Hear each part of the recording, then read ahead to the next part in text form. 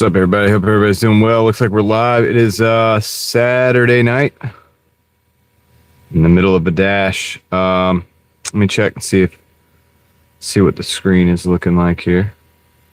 Sometimes you got to fix it. Yeah, looks terrible. I'm gonna fix it real quick. Just give me a minute.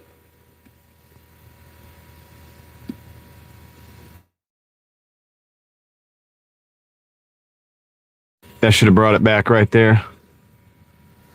Narnia, what's up? All right, let me set the text-to-speech up. Get everything working so we can communicate for the night. All right, so I should be able to hear you guys and all of that so that we can keep up the chat while I'm driving. All that good stuff. All right, setting that one now. Hope everybody's doing good. We got Narnia in the house. We got Michael. We got Bessie. We got Prim. What's up? Welcome in, guys. Hope everybody's doing well. David coming in with the like number 1. Thank you. Thank you. I appreciate those. Cereal Fibers in the house. Stephen Hand. How's it going? All right. We're in action. We got it. Day's going good.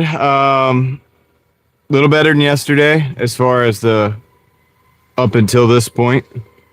What's up, Mountain Man? How's it going? So up until this point, it's been a little better. I'll be honest. I'm glad it's the last day of my week. Lame? What are you talking about? You're lame. So let's see. I'm paused right now. I gotta resume the day. I just paused for like 25 minutes. I took a break. I took a break. What's up, Reed? How's it going? So I'm going to go and resume the dash real quick, and then we can look at it. You don't get a hi. Hi, Heather. Hi, Heather. I didn't see you. Were you there? You were there. Yeah, you were. You were there. It was before I connected the text-to-speech. Hey, everybody. Heather's in the house. Just let you know. We got... Oh, okay. I might take this. It's a salt and lime and a Cabo... Or salt and lime Cabo grill and a Asiagos. So I'm going to take that. 1420. It's 9 miles. I'm going to take it. Anyway. So we're at $123.26. I'll show you guys the numbers probably after this last next delivery is done. And then the numbers come up. I'll show you that. Keep you up to date. So that's a little better than it was the last couple days, I think. I'm just gonna go for 200, because to be honest with you, it's been a long week. So just go for 200, and then we'll see how we feel after that. How about that? Yeah, everybody say hey to Heather. Hey. I'll stop now. Norman is in San Diego, and I am in Raleigh today. So Raleigh today is where we're at, in the back of a Sheetz parking lot. And so Danny Lancaster's here as well. So yeah, I think I got you guys. Hope everybody's doing good. It's the weekend, so if you're having a good weekend, that's good. I've just been in the car. So I got some struts, quick struts, the ones with the strut, the spring, and the top hat built in. So all I have to do is just drop them in. I don't know if I'm going to do that. I'm probably not going to do it tomorrow because I have some family stuff I got to do tomorrow. So probably one day next week. Hey, Katie. One day next week, I will probably drop those in. And you know that on and off popping that I'm hearing when I'm turning at no speed, low speed, or whatever. It's not the CB joints. It's totally the top hats. I'm 95% sure, 99% sure. You know, I was under there. I took the wheels off. I was doing some stuff under there the other day, and I had my daughter turn the wheel, and basically was able to isolate the friction between where the top hat turns on the strut assembly. Up on the top of the spring, you know, like right, the piece that goes into the body, where you fasten it to the top of the tunnel there. it turns. That's how you can turn with your suspension and everything. And I think the bearings are shot in those. So anyway, that makes sense for a car with 341,000 miles. And no, it shouldn't be doing that. But like I said, it binds up a little bit and then goes, then binds up a little bit, then goes, binds up a little bit, then goes. And honestly, sometimes it goes away, but I think it's because the bearing might be, the internals of the bearing might be shifting into a place where it's not as bad. That's my theory. Anyway, after 341,000 miles, it's not going to hurt to put struts in anyway and springs. So I'll do that hopefully sometime next week. I'm going to drive the car like this for now. I've been driving it like this. I'm going to drive it like this for now. Maybe another couple days next week. No guarantees, but if I can find some time, if I can find some time soon, I'm going to get that done because I think it's important. So anyway, let's go take these orders. And we're gonna rock and roll. What's up, Casey? No, it's not hard. I got the quick strut, so I don't even have to pull out the old spring compressor, dude. I have that. I've done that before. Back when I was in the Hondas, sometimes I would put just coilovers in, but sometimes I would for delivery cars, what I would do is I would get like KYBs, and I would put in like a specific spring. Match it to the strut, and then I would get a new top hat and then I would put that on. And so I've done all that. I don't really want to do that. So, I got the quick struts off of Amazon. They're cheap. I don't know how long they'll last, but it should be a breeze to put them in. It's 2 bolts on the bottom, 3 bolts on the top. You just got to move some stuff out of the way, brake lines and so on and so forth. Take off the sway bar and links, and should be not too hard to do. But anyway, it's just a matter of doing it. I got to do the oil change anyway, because remember, I didn't have the filter I thought I had. So that came in yesterday, so I have the filter. We'll probably need an alignment. Yep. And that's what bums me out about it, but that's life. It still beats a car payment. Let's go take these orders. Let's go pick these things up.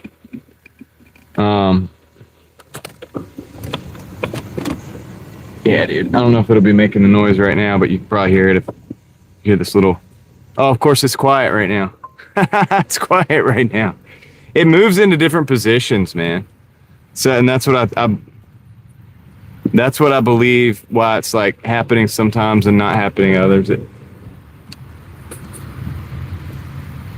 Oh yeah, it's all good, David. I can handle it, but I appreciate that though. That'd be cool. I'd let you come hang out. But yeah, I mean, yeah, it's not that bad, man. I used to do this. You know what's crazy is I used to do this stuff for fun. You know, I do this now to keep my car going so I could Doordash with it. And to be yeah. And see, it's not making the popping noise now because I was going to try to demonstrate it to you guys. I think the bearing shifts, like the internals of the bearing shifts. And so it gets to a spot where it doesn't have like a hot spot, or where it doesn't have like a rough spot or something. That's my hypothesis, man. I could be wrong. Or it could just be the spring binding up because of it, because it doesn't want to turn. And so sometimes it gets bound up and sometimes the load comes off of it and it kind of like is able to turn. But you're going to do a little dance? That's cool. Big McLarge, what up? Bucky's just going to sue? Sue me? Oh, no, that little store. I saw the story about them. That little store about the bear. That, has a bear. I don't think they should sue them. No way to grease them. They're just made into it. So, yeah. Kind of got to replace them. Hey, look, 340,000 miles. To my knowledge, these are the original struts. It's fine. It's going to happen at some point, you know what I mean? It's just one of those things. And actually, I've been kind of wanting to do it anyway, because I feel like the front end, I feel like it would be nice I feel like it's gonna ride nice. Honestly, I should have, well,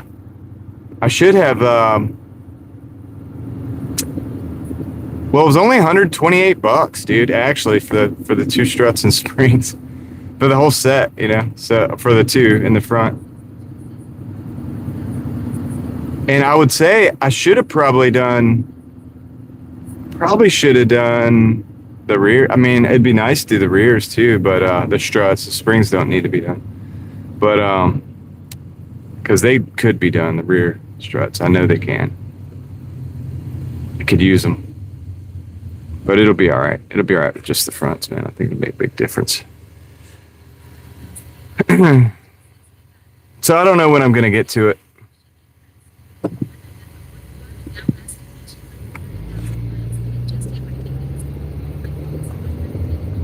Well, I've already fixed. Oh shoot, I was supposed to turn there. I forgot I was going to Salt and Lime, man. I was thinking about the other store, Asiago's. All right, that's okay. I'll do a U-turn up here. See, I'm already screwing up. Got on the live stream one time, and I'm already screwing up. So yeah, I don't know when I'm gonna get to them, man. But I have the parts, so next time I lift the car up, they're going in. And the alignment may, you know, I'll just kind of feel it out about the alignment. Technically speaking, it should go straight to the alignment shop after, but it depends on whether I want to get some new tires or something. You know what I mean? And these tires they're good enough to get the alignment before getting another tire, set of tires. But man, I just play it by ear, dude. I use a lot of cheaper parts sometimes, and sometimes if it's not too bad out of spec, then I'll just drive them like that and then get new tires later. You know what I mean? Like, and just get a whole new set for 400 bucks, you know, and then just get it aligned then. I know people think that's crazy, but it's like, dude, that's like a day and a half of work. And we have the whole new tire, you know what I mean? And then we'll be good for a while, but so I'm not really too worried about it, man. I mean, like I said, I just do things a little different. I'd rather do that than have a car payment. I'd rather be able to explore all those options than have a car payment and not be able to do any of that stuff. Imagine having a car payment and the tires go bad. And you got to make the payment and buy the tires in the same month. $700 payment plus $400 or $500 for the tires, or $600 with the tires in alignment. Now you're in it for $1,300 for the month. You haven't even changed your oil yet. You know what I'm saying? I kind of feel good. In a way, I mean, the more I think about it, I feel real good about the whole thing. I feel pretty dang comfortable, even when things are going wrong with the car. Even if things go drastically wrong with the car, guys, we'll just go buy a Prius, okay? We'll just go get like a $4,000 Prius. We'll run that, and I still feel pretty good. So yeah, I'm sorry, Heather. Yeah, I know, and I'm not picking on you.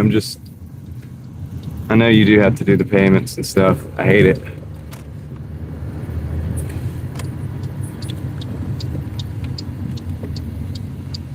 All right, Cabo is in here. Cabo Grill. It's right here. Zay, what's up, man? I don't think I said hello to Zay. Welcome back to the crew, though. Thank you. I think you got the gifted the first time. So thank you for getting your own membership. I appreciate that. It means a lot. I'm going to park right here because there's no parking spots. So I'm going to park right there. I'll be right back. Let me go get this order real quick. Hopefully it'll be ready.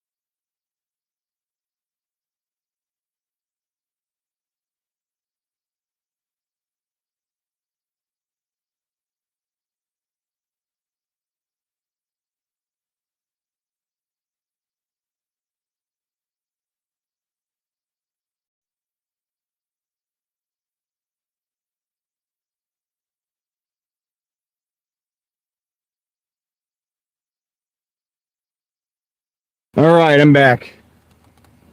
So, look, thanks. Let me get the chat up so I can see what's really going on. Hold on a sec. Give me a minute. Uno momento. Let's see. Come on, chat. I know Heather gave something. Heather gave a gifted membership. Zay gave a gifted membership as well. So, thank you, Zay, for the gifted membership. Congratulations, Derek Slight. And Heather Unleashed. I cannot get your name. I did get it right. I was about to call you about two other things. Heather Unleashed gave a gifted membership as well. Price Tyson 97530. So thank you, Heather and Zay. Y'all rock. Appreciate that. Two new Mafia crew members. All right. So Steel. Me too. I've been doing zero feels like all day long. So I've been like the whole time I've been here. Leslie's in the house. We got Sertain Glazer. Sertain, how's it going? And if I missed anybody, just say hey. All right. We're going to move. We got to move.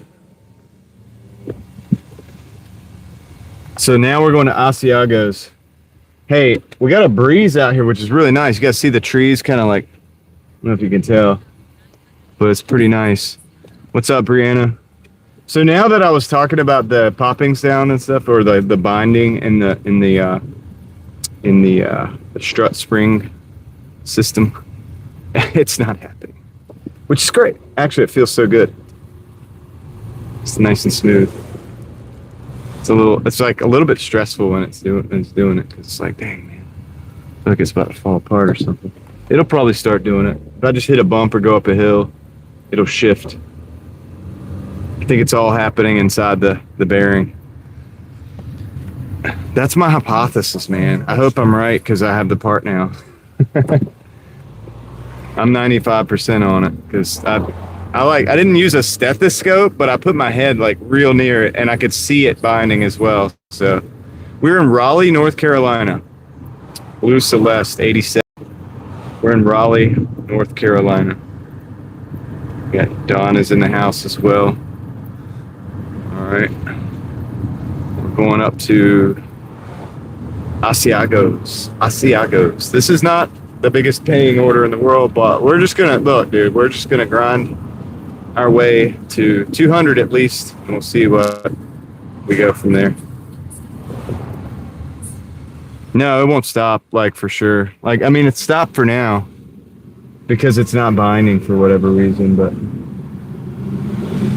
it's going to come back. If I go up a steep driveway or hit a bump or do something to shift the internals on those little bearings.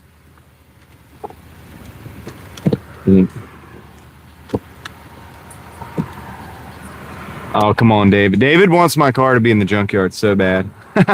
He's like, dude, have you checked the timing belt or the timing chain? It does have a timing chain, by the way. It's not one of the newer 2.4s. It's the older one with the timing chain.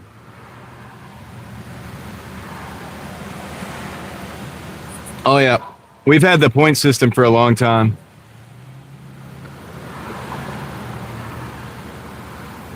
It's like, no, I have not done the timing chain. I don't plan on it either. I don't plan on it either. To be honest, I'm just being real with you. I don't plan on it.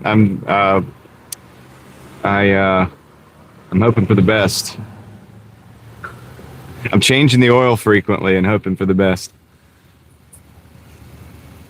The oil changes are really important for the belt because it's got that it's got a cam phaser in there. It's got the don't pay a pro, get a guarantee. Yeah, dude. Well, it's time to me, David. So here's the thing. If I can get away with 10 days not doing it, I can just about buy another car.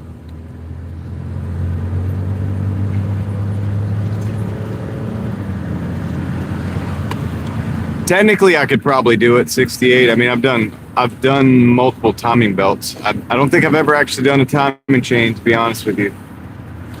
Just being real, I haven't. I don't remember a car that I've ever had that I did a timing chain on. Well, I've done a lot of belts. Done a lot of timing belts and water pumps and stuff on Hondas.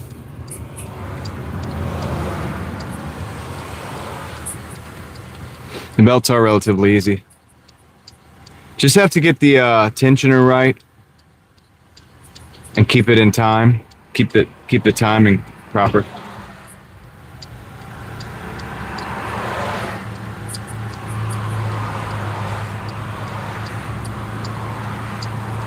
To be real though, I just honestly don't want to. I'd want to do as little. It's not like I used to be, dude. I right now in this point in my life, I want to do as little maintenance or as little work on the cars as possible. If I could keep that to a minimum, that'd be great. I don't mind doing little things like starters and alternators and so on and so forth, tune-ups and all that, oil changes, even the struts. I don't mind doing that. I don't really want to do any engine-related work. I don't want to. I don't want to pull the engine. I don't want to have to pull the transmission. Like, to me, that just, it's going to take too much time, and I don't like that. I don't want to take the time to do it right now. An SCR? That's cool. That was before the bad automatic transmissions. They were still okay back then. The Nissans. The Nissan. Has that got a 2.0 in it? A little 2.0.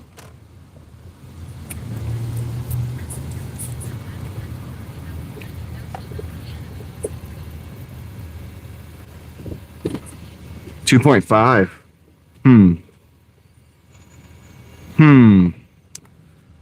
Okay. All right. I'll be right back. Let me grab this food. What do they have? A pizza or something? It doesn't say. What's up? What's up, country boy?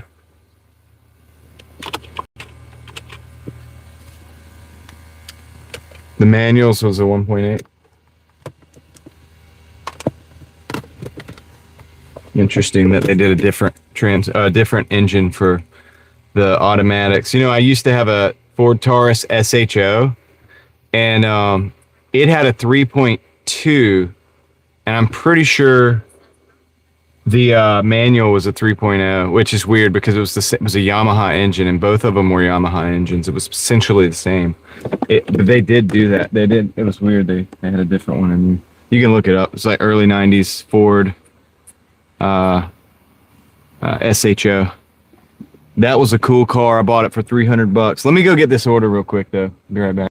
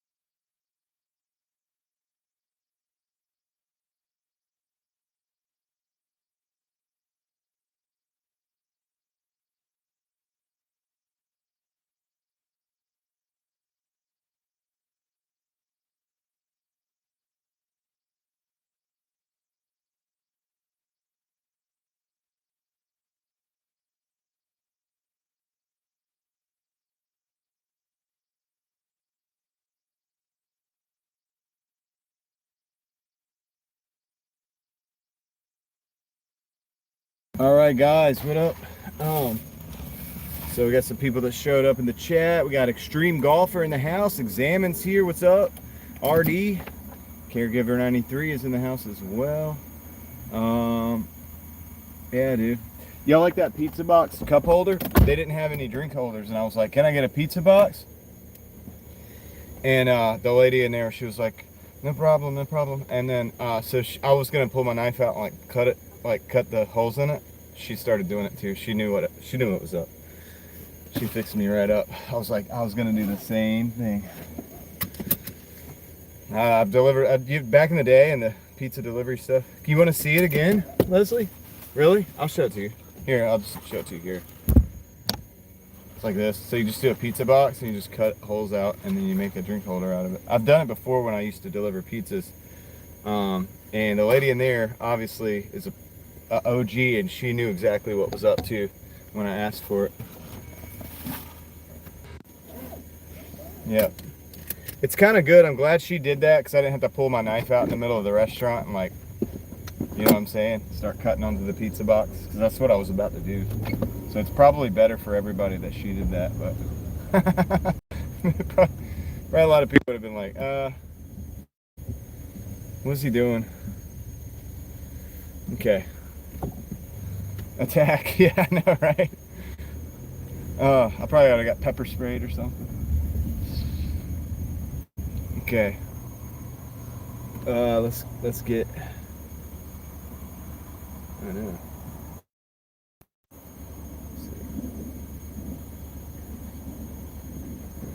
Yeah. Okay. Mafia member too, you know what I mean? It's kind of gotta be careful. Oh shoot. Receipt. What do I do with that receipt?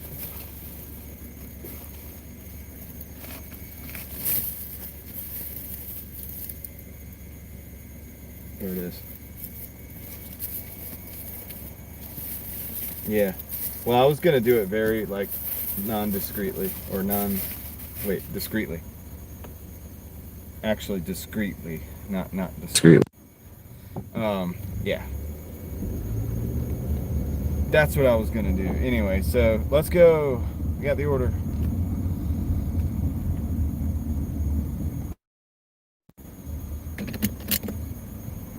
Trevo. Oh yeah, this one. So when I used to deliver pizzas, occasionally we'd have to sell fountain drinks to people because they wouldn't buy like 2 liter or whatever. They'd buy the fountain, and I was like, dude, come on. So I had one of these. If you make one of these, it will last like a pretty good amount of time if you don't get it wet or anything. Like, if you know what I'm saying. With the styrofoam cups, which don't sweat quite as bad as the paper cups. Yeah, you don't. So you have one of those, and I would, if I made them a drink for myself, even if I didn't have an order for drinks, I could sit that sucker in the floorboard or something, and it's not gonna tip over. It's a very wide base, as you can see. It's designed for a 10-inch pizza, so it's not flipping.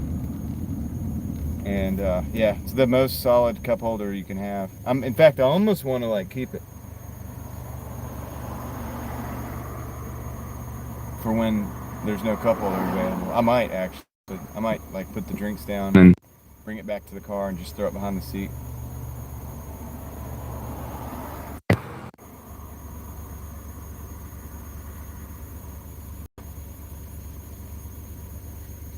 Oh shoot, yeah, that's my audio.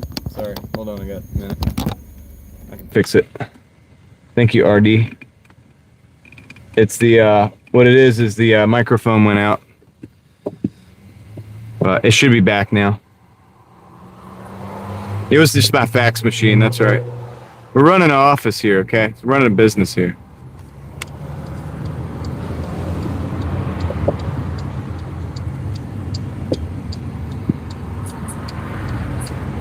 So far so good.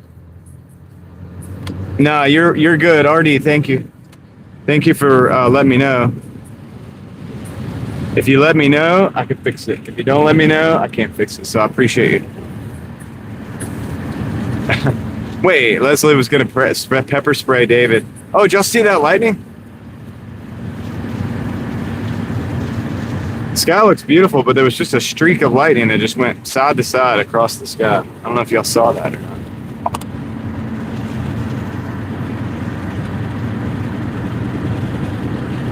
Yeah, I'll attempt to plug the charger back in later.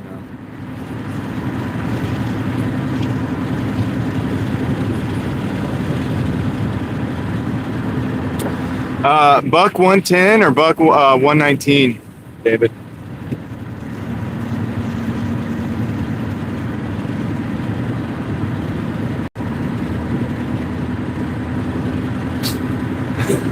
Just curious. Pretty different visual depending on which one of those it is. 112 lockback. Is that like a modified 110? Or smaller?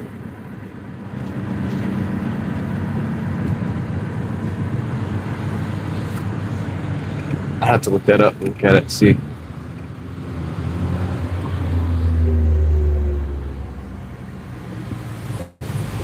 Well, yeah, I know it locks open.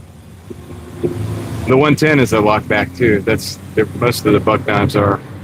I know what you mean when you say lockback. I just trying to visualize the model.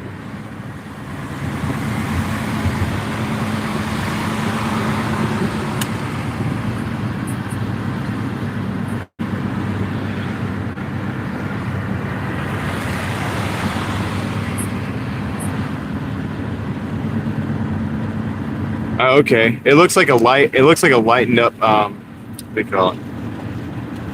110. It's smaller than maybe shorter, fatter.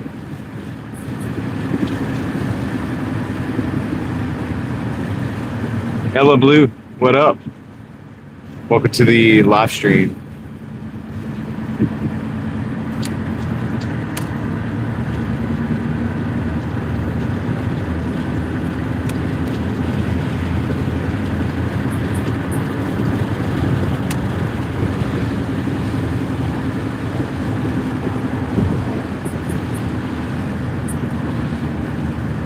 Okay, so we're getting some rain. Well, it is raining on the windshield right now.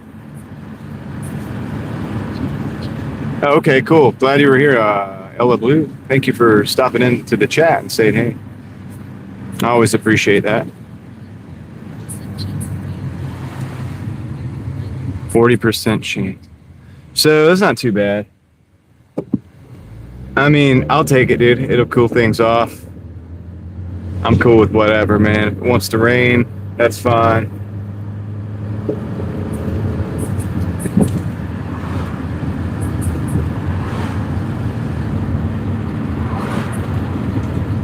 Alberta, Canada.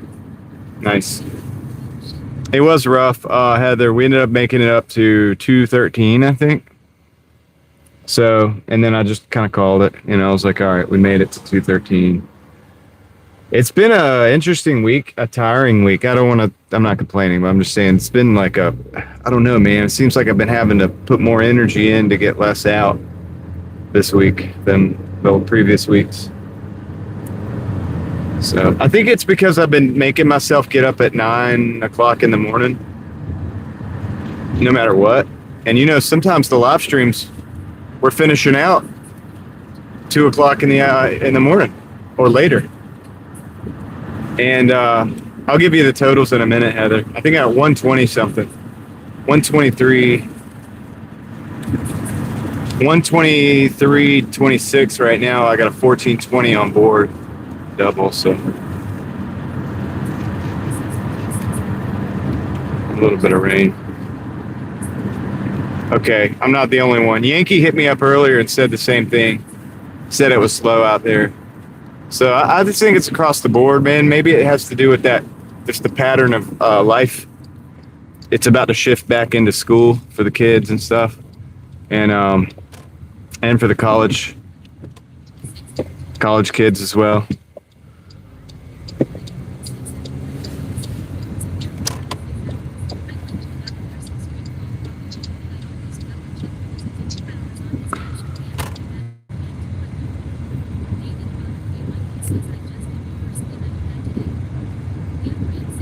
Yeah, Papa Gigs. You're talking about Papa Gigs. He didn't make 200 in 2 hours. He probably. Yeah, that's what I'm trying to say. But yeah, it's my homie, man, Papa Gigs. What's up, Peter? How's it going?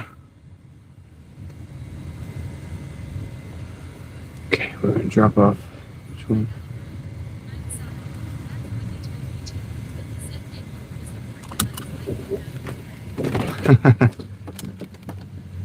All right. Air fried zucchini, huh? All right, so let me this says tip in cash at drop off, hand it to me, and this is for the Asiatos. So we're about to find out. I might not be able to keep this cup holder because I might have to give it, they might take it out of my hand. Be right back.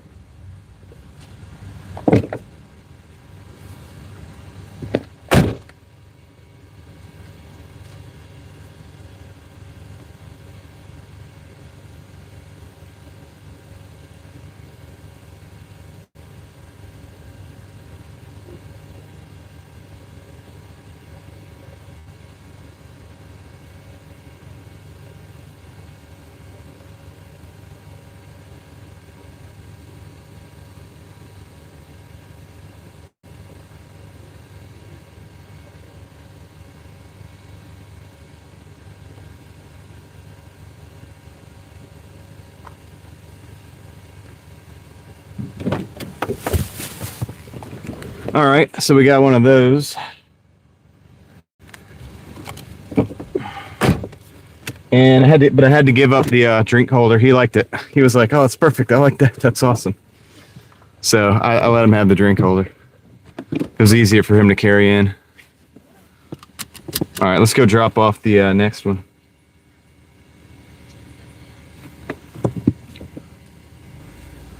It's okay. Oh, shoot. Let me make sure I finish this one before I move off the mark. They won't let me finish it. Oh, the 5's real. I don't even think people like fake money anymore because nobody even takes it anymore. Like nobody even uses it. I do, but a lot of people don't. I think people have moved on to other scams.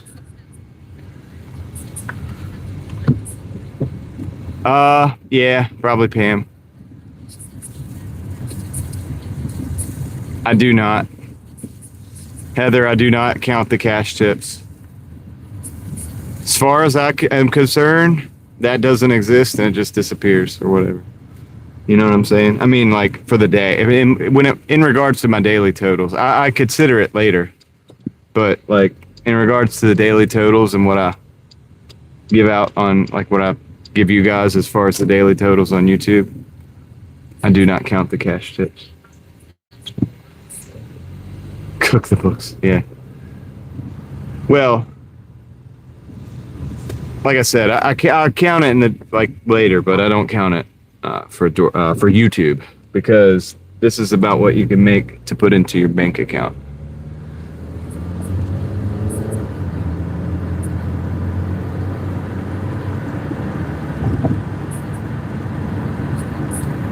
I mean, yeah, I mean, I can count the cash tips, but I like the number.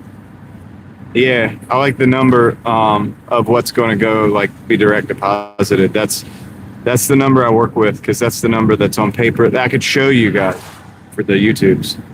I can literally show you what we made to give you a good idea, and it's right there. And yeah, exactly. And 68's right. I don't really get tipped a lot anyway, so it doesn't really matter. It isn't worth it. Yeah, I save them too. I mean, Heather, yeah, I just throw them in an envelope or something and just like pretend they don't exist. And then when you need something, you have it. So that's good. Oh, RG, yeah, nobody wanted to take the order because it was a low tip, but then little did they know. Yeah, I try to tell the customers that you almost need to put a little tip on there so the order gets taken and all that stuff. But Peter, congratulations on 2 days off. Wow, what are you gonna do? That's crazy. Y'all know my day off is tomorrow, so. And I guess I'm probably gonna be, I think I'm gonna want to take my wife out at some point, so probably do that. But after that, I do need to work on the car. So I got to thinking about it because I'm not having enough time to finish some of these projects I'm working on. And so I figured a way for me to do that and still be consistent. And it might be a little bit of a sacrifice in the short term, but in the long term, it's going to pay off. So I don't know when I'm going to start this, but I'm going to pick a day or two out of the week, maybe. And I don't know if I'm going to do this or not, but I can't tell you when I'm going to do this. But there might be a point in time, and this good thing is this will not affect the live streams. I will probably pick a couple weekdays where I can go out and work on my projects and stuff, which are good, and spend time on eBay too, and that'll make money. So it's not like it's gonna, in the long run, this will be more beneficial for me. I just got to give myself the space to do it all, and I'm not having enough space to do that right now. So it looks like I'm basically just spending 78 hours a week on Doordash, And what I might do is just start taking the first half of the day up until about 4:30 for that kind of stuff, because that also gives me access if I have to go by the DMV, if I'm changing up cars, or if I got to go to the bank, or if I got to go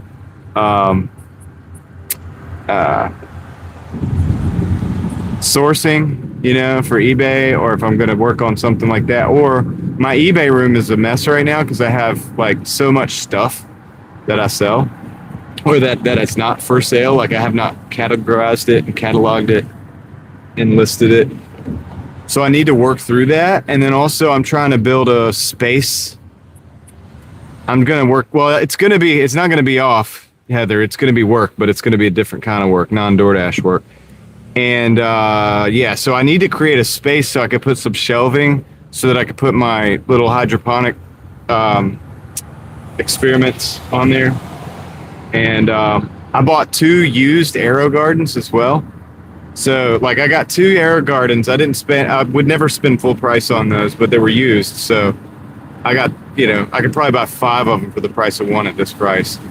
And I'm going to probably want to put those on the shelf somewhere, and then I'll set up some lights underneath and put those on the shelf somewhere. So I want to do that, and I got to make room for it. And I think the best place to make room for it's in my eBay room. I'm just going to clear out like a corner, and that way the pumps from the water and stuff like that won't bother anybody, and but I can just be growing stuff over there. And then the car projects, which, yes, I will share some of that with you guys on the live streams, or like make videos and stuff like that. And I'll probably use that time to ramp up a little bit of some different videos on the other channel. We might talk about some other like crazy, interesting topics. I kind of want to get off of like everybody's on the flock thing. So I'm kind of done with that. Like I need to move on. There's a lot of stuff we want to talk about. From philosophical schools of thought, thinking about different things and analyzing that, to movies, to books, to, maybe sharing some of the garden type stuff over there on that, like, because it's relevant to it in a weird way. I don't know. So maybe some of that. And then also maybe spending some time, maybe take the family out and go hiking, 1 day a week or something like that as well. Not on my full day off, but just on a half day. And then ultimately what I would be able to do is still come out. I would still be able to do my live stream every evening. And I would still be able to, I would dash, but it would just be a half a day. And it wouldn't be, and this would be maybe 1 or maybe max 2 days out of the week I could do that.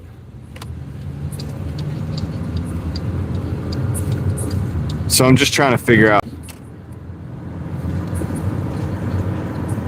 And then if it doesn't work, then I can always just go back to DoorDashing 14 hours every day. I'll still be DoorDashing 14 hours, probably 4 or 5 days a week, but then just take the one day and only dash like 5 or 6 hours.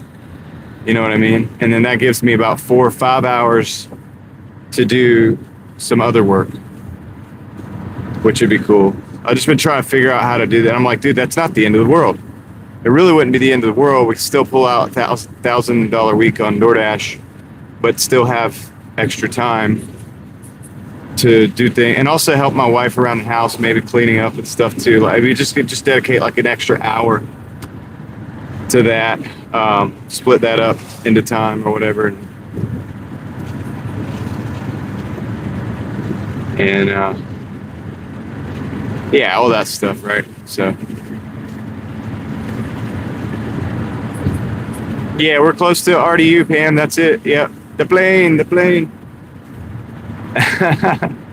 Yeah, they were landing. They're landing. They're going to land. They land from the north side.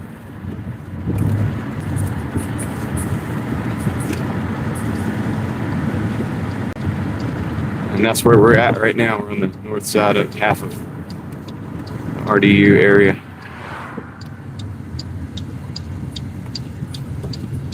Crystal, welcome in.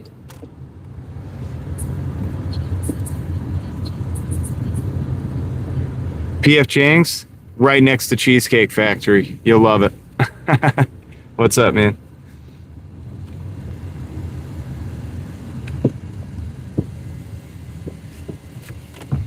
So yeah, honestly, and the cool thing about that, as far as live streams, you guys wouldn't even notice the difference. The numbers might be a little different because I wouldn't be out working. There'd be at least a couple days where I'm not out working all day, every day. Be right back.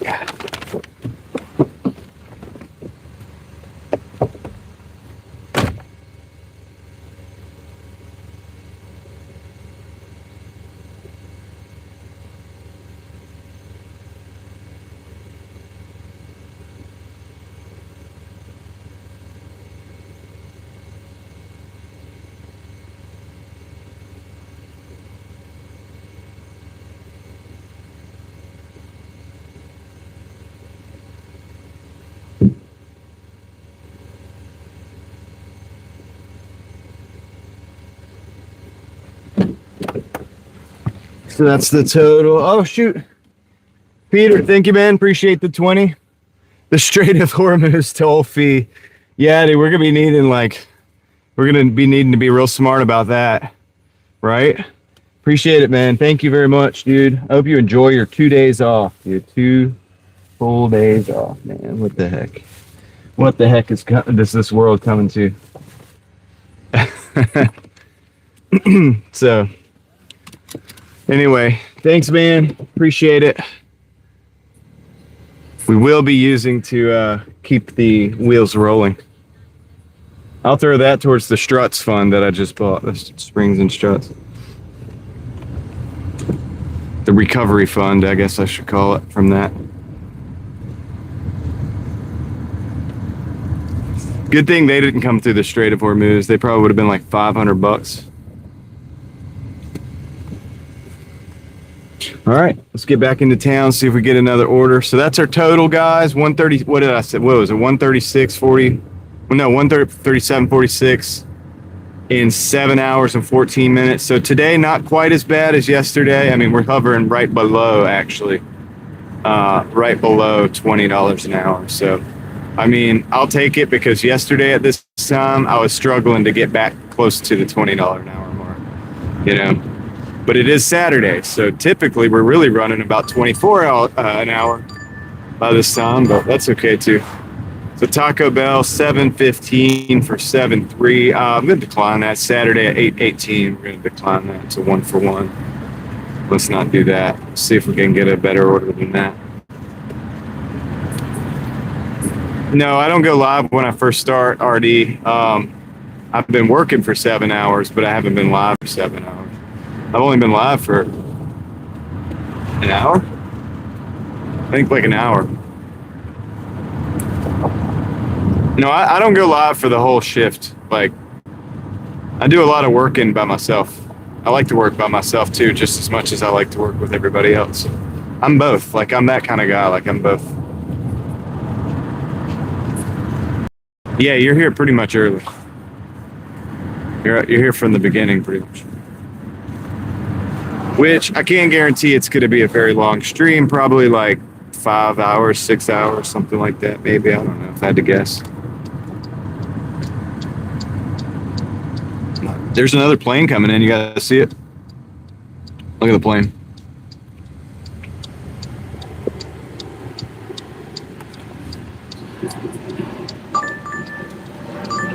The Dairy Queen drive-through?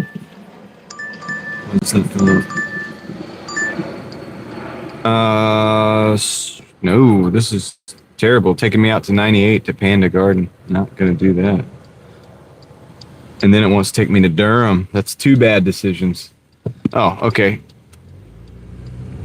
It's saying we can turn on red.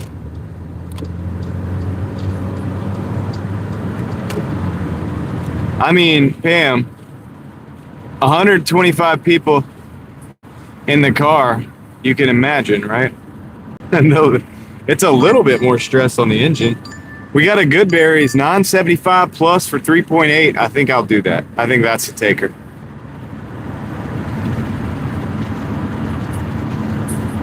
Yeah, that's right, Peter. At this point, I'm just going to employ you guys to. We have 120 people power.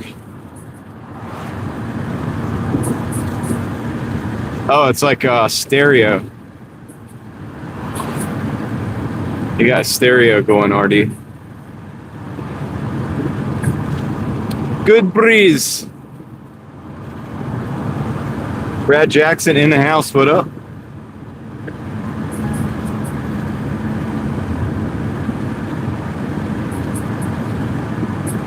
Is it really, David? Nah, we don't do Prop 22 here. We're on the east. We're on the east side, bruh. This is North Carolina. We don't have that kind of stuff here. Thankfully, because I guess it... Dude, does that come out of taxpayer dollars? I guess it does, right? Or does the company have to pay it?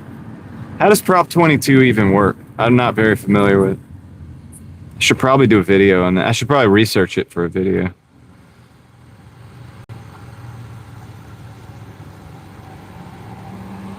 I should actually just text Sean at Papa Gigs and ask him how it works, because I'm sure he is familiar with it because he's over there in that area.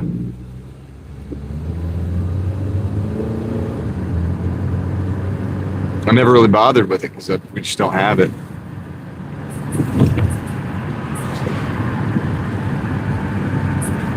Yeah, it's cool as long as you got it like at the same place.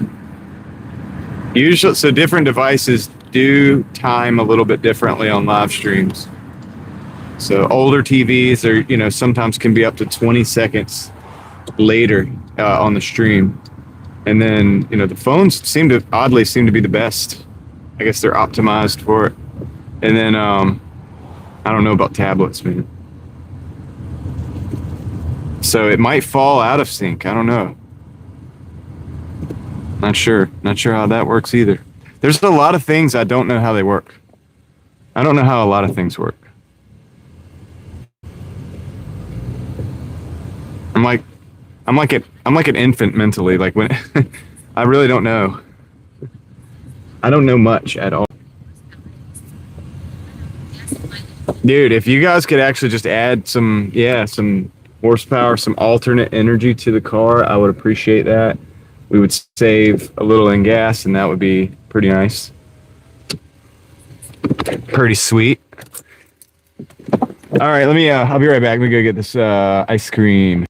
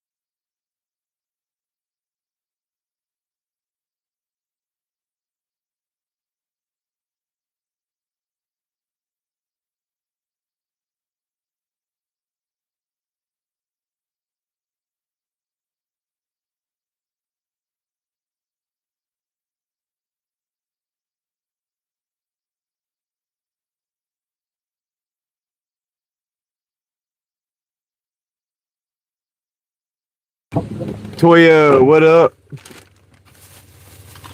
Toyo's in the house. All right, here we go. Cheers.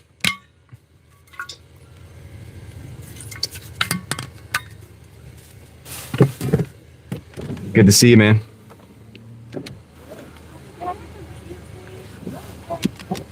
Do the customers watch what? Yeah, balancing it. I mean, yeah, balancing. I mean, they're not really looking for dents in the rim, but the dents or the bends in the rim cause a disbalance, which they have to correct with opposing weights. So I used to do that. Dude, one of the greatest things that I was able to do when I was in high school was go to the auto shop class at the local community college. I loved it. I got to use the tire machines. I got to use we got to rebuild engines. Got to use the brake lathe, all that stuff. It's pretty cool. That's how I learned how to use the spring compressor for the suspension stuff.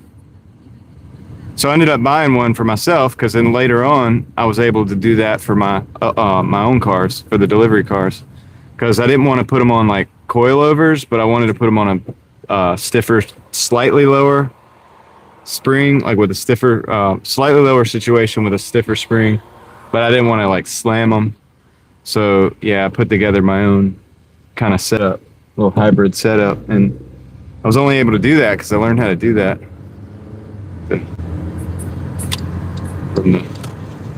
back in high school. What's up, Noel? How's it going? NY gal, New York gal, I should say. How's it going? Hoffman, I don't know if they watched the stream. I've only ever delivered to one viewer that I can remember, and I wasn't even live at the time, but he recognized me, and I was like, wait, who are you? And he was like, and he told me who he is, and I know he is, because he actually has his own thing online and everything. And so he's a super cool dude, but yeah, like we ended up talking for like about 15 minutes or whatever on that drop off. But that's the only time I've ever delivered to a viewer that I know of.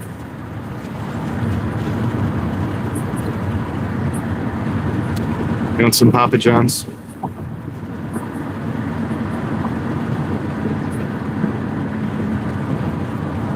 Oh, yeah, no. Yeah, they can watch that, but not the stream. So they could see where I'm at on the map, but not like they don't know that I'm streaming. And most people don't know that I'm streaming. There's some restaurants where the employees know that I'm streaming or that I do stream. But like, yeah. A $1,000 tip.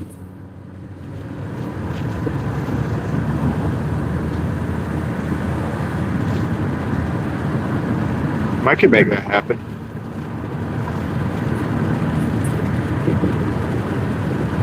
The corporate jet. Well, it's not that I know a whole lot about cars necessarily. It's just that I've had a lot of cars and I've had to fix a bunch of stuff that goes wrong with them over time.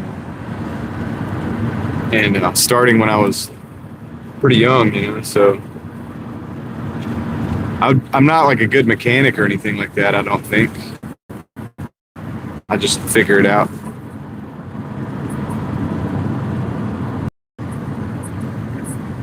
I have friends that are really good mechanics though.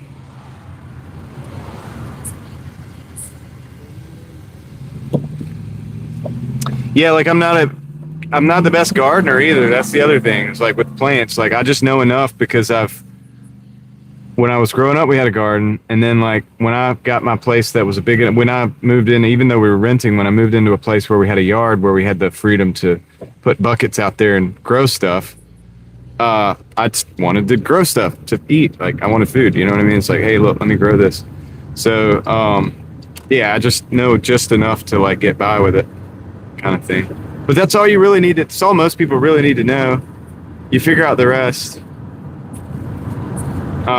You figure out the rest as you go. You'll get pests, so you figure out like how do I deal with these pests, or you'll get like the leaves will be different colors, so you're like, well, what's going on with that? And then you learn like, okay, maybe it's missing some nutrients or something. So you play around with that, and you learn a little bit, and then it's just like you learn by doing. I learn by doing. I don't know.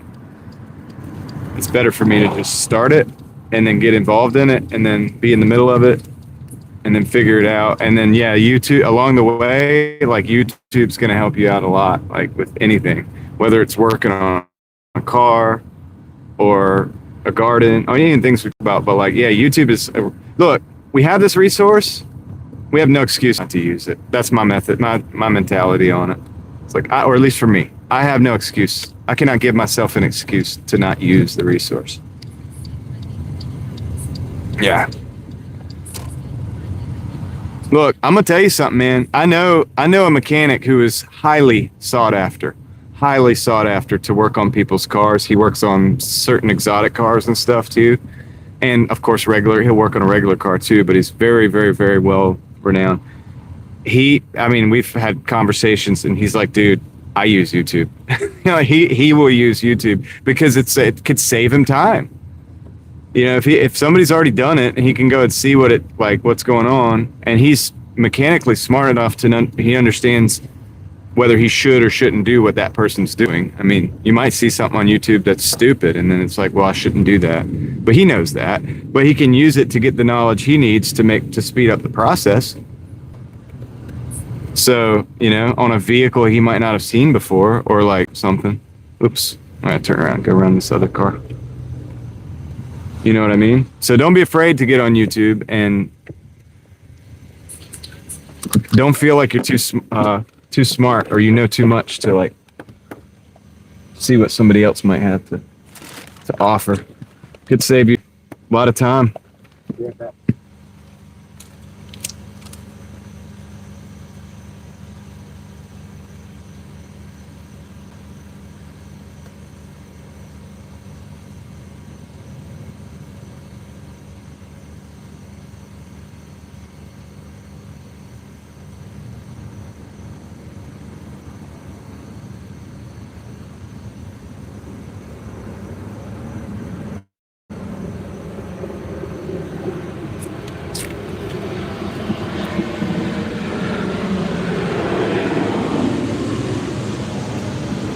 Yeah, I felt like I could have reached out and touched that plane. All right, we're at 147.71. So there you go, Casey. There's an example. Casey will use Ellis Mowers and more. We'll use YouTube as well. See, that's the thing. It's like sometimes being good at something, the plane. Sometimes being good at something is not just how much you know because you're like some kind of genius or whatever. It's just like, it's like knowing enough to be able to use the resources that you have, but then actually using those resources.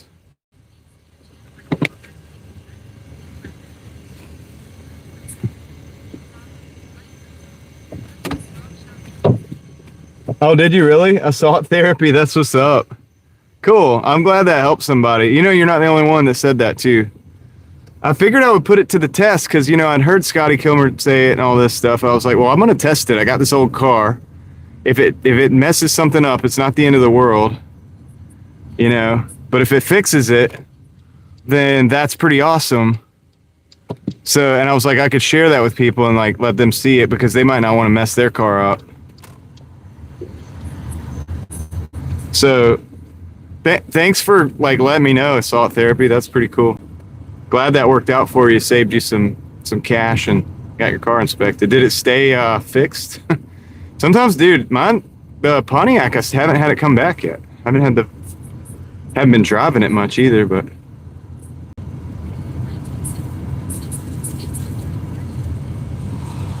Mark, what up?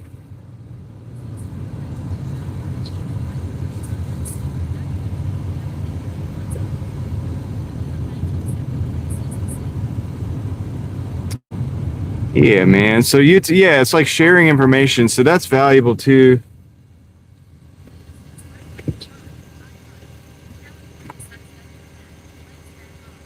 About time, yeah.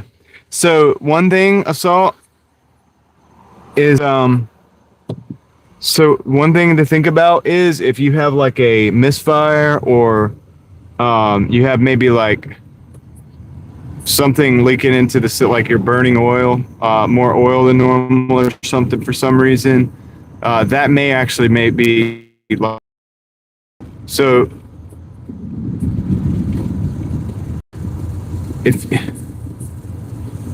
if you can, yeah, you could, that's another option for you. So but one of the things that could be happening is if, like I said, if you're not efficiently burning the fuel in the cylinder, or if you have maybe some kind of like you're burning oil or something that's additional, that can make it harder on it. And so if you could fix that, it might help solve, not have the problem come back. You're not like clogging the catalytic converter, as they say, or whatever. But also the defouler that Ellis Miller and Morse just mentioned, you could look that up since you're in California and you're going to have to be dealing with this every year. I don't know, but that being said, hey, Casey, that depending on the inspection shop, they might not let that fly either. But what that does is it just extends out. It just extends out your sensor away from like inside there where it's normally sits, and it would allow you to it would do the same thing possibly, and you could probably run that indefinitely unless the catalytic converter was actually like clogged, like physically, like completely clogged. So there's an option for you, but I don't know, in California, man, I feel like they probably check for that. They probably like, dude, he's got a device, you know what I mean? But I don't know. Hard to know, right?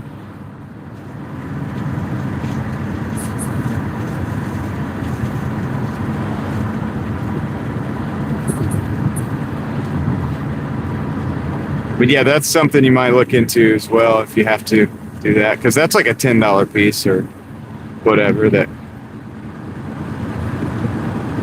save you some money too.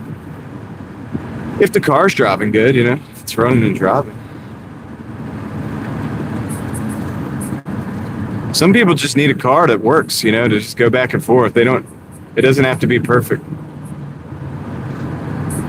I know that's lost on a lot of people, but it's the truth. If you just need something to get back and forth to work, and it's like,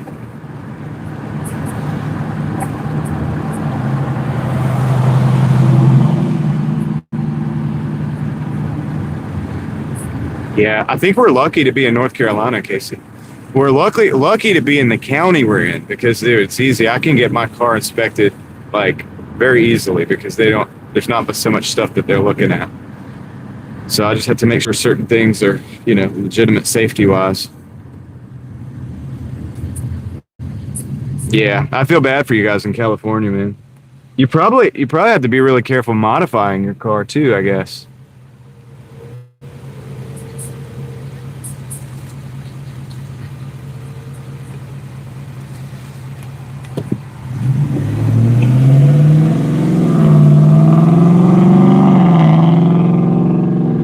For the catalytic converter, they wanted $3,500.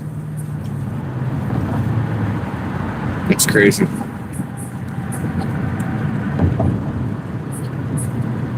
Nah, that's right, Casey. Dude, that's my secret weapon for having my old cars. Oh, you know what the other secret weapon is? Having a car old enough you don't even need to get the inspection.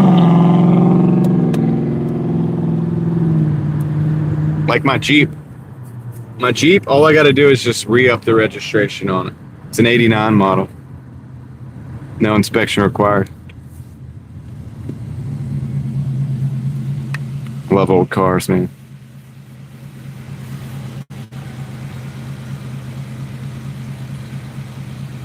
What's up, Joseph Gilmore? What's up, Ethan? See, Ethan, I heard Ethan stopping in, so I hope you did all right. Heather, your county did away with the emissions test too. That's good. That's good, man. Largely, I'm not really saving the environment. I'm not doing that, because what most people are going to do is just they're going to find a way to trick it anyway. They're probably not going to go get that new catalytic converter. It is 8:30. Yep.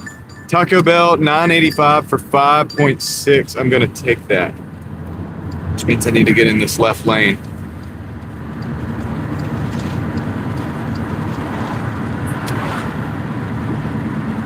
It doesn't make sense to get a catalytic converter for $3,500 for a car that probably is worth $3,500, you know? And so, like, people aren't going to do that. So they're going to do what they got to do to pass the inspection. They're going to keep on rolling anyway.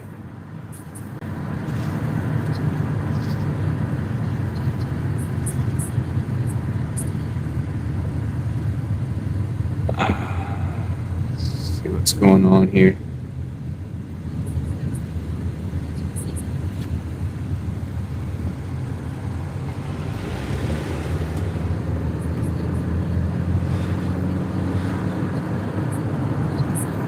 Yeah, no worries, man. Thank you. Thank you. I appreciate that.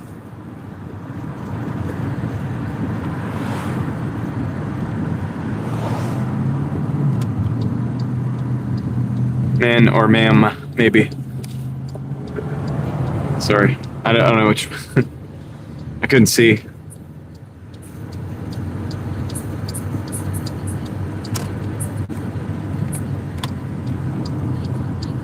Yep, that's right, Casey. So technically, even though I don't drive it right now, the Civic, I don't need an inspection on that either.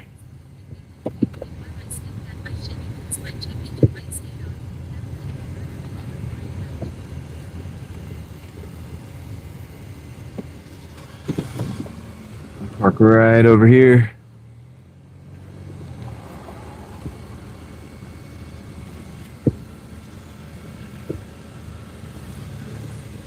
Yeah, Hondas are cool. If you guys want to see the car I'm talking about, I have a video about. I mean, I have it in multiple videos. There's a video of me driving it, point of view driving, where I had the camera on my head.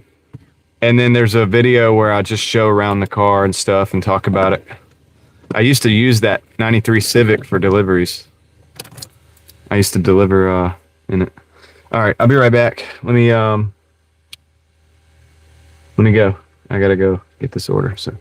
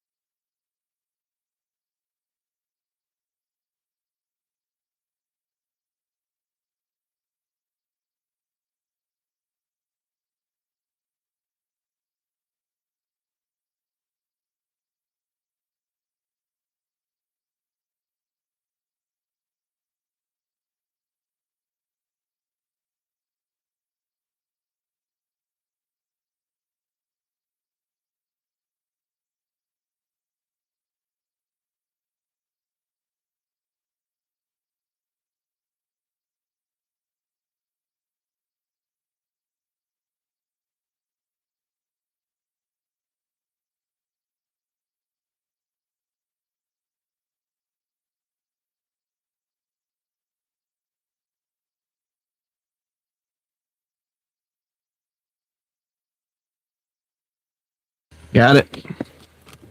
Finally. At least it wasn't a 20-minute wait. They're a little bit slow. They're slow when they have that drive-through line. You notice the drive-through line disappeared, then the order came out.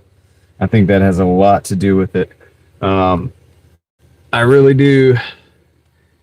Taco smell. Yeah, James. But I think it's a real order, so that's the good thing.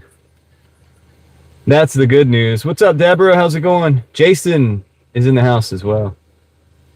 So yeah. Yeah, I don't think it's a hacked order though. I don't know. We really don't. I can't say for sure, but all right. Okay, we got to go out in the country with this one though. I underestimated how far out in the country this is actually. We'll see. Wonder if that fire truck is still over there. You know what I might need to do? You know what I'm going to do? Well, it's all right. We'll just go this way. Traffic seems to be flowing, so I don't think it's a problem. If it was backed up, I would go Westgate. I think that we're getting around them. Either that or they're just not there anymore.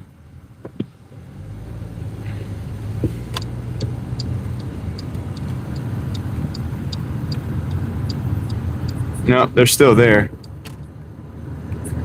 We'll go around them. Well, I think I guess they do get their fees.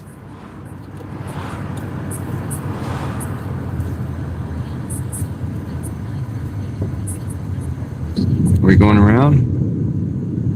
Do we get to go? Okay, I'm just gonna file in with the rest of these guys. There we go.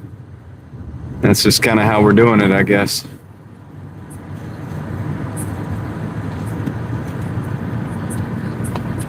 I don't think so, Crystal. I don't see any contract violations or anything like that. Honestly, I didn't really look too closely, but I would think it would knock my ratings down so much that I would be gold. So I don't see anything standing out.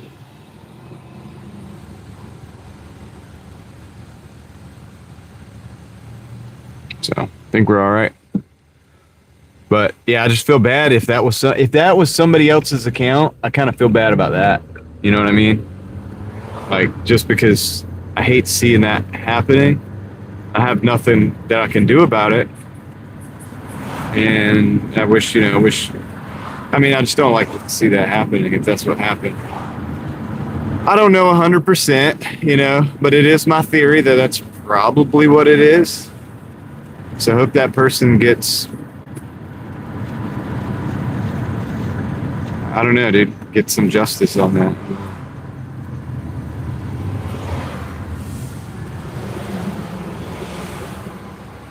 It's kind of like, how many times does a business sell a product? And if they do it, you know what I'm saying? Like, say you're a gas station, somebody comes in with a stolen credit card, they buy fuel, right? There's nothing the gas station could do. I mean, they're just at the pump. They just swipe the card. They buy the fuel. They don't know for sure. They don't know that's a stolen credit card. And just like we don't know, we're not sure about that situation yesterday, but I don't know, man.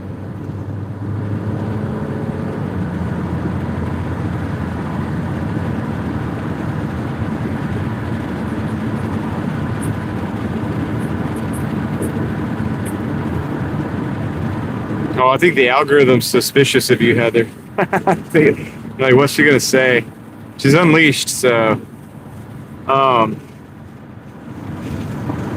But the add-on wasn't great, but you took it anyway?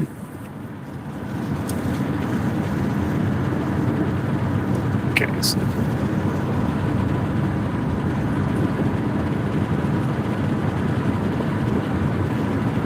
Could, as long as they're using their own money. Hoffman, the only reason I would be worried about it is if they were using somebody else's credit card or their account with the credit card information attached to it, or their bank account information attached to that account. You know what I mean? Like that's where I see the fraud really being hurtful to somebody, because they're literally using somebody's money to buy those orders, potentially, allegedly, right? I don't know for sure, but that would be terrible. And that's the reason why they would do that, is to use somebody else's money. Of course, they're probably not going to hack somebody's account just to put their own credit card on there. They probably don't have a credit card. They, whatever they have, they're not going to put their own money on there.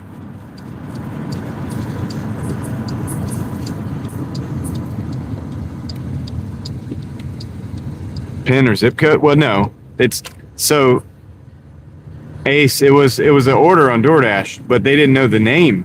But it was obviously them. Like they had, like they called me. The guy was calling me, like FaceTiming through a device that his friend was holding, and called me and proved it to me that it was him that was ordering. So it was him that was ordering, but he didn't have the name.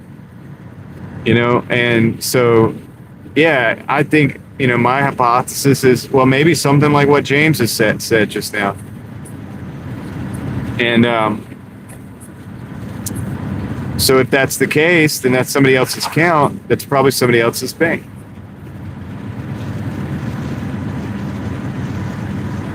So anyway, kind of weird, kind of sketch.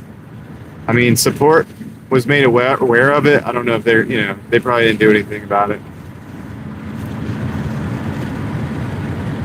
Just like I made support aware of that scam from Taco Bell. Remember that?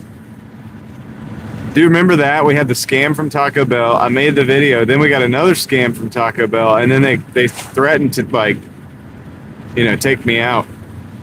Remember that? They sent the threatening messages.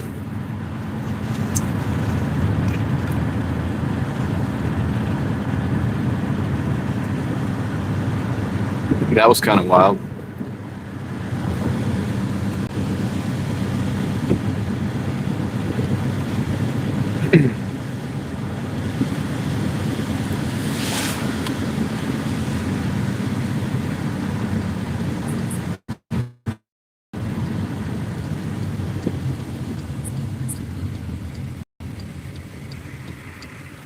Well, it was probably Temu, David. They probably scraped your card information.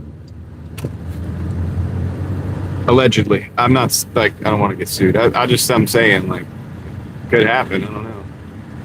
Maybe their security's not on point with this stuff. That's one reason I don't really. Now I do business with AliExpress, but I do it through PayPal. It's one of the only things that PayPal is good for, is a proxy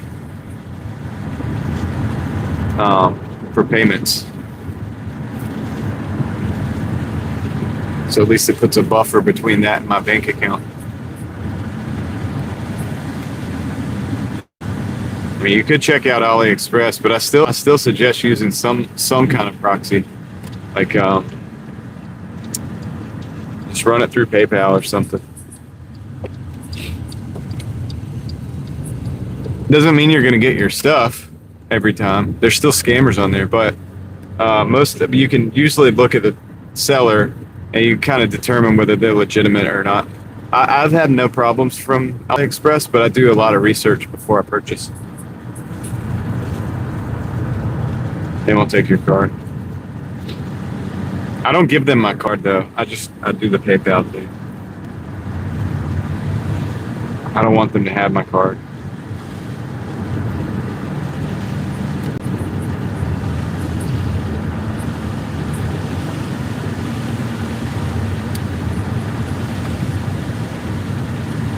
Guys, when we get to this order, I got to pull directly in the driveway. So what's going to happen is when I slow down and get close, I'm going to actually turn the screen off. It's going to have the little DrivingDaily thing on it, and it's going to be black. The screen's going to be black for a minute. But that's for the privacy of the customer, and I don't really feel like backing in on this main road because there's somebody behind me. So that's what I'm about to do. So I'm about to black the screen out in just a second here, okay? And then you'll still hear me. Whoops. You'll still hear me. But this is for the privacy of the customer.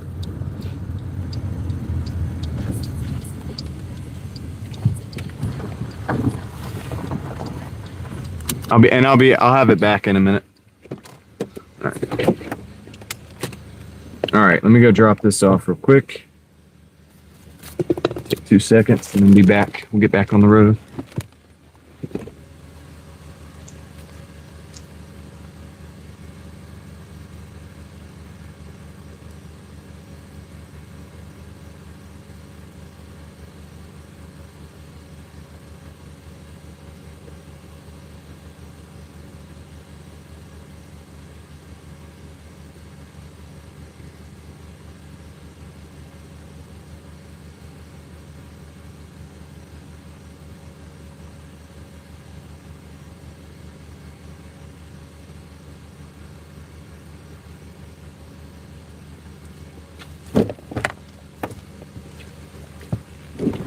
All right, I'm back. We'll have the screen back online in just a minute.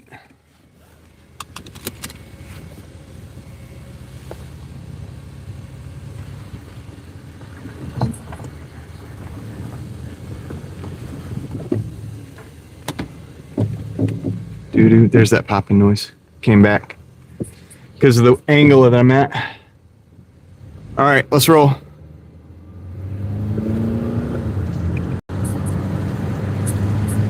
We're in North Carolina. We're dashing in North Carolina.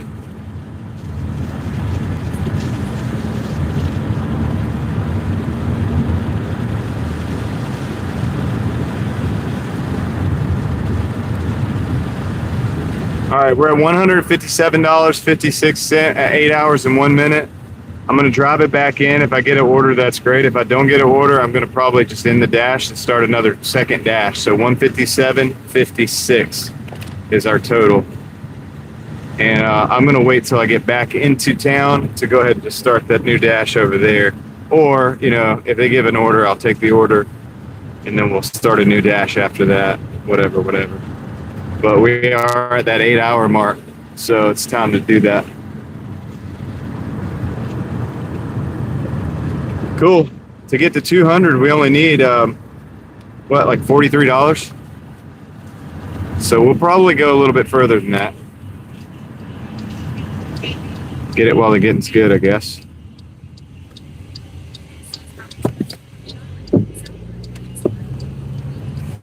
How far am I from Charlotte? Oh, a couple hours. Like, I'm hours from Charlotte. This is Raleigh. Raleigh's in a different part of the state.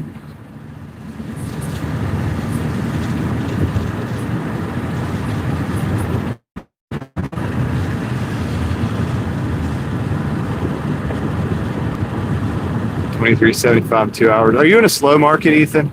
Kinda. Like, I think we've talked about this before, but I think that's how it was for me earlier today. Again, but it's still looking a little bit better.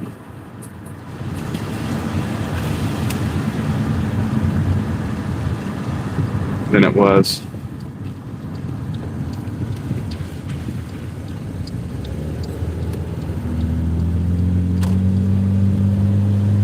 We just got to hop and a skip back on into town.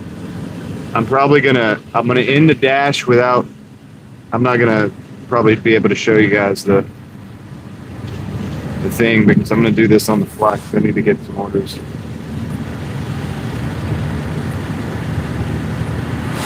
Oh, okay. Yeah, I hear you.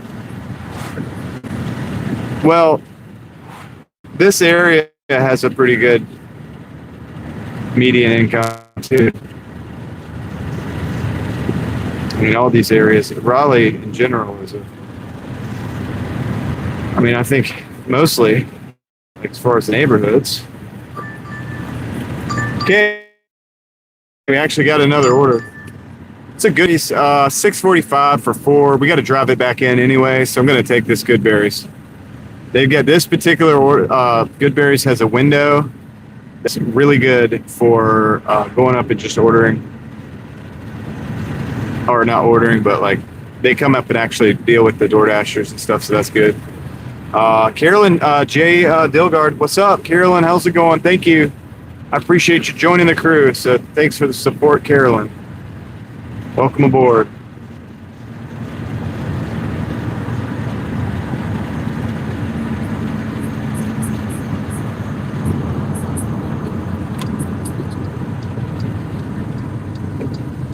Well, I think the volume on Uber has been ramping up here too, Leslie. Actually, I forgot today to call the stupid support, man. I'm going to do that, though. See if I get this car on the Uber Eats.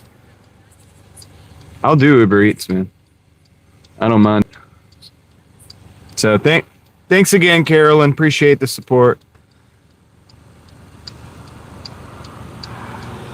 You have access to the lightsabers now, the Hulk smashes, the stack wins.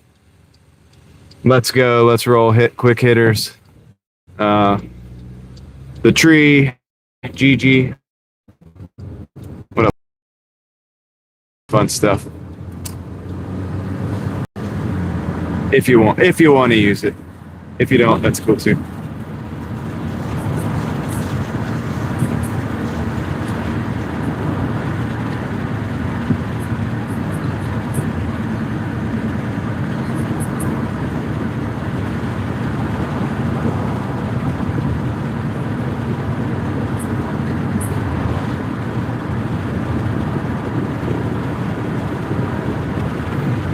Yeah, Heather, but is there an acceptance rate like situation on Uber where they like penalize you for not accepting, or is that similar to Doordash? Or like, see, I wouldn't care because it would be extra for me.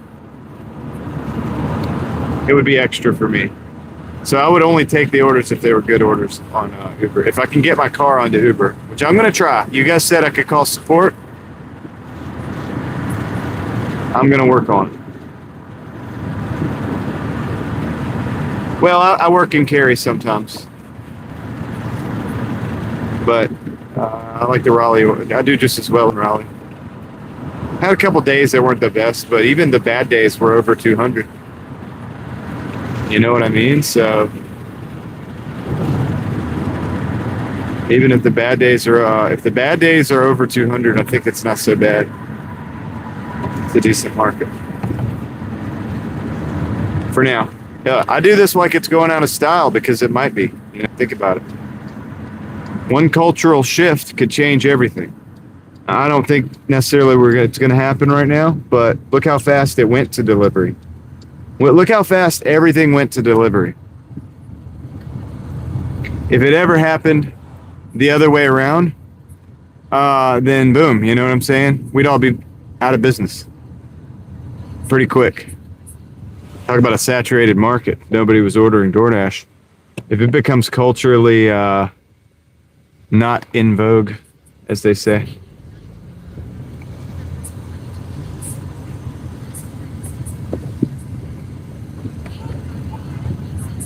All right, let's roll up. A lot of people here, man. Very busy. But that's okay because we get to go to the side window and just go grab it. So that's the deal. All right, let me go grab this order. I'll be right back.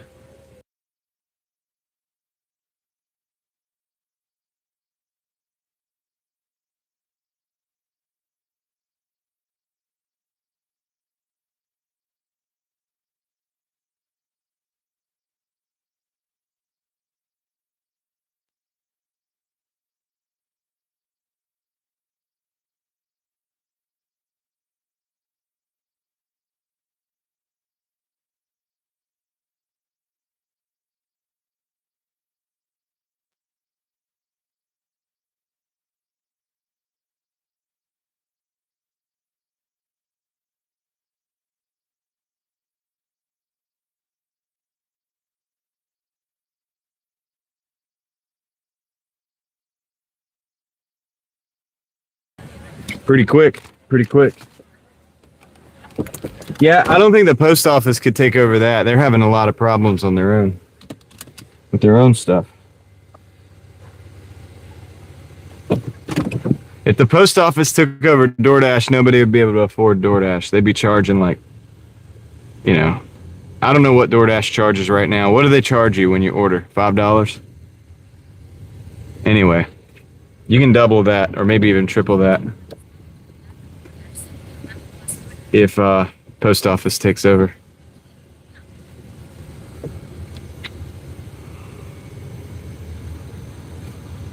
Okay, so we got to go. We're going to go down Westgate.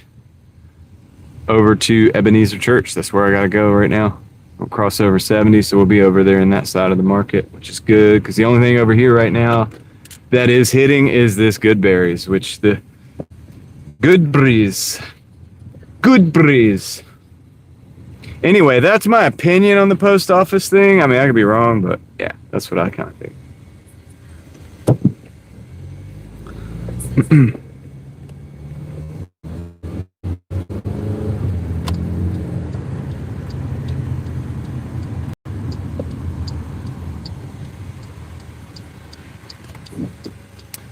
French onion dip.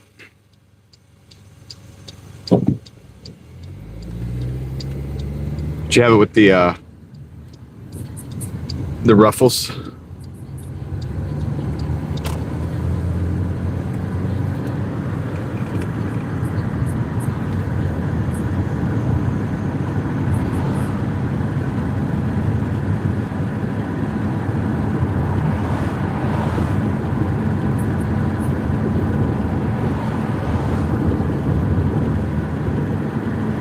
Another Jason.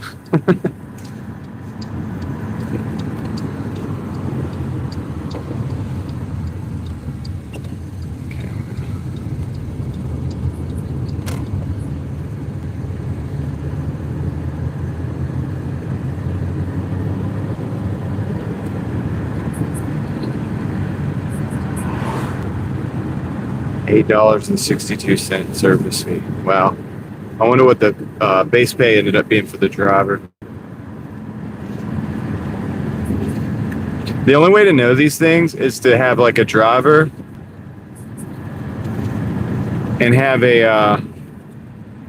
have you know like somebody who's a customer order the food, have the driver near that store or something, and you'd have to have them actually pick up that order and then record the data, so to see how it works, like with the base pay versus the fees and all that. I'd be curious to see what that would look like. You know, the data over like 100 orders like that, what that might look like as far as the percentage, the base pay, the fee that the customer uses or is charged rather. Funny thing is that DoorDash should be making money through that entire experiment.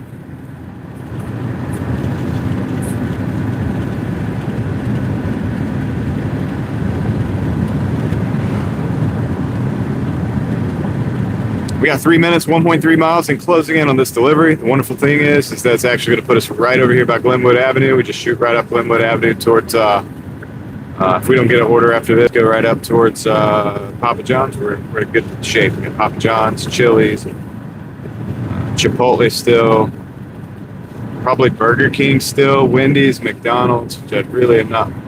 After 10 o'clock, I don't know about that McDonald's, man, sometimes, but especially on a weekend. So on and so forth. But yeah, it's a good area. It's a good place. This works out good.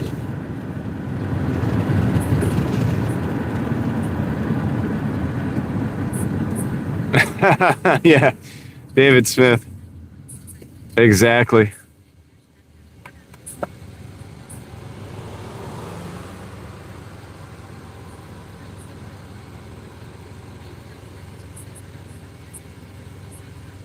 Brad Jackson, you might have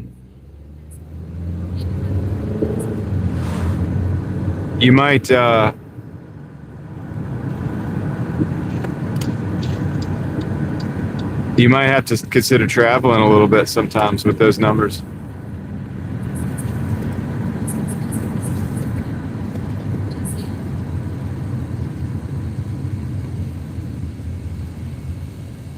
It's not going to matter that much. Was it Boozy? I'll just call you Boozy, I guess. It's not going to matter that much as much as you think. Expensive restaurants also have orders that don't tip. And sometimes not expensive restaurants have orders that tip quite well. You'd be surprised. But Papa John's is a great place because pizza orders notoriously tip well and often tip cash. Still, it's one of the few things where you'll actually get a cash tip. Well, I mean, yeah, I got a lot of experience, so experience is telling you, like, doesn't really matter as much as you think. Plus, you can be sitting next to a nice restaurant, still get an order at McDonald's. It happens. All right, sounds good, RD. Catch you in a little bit.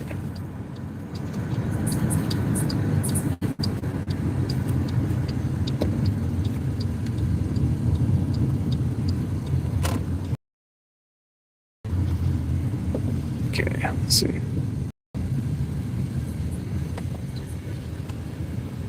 Yeah, I mean, I appreciate that you're trying to give good advice. That's not really bad advice. This market operates a certain way, and I kind of understand how it operates because I've worked this market for a long time. So I'm doing about as good as you can do in the market. All right, I'll be right back.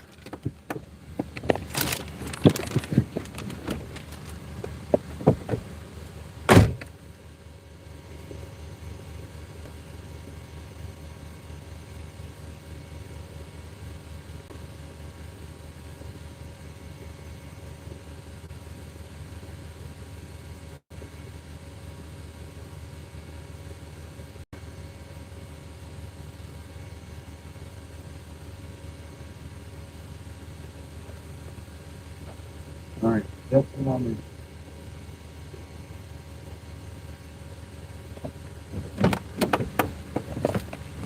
$164 in 8 hours and 17 minutes. Let me see if I can. I'm not sure if I'm going to need to start another dash or not. No, not yet. Not yet. We got a fresh local ice cream and a Chili's. $14.93, 10 miles. I'll take it. The ice cream shouldn't take long. The Chili's is questionable. But we got to do the recon. We got to go over there and see what it's looking like. What's taking forever, Darren?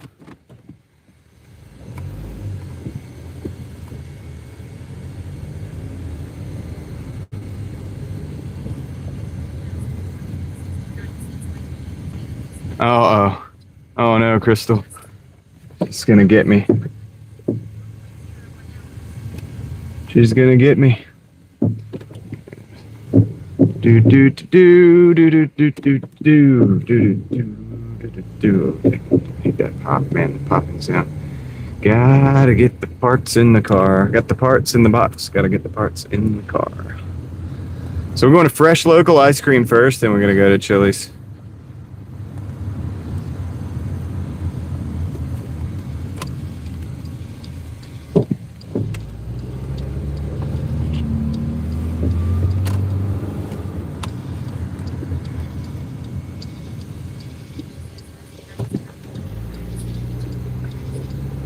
It's always how it is, isn't it, Heather?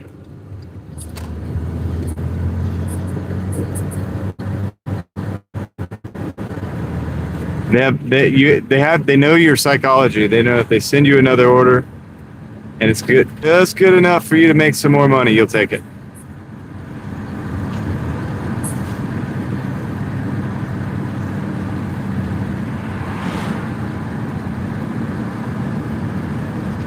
A smart car? Like the little smart cars? I don't know, man. Maybe.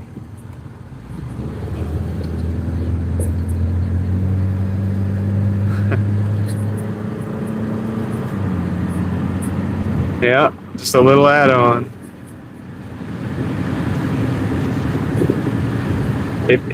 It's kind of like Heather, it's kind of like drugs.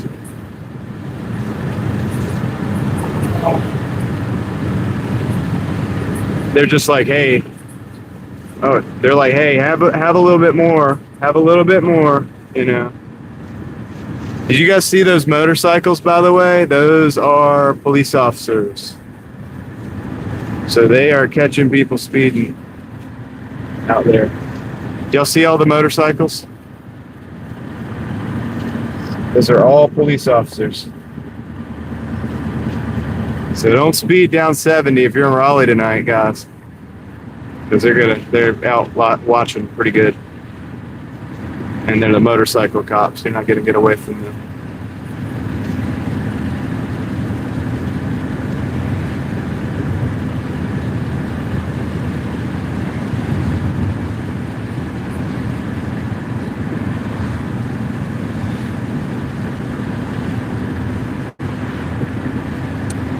Yeah. Had to be like 10 of them. Maybe, between 5 and 10. I guess we'll average about 7.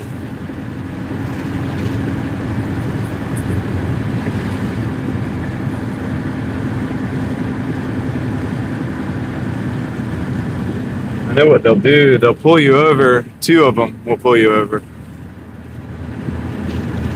That's how it works. Yeah, if Steel's Real was out here, they'd be like, they'd blue light them, and then they'd be on them fast. They're not playing games. You know what else Raleigh has? They have e-bike cops too. They have these like dirt bike looking e-bikes, and they ride on the street with those too. But those guys there, I think they were the full on motorcycle, actual motorcycle.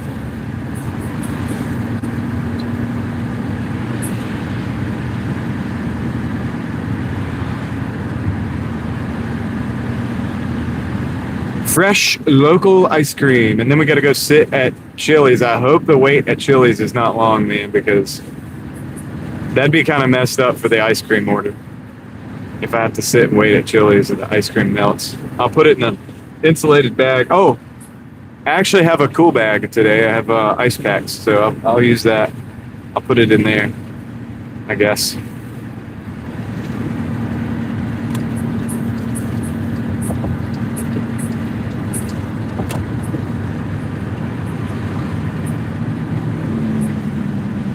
No, I would not. Yeah.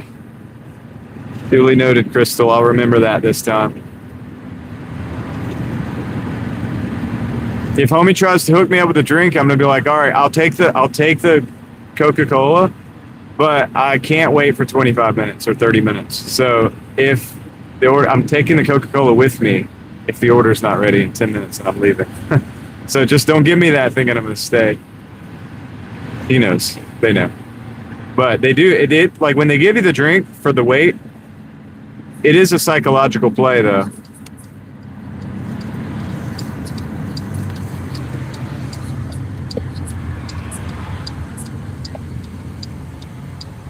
You got a stop sign, BMW, so you should be stopping.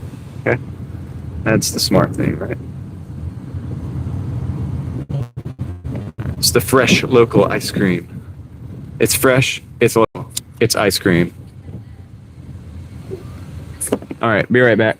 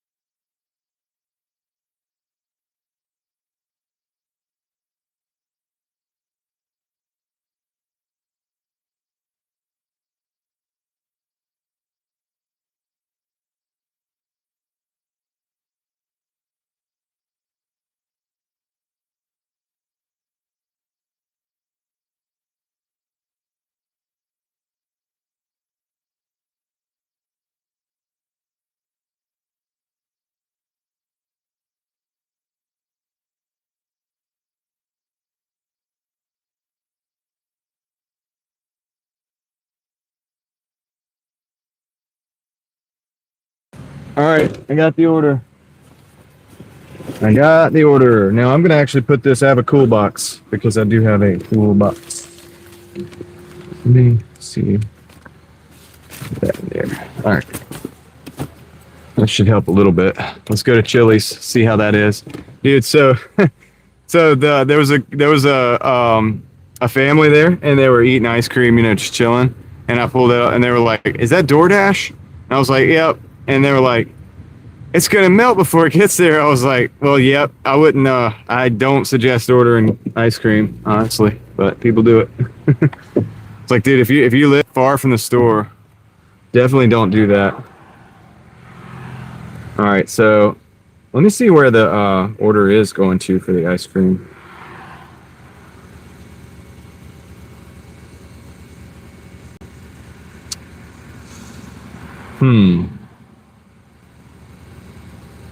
Yeah, we'll stop by Chili's real quick and see. We'll see if it's ready. If it's ready, we'll grab it, or if it's close, we'll grab it. If not, you know what I might do?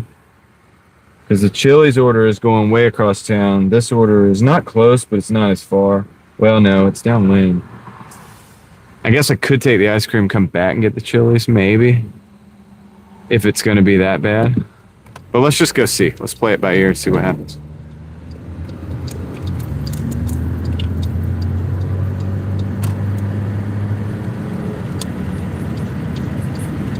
Yeah, Sam, if it looks like it's not going to be ready, I'm going to try it real quick. Yeah, Deborah, I mean, the smart thing is if it's only a few miles, and, you know, it's kind of odd that they would actually put an ice cream order on a double. You know, that just shows you that DoorDash is an algorithm, and algorithms don't think, they just execute. You know what I mean? Based on the parameters. Apparently the parameters have not considered the fact that ice cream has a limited time in the bag before it becomes soup cream. You know what I mean? It becomes not so icy. It just becomes cream soup. All right, so anyway, let's go in here. I'll check it out real quick, and we'll see. Give it a shot. We'll give it a shot. See what it seems like. Might get lucky. Hopefully we'll get lucky.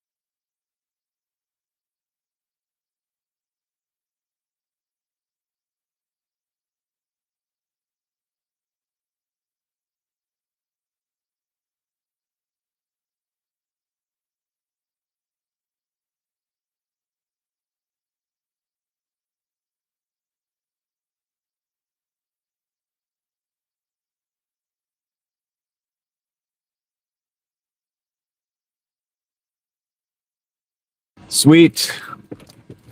Worked like a charm.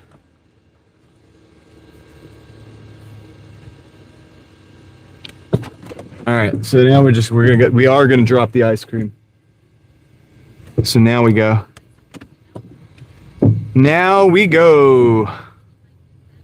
One of the cook that was in there, or one of the, I don't know what he does, kitchen manager or something. He's not the front guy, but one of the guys that was in there last time. He was like, "Are you the dude that we made wait that last time?" I was like, "Yeah." He was like, "Don't give it to him for another hour." I was like, "Dude, it was a good time, but it wasn't that good of a time." What up, Sean? Hulk smash time. Let's do it. Hold on a second. Let's get to a parking spot.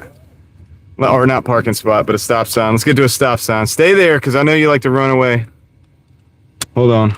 Here we go. Let's do it. There we go. Boom. Actually, let me turn it up, dude. Let's get a real good one. Let's turn the screen up. Here we go. This is going to be a good one. Watch this. Boom. There it is, dude. That's the original. All right. So there's that. Let me turn the screen back down, though. I got to turn the screen back down. The battery's not doing the best.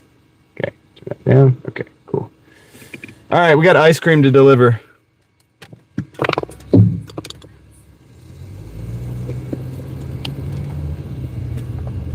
Doing some ride share, huh? I used to do that.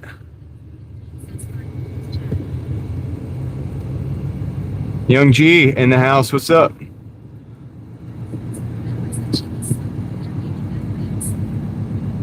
I mean, it's not that hard. I think it's just like Chili's, baby back ribs, right? It's like literally Chili's, baby back ribs, right? Am I right? Pretty sure. I'm pretty sure that's what it is.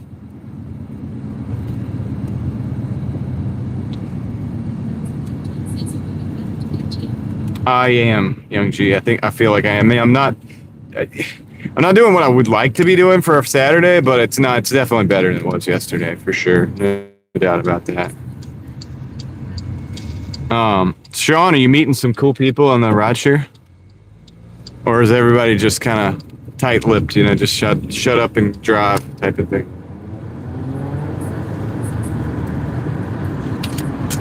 Well, that's good, Heather. So the order went up. I used to get a mix. I used to get people that would want to talk, and then people that you could already tell you were like, nope, they're not.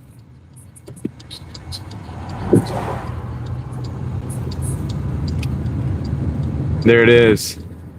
There it is. Sean knows. Sean knows the Chili's.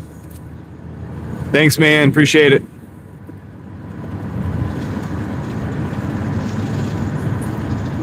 Let's go.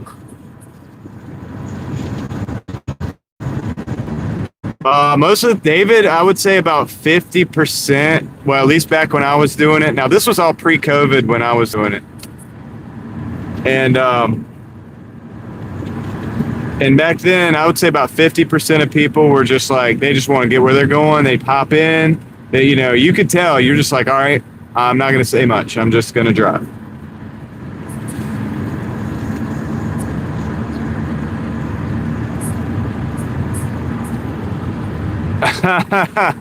Yeah, drunk people are, it's interesting.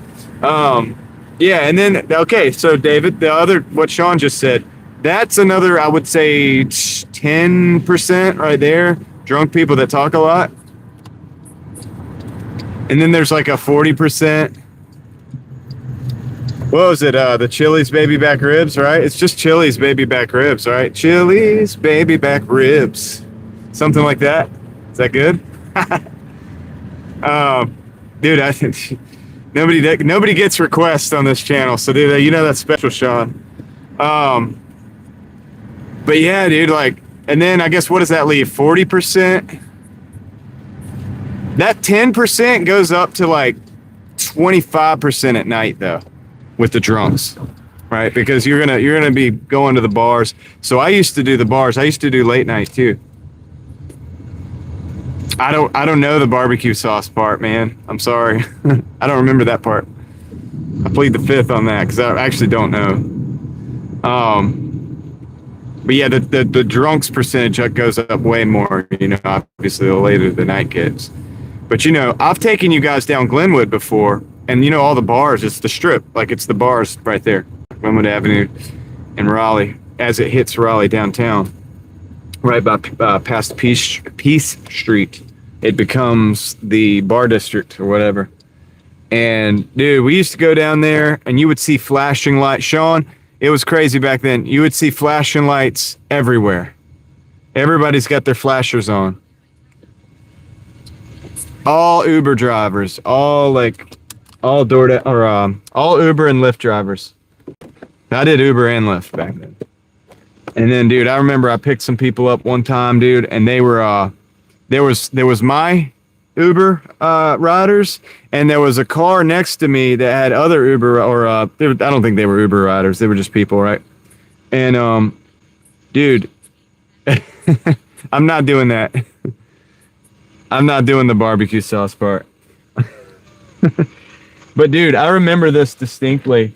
Hold on, let me get this ice cream out the door. That's the most...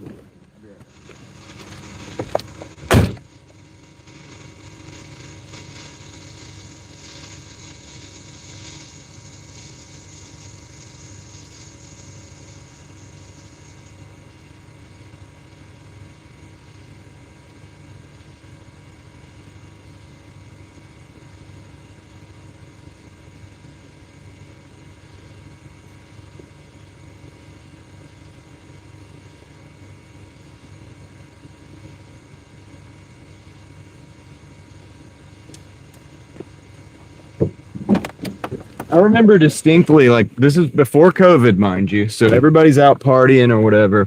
I got my customers in the back seat. They've been drinking, they're partying, they're in party mode still. And the car next to us has their windows down. My people rolled their windows down. They're talking to each other. They got a bag of like Fritos or whatever in the other car. My customer's like, hey, they're like, you want some Fritos or whatever? And my customer's like, sure. And they're like handing the Fritos to my customer, like, we're sitting in traffic, trying to get out of the bar district area. This is all happening. I mean, you see crazy stuff, dude. I had people give me extra money to go to McDonald's one time, and I actually did it because they gave me quite a bit of extra money to go to McDonald's, so I did. Took them through the drive-thru. Normally, I don't really like that kind of stuff, but the extra money, I mean, I was like, well, dude. So the car I used for Uber, now keep in mind, this was way back, this is like 10 years ago. About 10 years ago, actually, to be honest. Maybe 9, 10 years. I had a 2006 Chrysler 300, not the 300C. That's the one with the V8. Mine had a V6. It was the little 3.5 liter high output. And I bought that car for $2,500. I'll say it again. I bought that car for $2,500, and I drove rideshare with it for multiple years. And there was a point in the last year I was going to have to upgrade the car to a newer one. It's not a SXT, Young G, because I think that's the Dodge variant of it. But I think it has the same engine that the SXT had. It's a 3.5, so it's not the 2.7. I think it is the other V6 that option. It's a 3.5, so it had a bit more power or whatever, but it obviously wasn't a V8. It got about 22 miles to the gallon, I think, if I remember correctly. About 22. Okay, so we're going... Yeah, the SXT was probably the higher end V6, which is that was the 3.5, and that's what I had in that Chrysler. It was the touring model. For the Chrysler, it was called the touring model. Very similar to a Mercedes seat. I don't remember the mileage, but the head gasket eventually blew, but this was after multiple years of use. I got my use out of that car, $2,500 cash. We made our money back on the ride share very quickly. People used to love it. Yeah, people used to love the 300, man.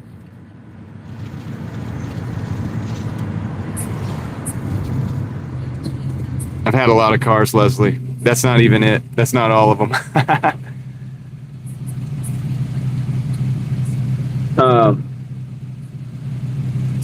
But yeah, people used to love to get in the back seat of the Chrysler because it's got the same back seat. Actually, it shares like a back seat. There's a Mercedes model. I can't remember which model it is, but it shares a back seat with that. And it's the same thing. And it's a very comfortable back seat, whatever. So people used to love riding that. Because they would... they're used to getting into these little Toyota Corollas, stuff like that. I mean, you ride in a Toyota Corolla, which is a good little car, but you ride in the back seat of that. Then somebody pulls up in a Chrysler 300. It's like, oh yeah, dude, you got a lot of leg room, a lot of headroom. It's comfortable. Ride's good. Yeah. Yeah, that too. Plenty of room, dude. Yep, plenty of room. So, yeah, of course people like that. And I got a lot of compliments on that. I'm sure you get a lot of compliments too. If you're using the Mazda, right? It's probably a nice ride. I know the seats look comfortable when you're on the video or whatever.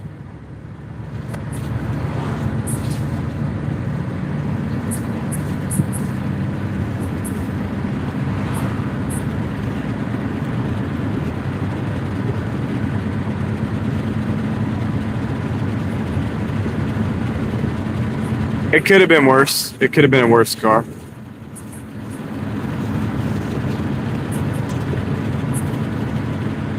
All right, Yankee. I heard you earlier. You said it was slow.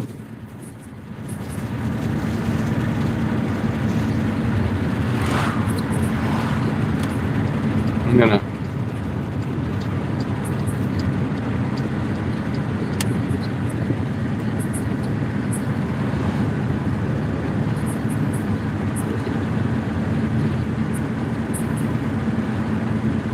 BMW or Benz?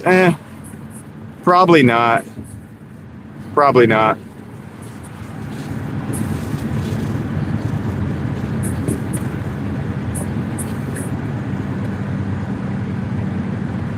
Probably would not.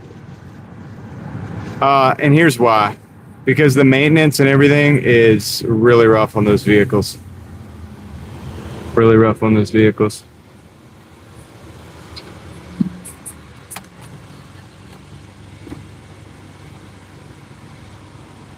Toyota crossover, that's not bad.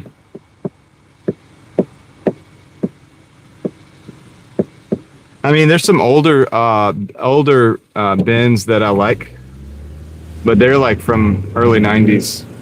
You know what I mean? And then also from the 80s as well. But they wouldn't, they're not for the stuff we're dealing with. The newer Benz, man, I'm not gonna mess with them.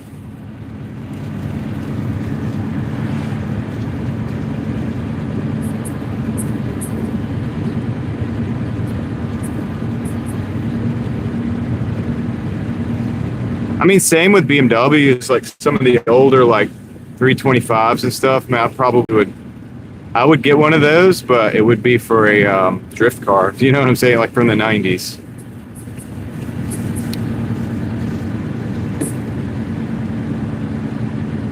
And those aren't even the greatest cars or whatever, but they're good for drift cars. You know what I mean? But we're not using it as a traditional BMW driver might. Well, I don't really drift. I mean, I have before, but I don't really drift. I don't have a car right now, so no, I'm not like I don't go to the events right now. But I have a lot of video where I've been at events and stuff, like the homies. Got friends that do have cars. They don't have kids like me, so they have cars.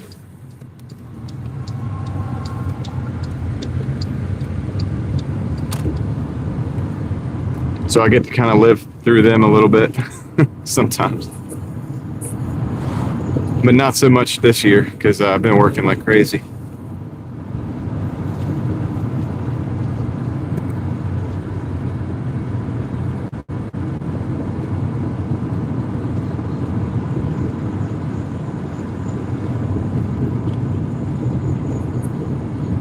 All right.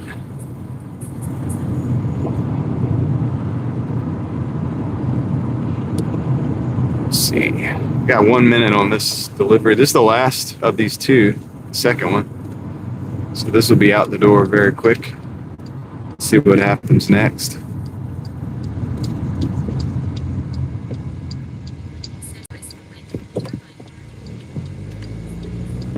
The turbine car, yeah. I've seen pictures of those.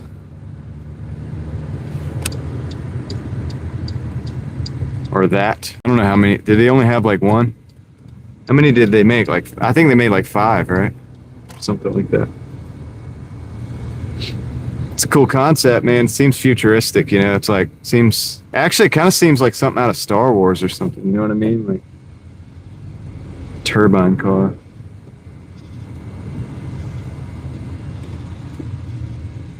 Okay, that's actually not it. Figure out which one. Be right back, guys. I gotta find this house.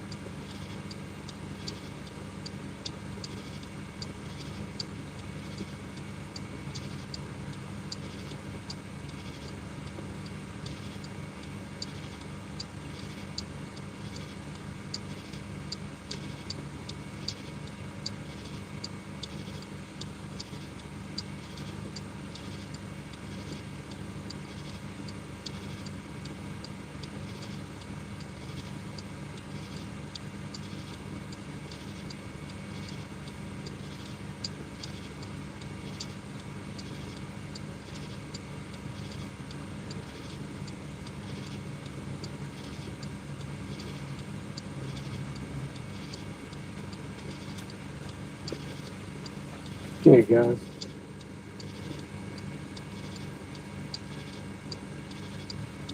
That's what you're looking at. 180, 179. Oh, I'm sorry, 178.94. 8 hours, 46 minutes. I'm going to consider starting another dash. Maybe I'll get out of this neighborhood, see if we get another order first. But what up, Greg?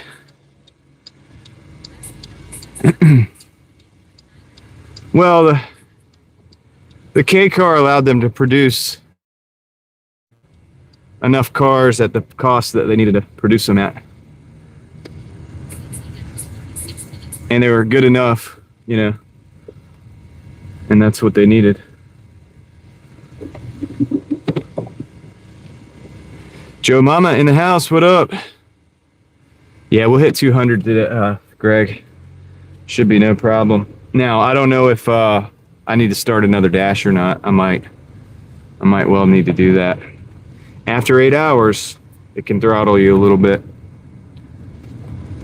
We've been getting orders, and that's a sign to me that it's busy out still, but the minute it's not that busy, the orders just stop completely. So here's what I'm going to do, actually. While I'm at this sign, let's lock this number in. 178.94. I'm going to put it in my calculator. And then I'm going to start another dash. I'm going to end this one and start another one. But you guys just saw the number, so I don't have to do that again. Done with that. Okay. Done. Well, we broke 1,200 for the week, 1,267, so that's cool. We need 22 to hit 2. Hit the dash button. I'm going to actually go back out that same direction where we came from.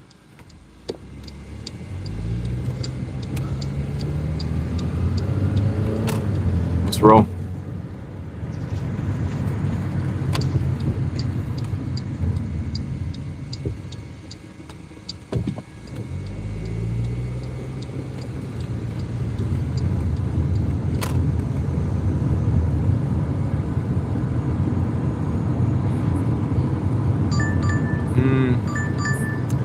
Got a Wendy's 575 for 952. Do I have to go inside? I'm going to decline that. Let's decline that one.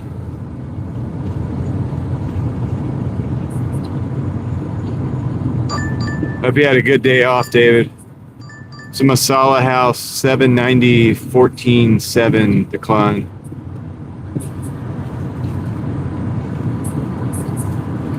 I didn't do it. No, we're not doing it. 2 Taco Bells. Nope. Just on the principle that it's Taco Bell. It's $12.90 for 8, but I'm not doing it. It's Taco Bell. So I'm going to decline that. That's a trap. Taco Bell on a Saturday night is a straight up trap. I'm not saying I won't do it on the slower side of town. I'm not doing that over here. Just not going to do it. All right, we got a Chopsticks Gourmet and a Five Bros Pizza, $16.50. It's 13 miles, but I'm going to take it. I don't mind doing the mileage right now. Going to Chopsticks. They do, Casey. Yeah, oh yeah, you talking about the electric charger as well? Yeah, you don't see too many of those. I see them out here. They have a couple of them out here, but no, I mean, a lot of companies need to switch to the simple, cheaper model of vehicle.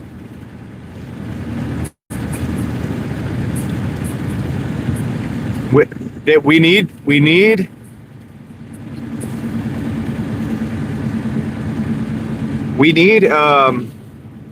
$20,000 cars. I mean, people need that. If that's what they need, to race to the $20,000 car, and it needs to be a reliable one.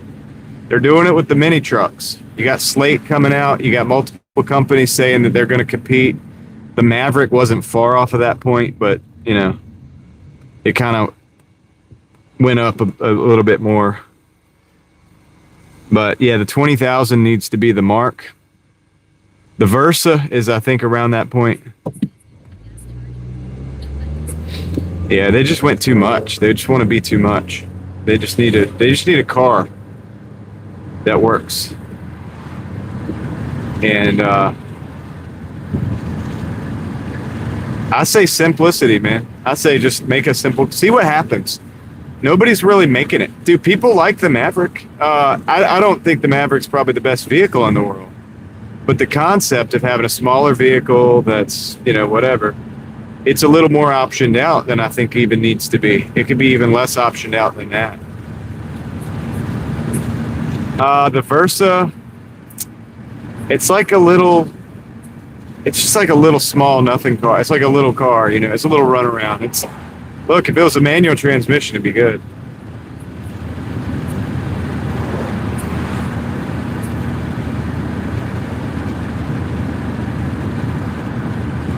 Yeah. So yeah, I mean, I think all the companies need to move to a simple kind of race to the cheapest car that looks good, decent.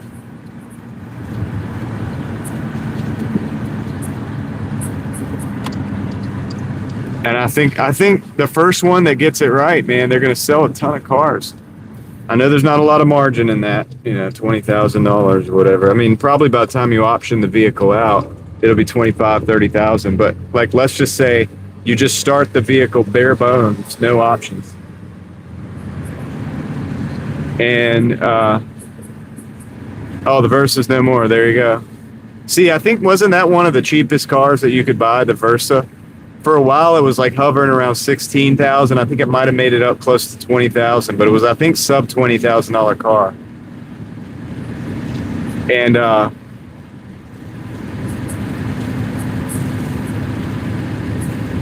well, animal, because it's. I mean, I think it's got to be a simple vehicle.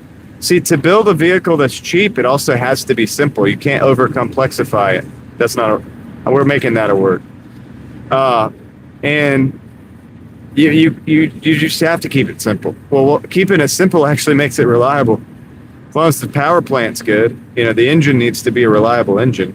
But usually you're using old stock off the shelf, some engine that's out there, you know, already in use. You're probably not redesigning an engine to build a $20,000 vehicle. You're using something that's already on the shelf somewhere.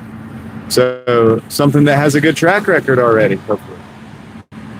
And yeah, I mean, so for those reasons, and then you got a manual transmission. Hopefully, you know, you want to offer it the base model and a manual transmission, which is simpler, also more reliable, and it just cuts out, you know, that manual transmission. Over complexify, David, to be exact. Over complexify. That's the word. But you know, like I said, you take the manual transmission and you take a known to be good engine off the shelf, and that right there takes care of a lot of problems. You know, that's your automatic transmission problems don't exist in a manual transmission. It's gonna work. Like, it's going to work for a couple 100,000 miles at least. You might have to do a clutch if you can't drive. You don't know how to drive. You might have to do a clutch like in the first 100,000 or 20,000. But if you know how to drive it, you can get that to go further. So that takes care of a lot of problems right there. And then, you know, a known to be somewhat reliable but cheap to manufacture engine, or, you know, cheap to purchase from the manufacturer engine, that takes care of your other reliability issues. The fact that it doesn't have a ton of bells and whistles tied in the system takes care of a lot of the other reliability issues. So the simpler you build a car, actually, the more, you know, that's why the Honda Civics in the 90s did so good. That's why, you know, those early 2000s, late 90s Corollas, early 2000s Camrys, they still do really good. They just used an engine that worked. They didn't over option them. They were just basic stuff. And they're just good cars. I'll be right back. Oops, my window's up.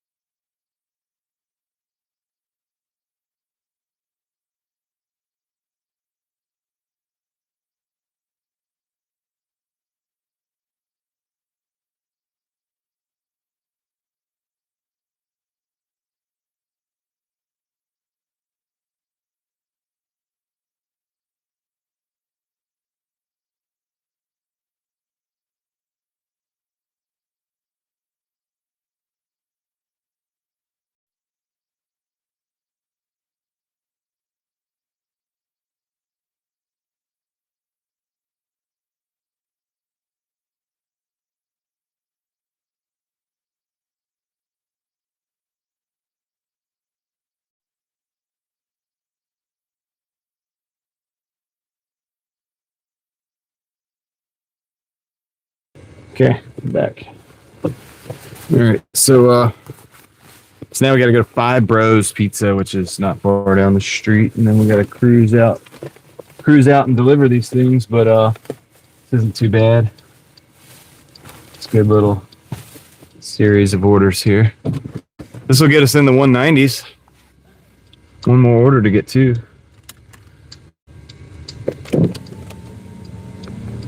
We'll just do whatever from there. We'll be chilling.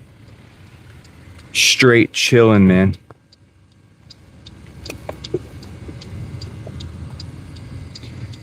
Meep, what up? Meep, meep.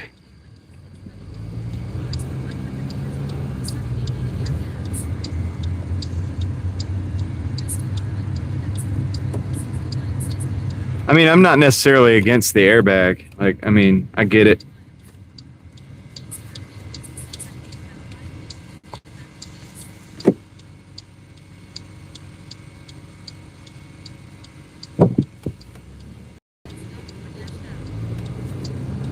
Yeah, I hear you.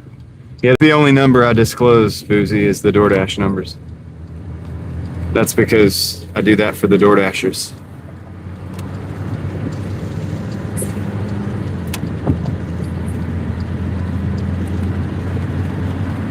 Well, I mean, I don't really know the statistics on the safety features and stuff. You can make a car safer without putting a lot of the stuff that they put in there, but you can use a lot of stuff that like you can build a car like a race car in a lot of ways and make it safe. Things that could be done, man. I think cars could be lighter. They've made cars heavier. I don't think that's absolutely necessary. I think a lighter car is more efficient. Obviously, it should be cheaper to produce, without having to add all this extra stuff onto it. And then the argument is, like, say if a Cybertruck comes down the road, then it's gonna get decimated, Leslie, yep, Domino's is one of the last big chains that exclusively uses their own drivers. So if you go to Domino's, it might actually be a good gig if you want to, do a little part-time like DoorDash, or not DoorDash, but pizza delivery. Domino's might be one of the places to go because they're gonna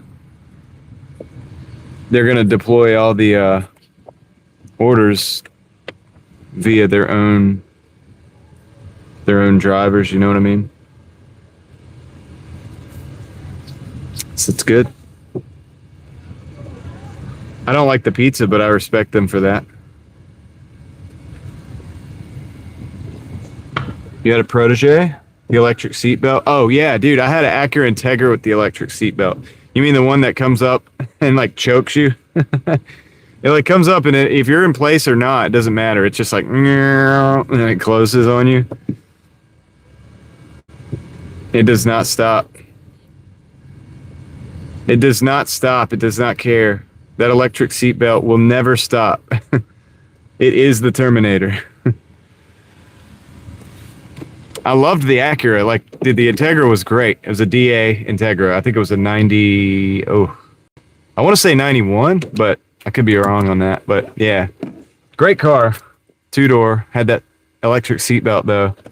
Most of the time, I would just unclip the seatbelt and then get out. And then when I get back in, I would clip the seatbelt back in once the thing did its little run on the track. And I'll just clip the seatbelt back like that. But occasionally, a couple times, I got caught by that sucker, dude. It's like, no! You can't stop it mid-track. Like, it just doesn't do that. It didn't have a safety feature. You had a Plymouth Laser that had that? Yeah, dude, it was a phase in the early 90s. Like, a lot of the coupes had that. A lot of the 2-doors. All right, I'll be right back. Let me go grab this pizza. This is a salad and, like, a pasta. I'm going to put this in this different bag, so I'll be right back.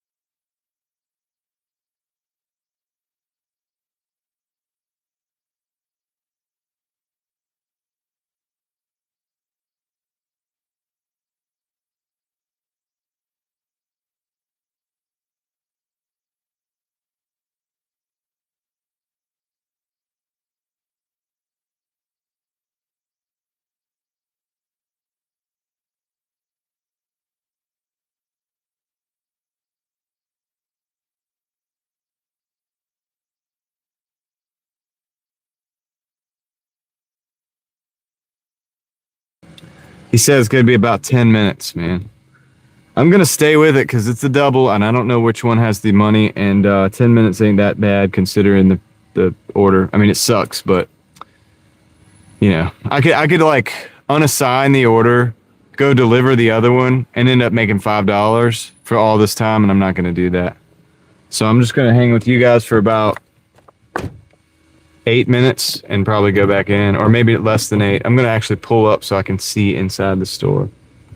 Yeah, now I can see in there now. Turn the car back off though. Yeah, dude. But yeah, the sound the electric cars make is crazy. What's up, Samuel? How's it going?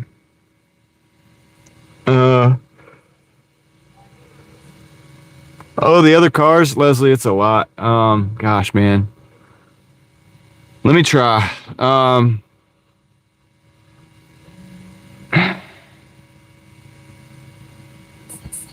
Mazda MX-6. For a brief time, I had an Oldsmobile Cutlass wagon, I think it was called. Mercury Sable, Ford Taurus, 89 Honda Civic 4-door, 92 to 95, I can't remember. I had a couple 4-doors of that vintage. I had a hatchback of that vintage. I've had a couple coupes of that vintage. So that's like 2, 4, 5 in that generation of Civic. I had the DA Acura Integra, that's like a 91 Integra. I had the 93 Legend. I had a D21 hardbody for a little while.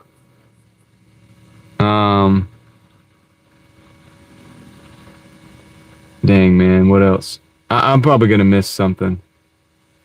What else do I have?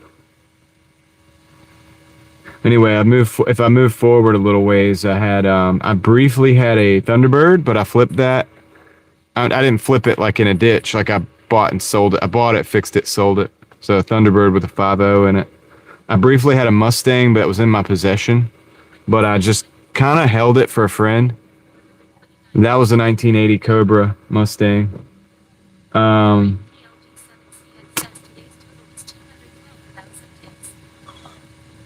Dude, a lot of them are the Civics, because I've had a lot of Civics. I had a 2003 Civic, 2-door. I had, gosh, what else, man? It's a lot, dude. There's more. I'm gonna forget. Anyway, I had a Pontiac Grand Prix. I had another Cutlass as well, mid-90s Cutlass. For a while. Let's see.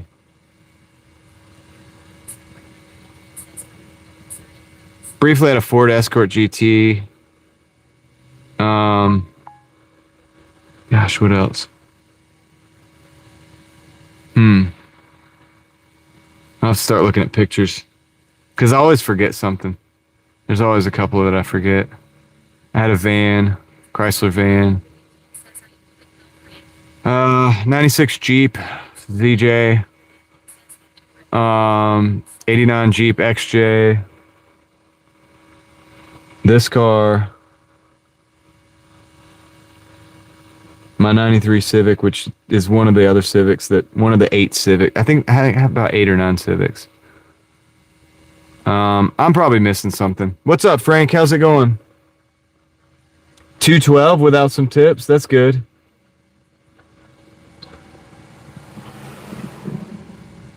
Yeah, David said you saw a 429 Boss and a Maverick. That's crazy. Big block in a little car is always wild. Somebody's car is going off. Somebody's panic button's going off.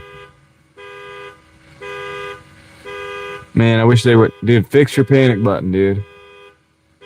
Now I gotta hear this. Greg had an 84 Fiero. That's what's up.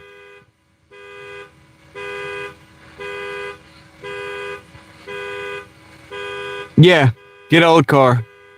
Running and driving is best, unless it's like actually a classic, like a classic, and then I might just take a shell. Like, we'll see. I mean, I don't have the time to mess with it anymore, so probably I'd rather have running and driving.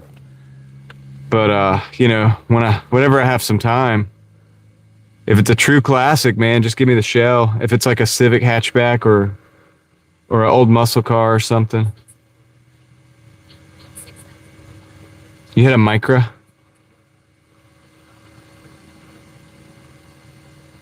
Yeah. Oh, I forgot two cars, guys. Ford Festiva.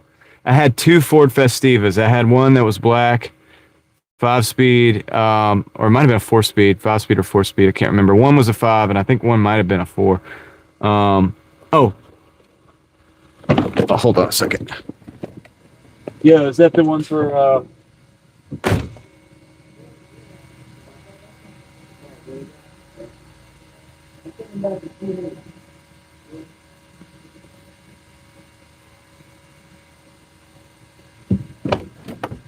He came out holding the order, but the guy whose order it was walked out. That was the guy that walked out. It wasn't my order. But yeah, I forgot too, Leslie. So the Ford Festivas, man, the first one, the black one I bought for $250. That's the one I had to drill the holes in the floor that first day because I was driving and it was leaking the rain, and it got to the point where it was like 3 or 4 inches of rain in the bottom of the car, and so I drilled the holes originally, and then I ended up having to paint them over and plug them later, and then it was the taillight that was leaking, man. It was the taillight gasket. I ended up making a taillight gasket for it. It was no big deal, but later. But those cars got 45 miles to the gallon, by the way. Talk about a simple car.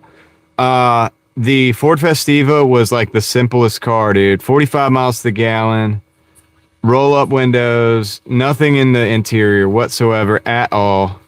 You know, 3 pedals and a shifter. One mirror. It didn't have the mirror on the other side. It just had the mirror on the driver's side. So single mirror. Just bare bones as it gets. 45 miles per gallon, man. It was a 1.3 liter. I think it was a 91 or 89. One of them was like an 89. One of them was, I think, like a 91. I can't remember which. The second one I bought was a blue one. I didn't have that for long. Honestly, guys, like, there's so many. I probably am forgetting another one, like another vehicle. I'm probably forgetting a few vehicles. I just have to think about it. And when I think about it, oh yeah, I had a Hyundai Elantra for a while, a little 2.0 Hyundai Elantra. I think that was a, what was that? A 2000 model, maybe a 999 model Hyundai Elantra. I bought that car for $875 and beat the crap out of it, dude. I drove the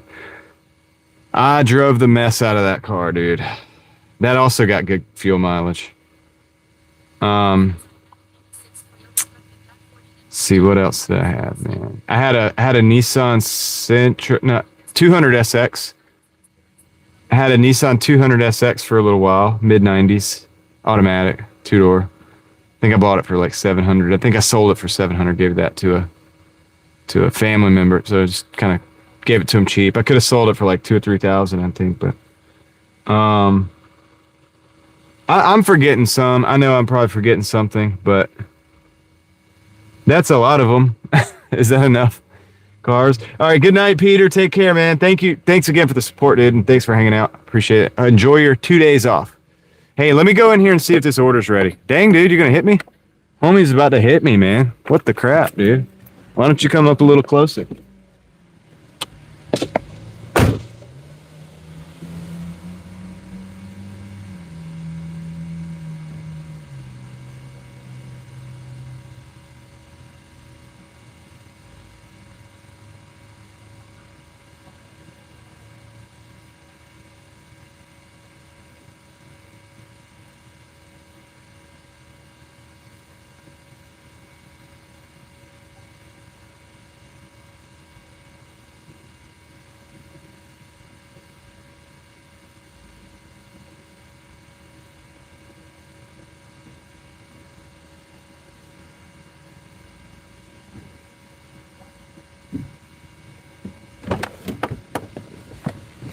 All right. Well, it wasn't ready yet. So Dragnet, it's funny you say that. I forgot another car. The 1980 Honda Accord, which I still own to this day. Actually, it sits in the shop. That's the one with the round headlights, the hood opens backwards, and all this. So yeah, I forgot that. It was funny you said 1980 Civic because I don't have one of those, but I do have a 1980 Accord even still. Bought that one for $600. Drove it back home from Greensboro. Carbureted, carbureted 4-cylinder, automatic transmission though. Little car, tiny car, 12-inch wheels. Well, yeah, the command center, that too. Which we're trying to get rid of that to make room. I want to make room. I'm getting rid of everything. Got rid of the ZJ. Got rid of the. I'm getting rid of that next. Probably get rid of either the Pontiac or something else. Just trying to make some room. But I'm still probably missing a vehicle, guys.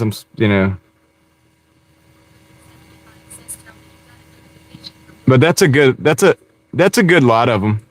Like that's a bunch of them. Oh, you had the 4-wheel steering Prelude? Yeah. Those are was it a 2.0 or 1.9? I think they had a 1.9 in there too. I think the SI. I can't remember what the SI had. That was probably an SI, wasn't it?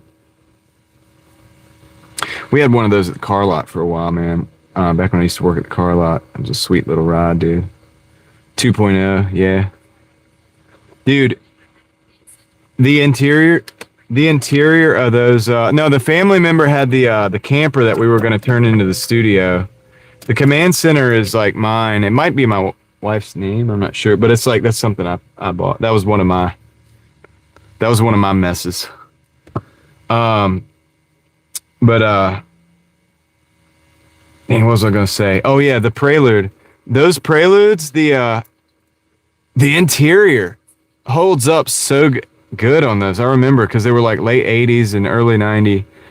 Those Preludes, man, the seats were always in such good condition and stuff, man. They made those tough. They made the interiors on those cars real tough, which is cool. And they had a cool look to them too. They're small. I like them. Um,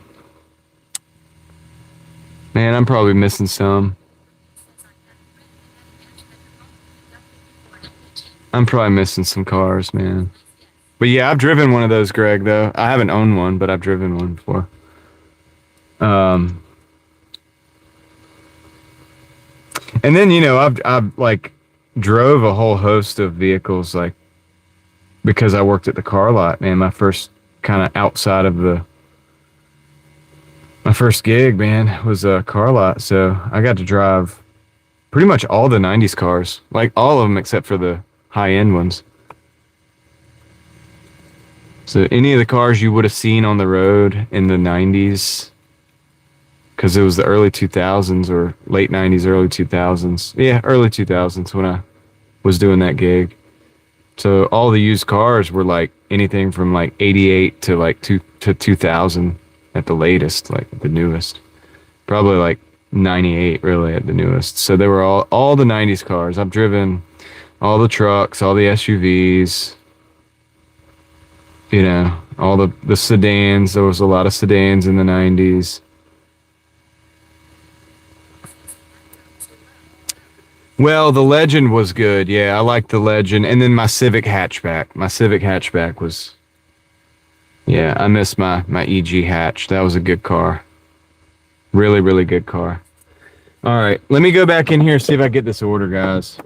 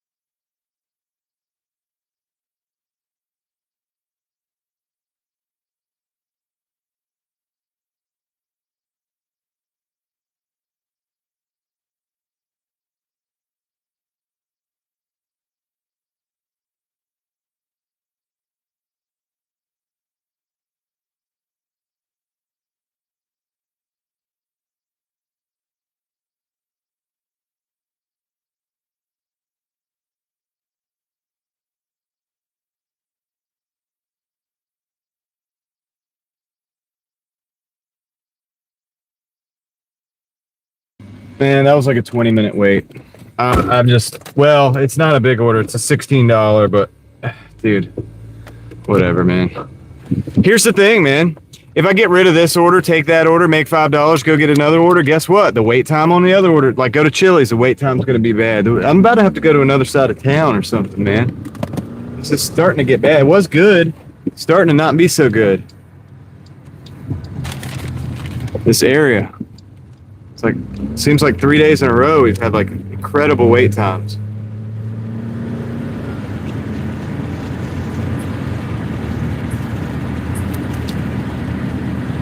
Yeah. Oh, by the way, guys, I forgot another car. So I did have a Oldsmobile Alero for a while too. So I had that. So that's another car. I probably forgot another one too, but we'll figure it out. Told you guys I love cheap old cars. Oh, I did have a '96 Civic as well. So that's a different generation model Civic. I didn't own that and drive it. I do own it, but actually still, I have the shell. I saved it from the junkyard.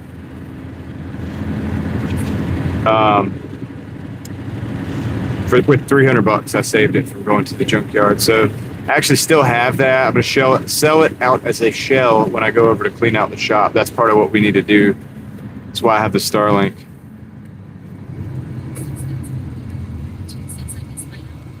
Yeah, Joe Rice. Yeah, it does that already, but it only does that. It really only does that when they print the receipt, and only certain restaurants. So it doesn't even mean it's ready. Oh yeah, a VW Bug. Now you're talking. Like, was it a real one with the mid-engine, like the engine in the back?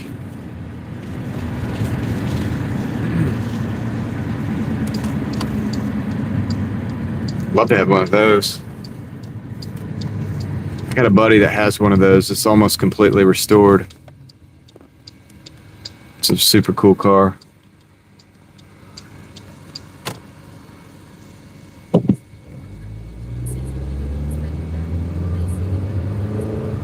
Jeremy, what up? How you doing, man? Oh yeah, 72. Yeah, that's a good one. I'd love to have one of those, man. It's a car that makes sense.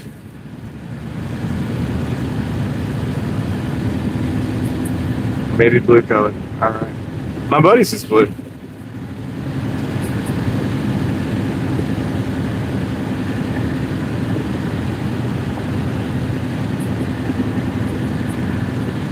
Oh, it has been, Yankee. It's been wild, dude. It's been different. It's been different. It's been some kind of shake-up, dude, in the system. I don't know what's going on. I'm just kind of like trying to just endure it.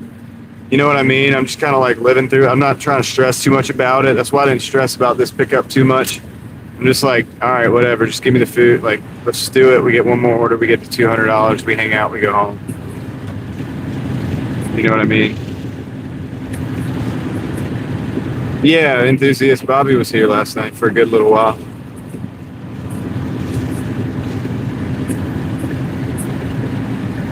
Yeah, Jeremy, I think you're right, man. Everybody getting that last little vacation in, including the people that work at the stores even, because some of those people go to school. So if their family's going on vacation, they might be doing that. Air conditioning, that's special.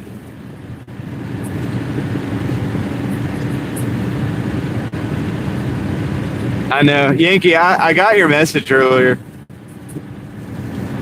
Well, really, it was a comment, but I know you were using it like a message. I could feel your pain, dude. I didn't say anything back. I hearted it, but I was like, man, dang, must be having a hard time, too.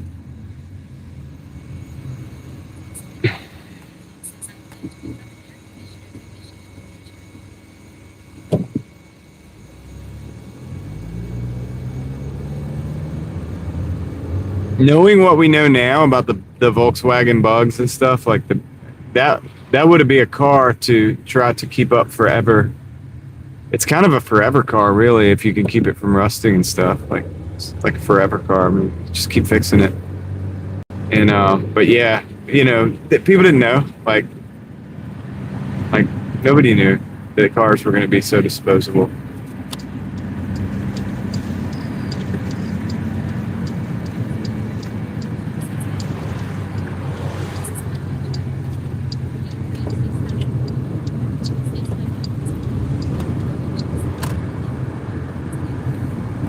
$4'11". They do it all the time at Taco Bell, Yankee, and McDonald's. They print that receipt, and then you see the receipt hanging up over there on the thing, and the food hadn't even been touched yet. Hadn't even been started to be prepared. Nah, it's not creepy, man. It's just a country road. Just a back road, that's all. Not even really, I don't even consider this a back road. We're still in Raleigh, as far as I'm concerned. I'm sure you got some back roads, man, in the middle of nowhere.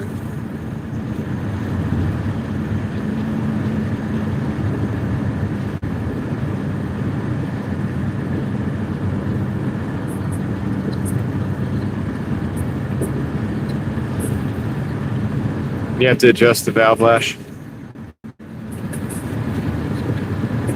But that's not too hard to do, probably, David. I've never done it before, but I can imagine. Probably not too hard to do, right?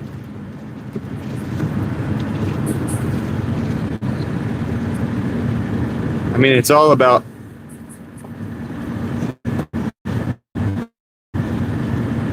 almost just add that to the maintenance, like changing the oil.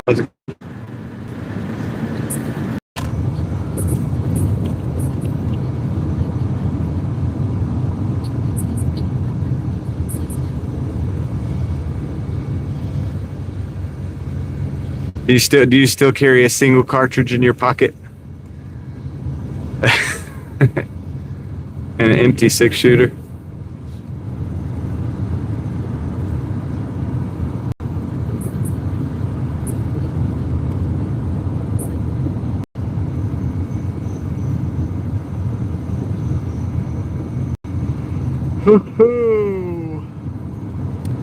At 3 minutes on this one.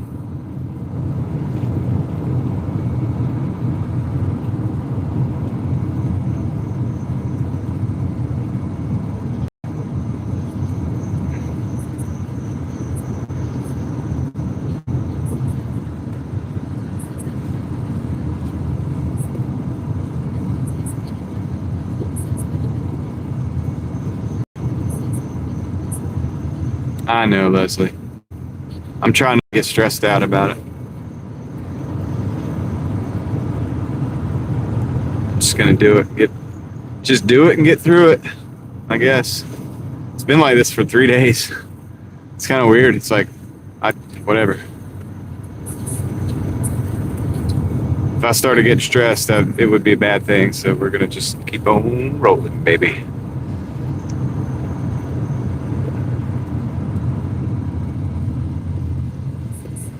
Nah, we're all right.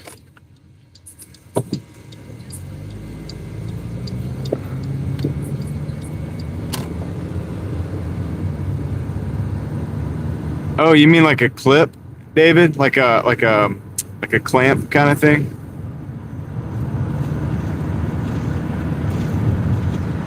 Like you don't need a tool to open it? That's what I'm saying. That's cool. So yeah, valve adjustment should be no problem.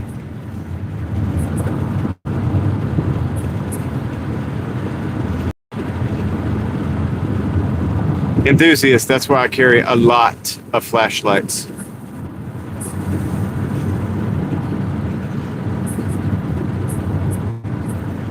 All right, guys. I'm gonna turn the screen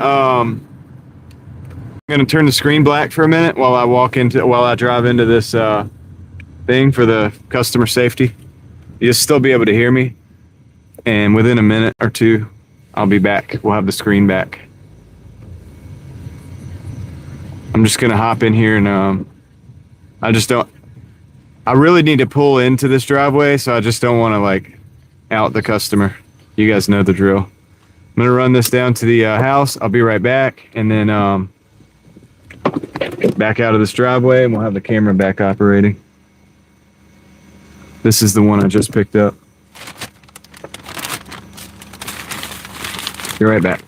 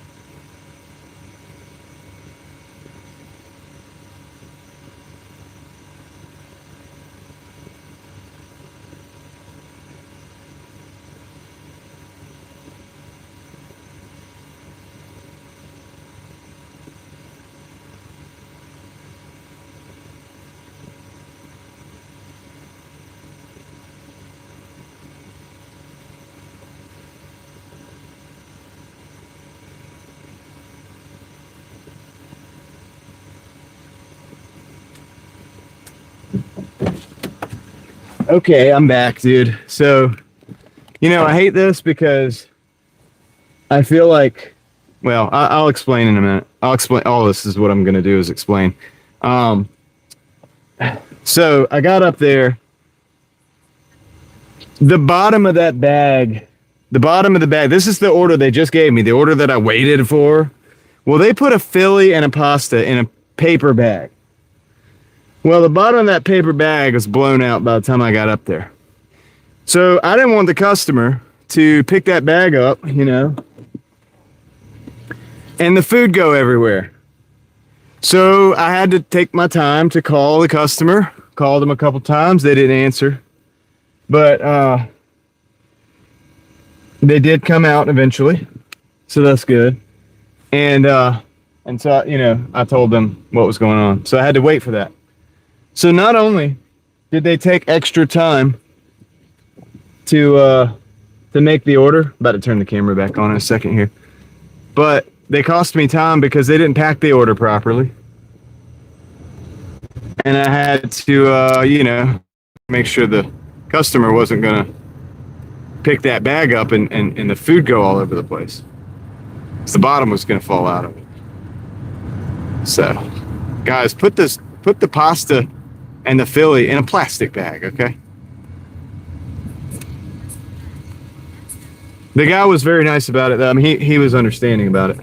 He's actually very thankful that I looked out for him.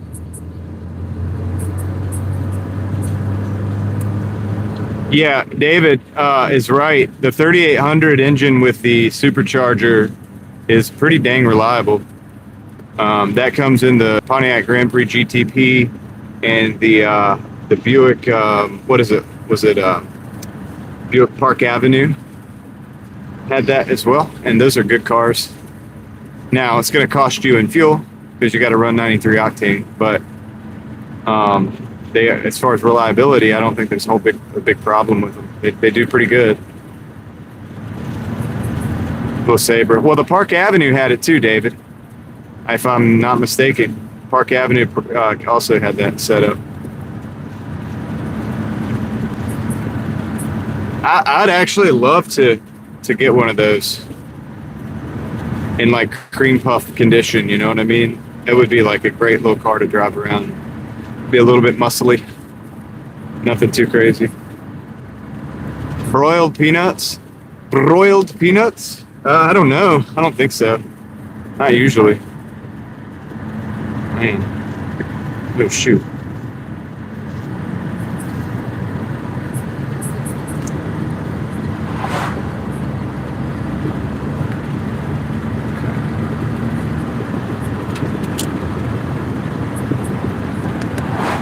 Fact, guys, here's the crazy thing. There's tomato sauce on my pants right now. I just noticed it. But yeah, so not only did the bag blow out, I'm fortunate I made it to the actual porch, but now my pants have, sauce from the pasta all over because it leaked out. So that's wonderful too. The audio's not off, enthusiast. So there's that.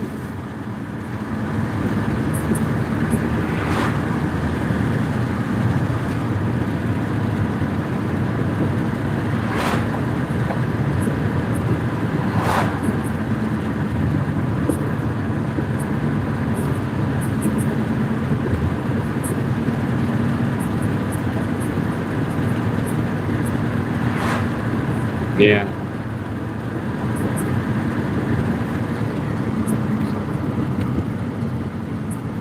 Oh yeah, David, I mean, my 3800 series engine is series 2 version, non-supercharged, but still, it's got over 300,000. It runs great. But yeah, the supercharged, man, it did not make it an unreliable vehicle. Made it one of the coolest sleeper cars ever.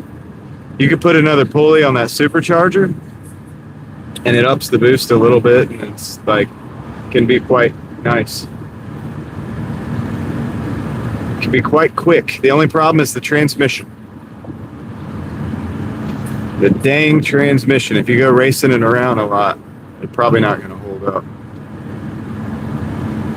It's the weak link. But I wouldn't be just racing it around all the time. And also, I know how to, if I'm just driving spiritedly, I know how to let the transmission shift and then get down on it and like do it in a way that doesn't destroy the transmission. I can enjoy that car without destroying the transmission.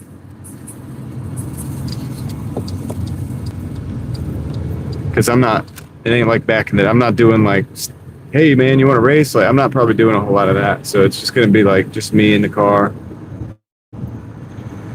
driving, enjoying the growl of the old 3.8. It's like a mini muscle front wheel drive. It's a mini muscle car. Front wheel drive goes great in the snow.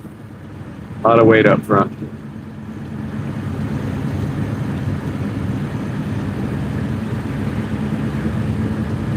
It's a cool combination. And luxury car. If you get the Buick, it's a dang luxury car, man. Rod's good. Nice seats on the inside. Ashtrays in there. If you smoke, I don't smoke anymore, but I still like to see an ashtray in a car. Something about it. Somewhere to put your change, you know what I mean? Your spare change. Kids these days don't have spare change, though. They probably don't use cash. They're like, spare change? What do you mean? Gosh, we've come a long way. I don't know if it's all for the best. Freezy, what up?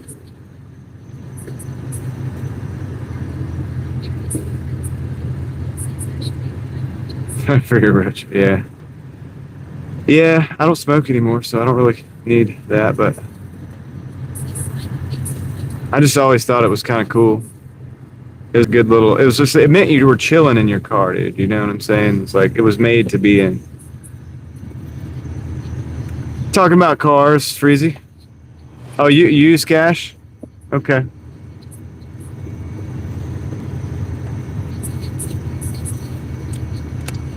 Well, that's cool.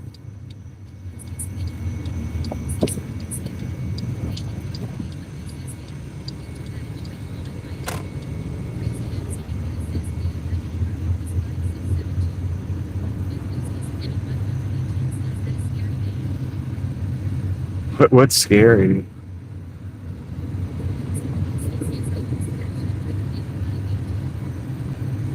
That's good, Freezy. That's a good practice.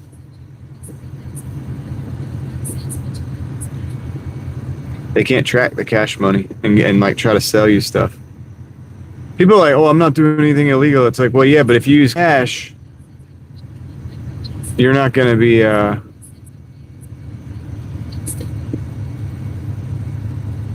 you're not going to be,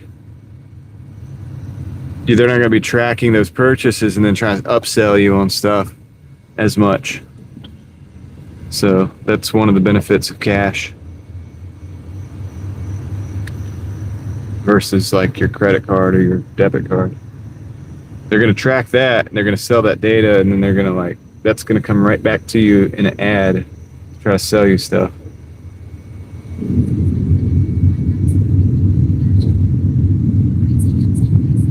No. Maybe you'll get an order, Ethan.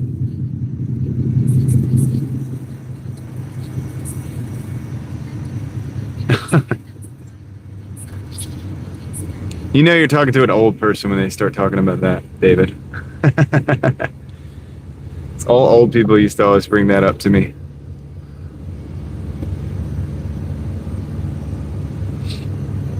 That particular strain or type.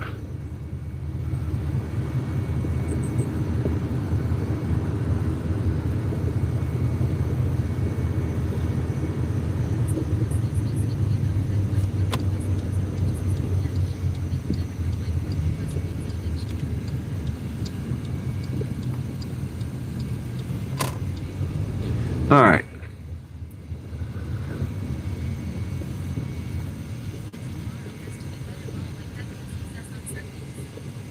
This one I am going to back into. We can make that happen. Wait, I don't have to black the screen out for you guys.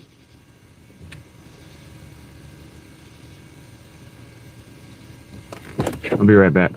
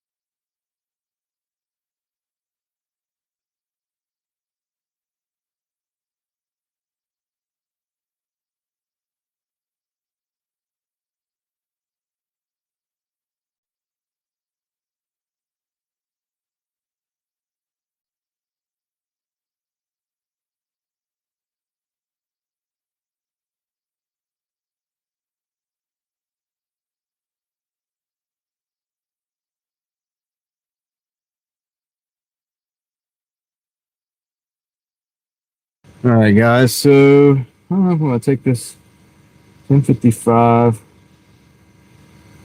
I'm going to decline this just because I think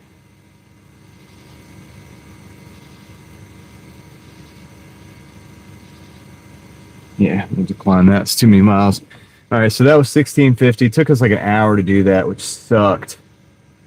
So 178.94 plus 1650. We're at 195.44. We really need one more order.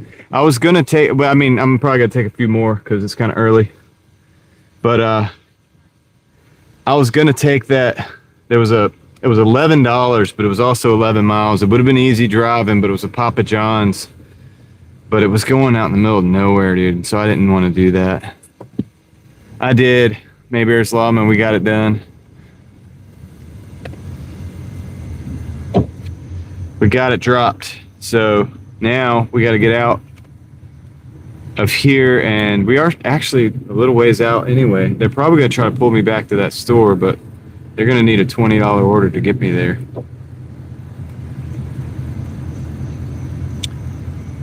So, man, that was crazy. It took an hour to make $16.50 on a Saturday night. It's bad. Not good. Not good. But one of the benefits of being consistent, doing 6 days a week and whatnot, is like I can handle it. Like my numbers can handle it overall because I'm so consistent that I catch any of the good times just like the bad times. So, kind of like dollar cost averaging your work. Donuts for the, yeah, because it's getting late, right? Yeah. Adjust that a little bit. All right, let's get out of this neighborhood.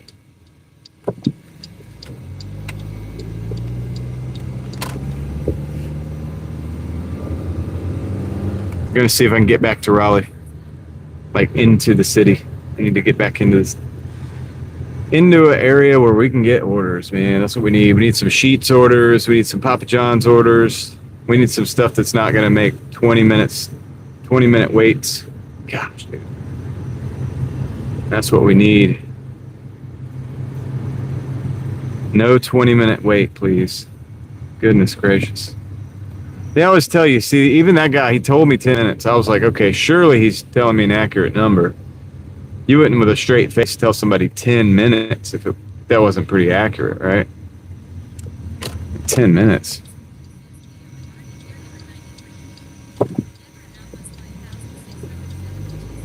So I went with it, you know? Welcome back, RD.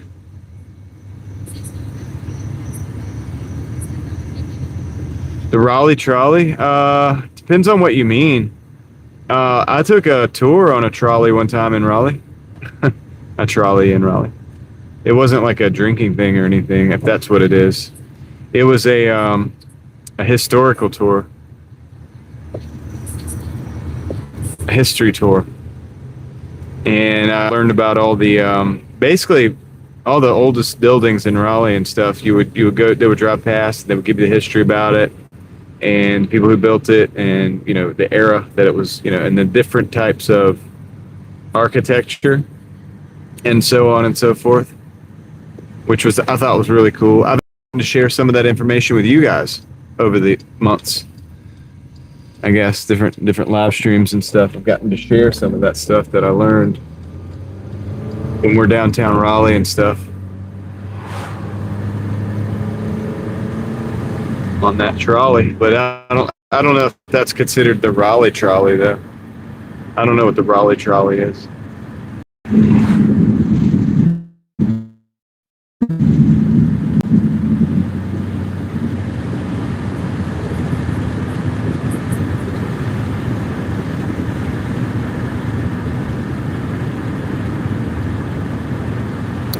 All right, let's see if we can get back here and get some orders.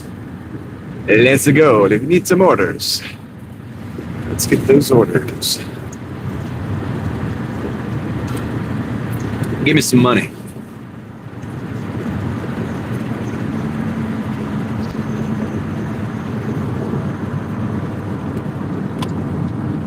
Give me some money, Doordash. Come on now.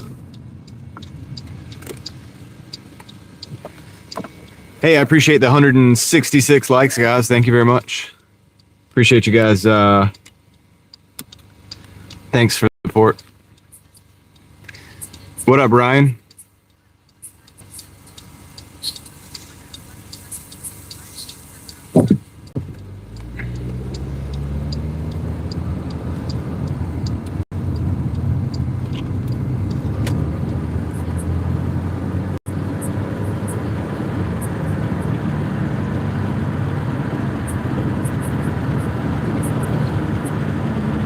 All right, it's gonna be a little ways until we get in.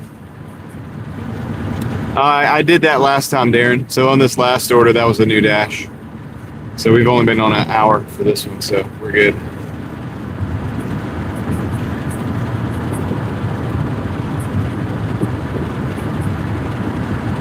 Pretty good though. It let me go well past 8, and I was still getting orders. So that's a good sign.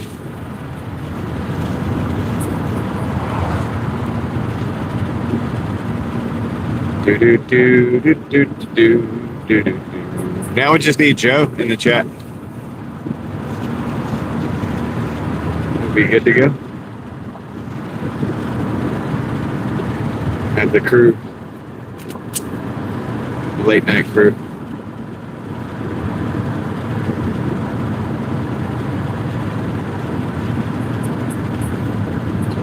I don't know. I've had a guess. Probably watching a movie or something.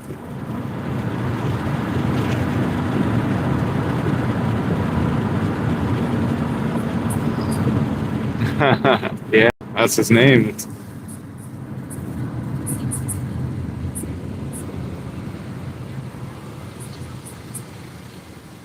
Yankee's been here. I don't know if he's here right now, but he's been in and out.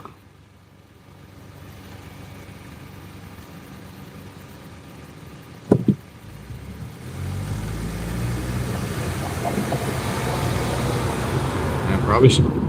I kind of feel like I could have took that that Papa John's out on 98. The problem with that is if I didn't get any more orders out there, I would have been stuck in the middle of nowhere with that. Oh, okay. It might have been. I might have been on that trolley then, because that's the one that. Dude, I think I have been. It was pretty cool. I had fun.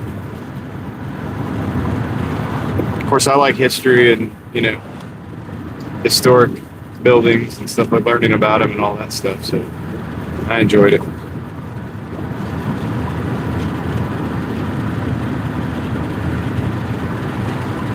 Where's Ellie? Maybe lurking, yeah. It is Saturday night, though.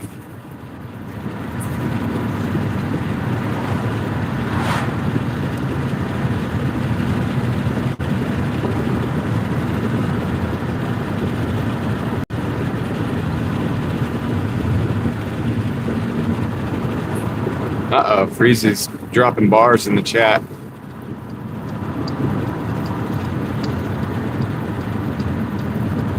We're going to go down Pinecrest, down to Sheets. I'm surprised we haven't gotten an order yet, actually.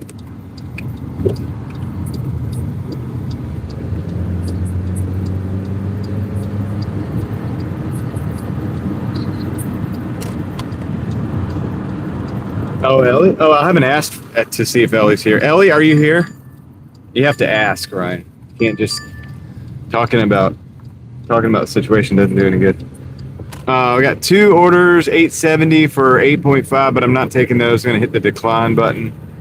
But I do understand if Ellie's not here, it's because it is Saturday night, and that is absolutely okay. Taco Bell. No, I'm not taking that one either. So I'm on a 50% acceptance rate, so we're good. We're good to decline all night long. I could recline in the car and decline orders under the stars.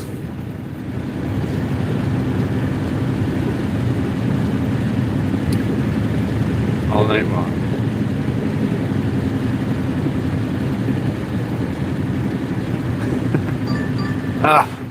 It's not good either. It's 736.5 Wendy's and Papa John's.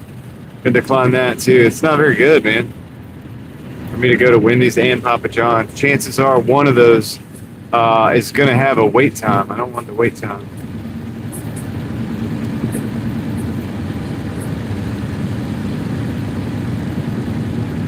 Too much wait time, potentially, right, for that amount of money.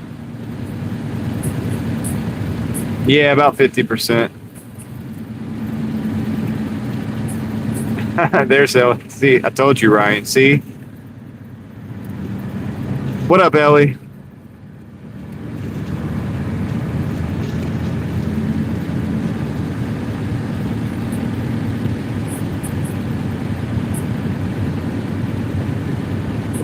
That's how it is sometimes, Ethan.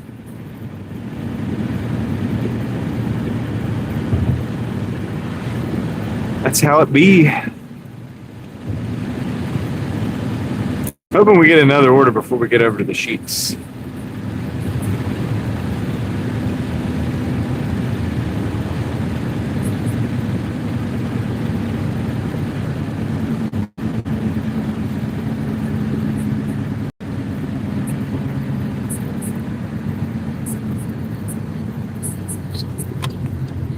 I guess I'll take a left.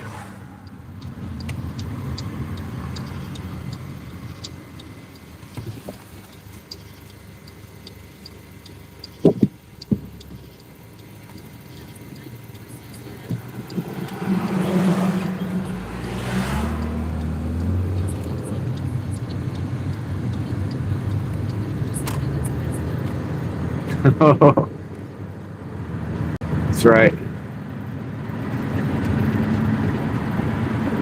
Uh-oh. Got the police up here.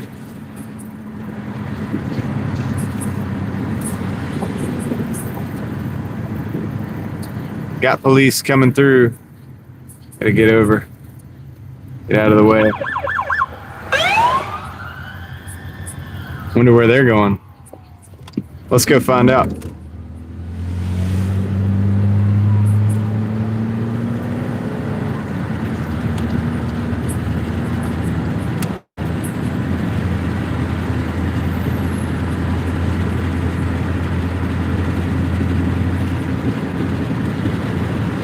Oh, dude, he just turned his light off.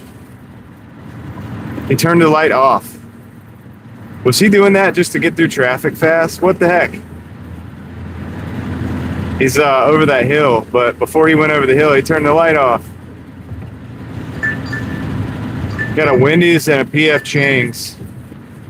$9.50 for 4.5. It's not great, I'll tell you that. But I might take it. Wendy's usually not that busy.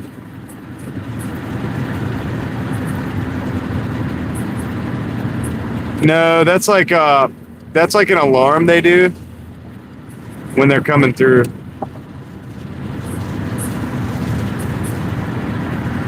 Oh no, he has the light. Hey, he has the lights back on.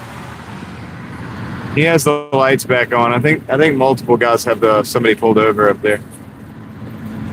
Somebody has somebody pulled over up there. Over to the right, off Doordash. So we're gonna drop into this Wendy's, see if we can pick this up.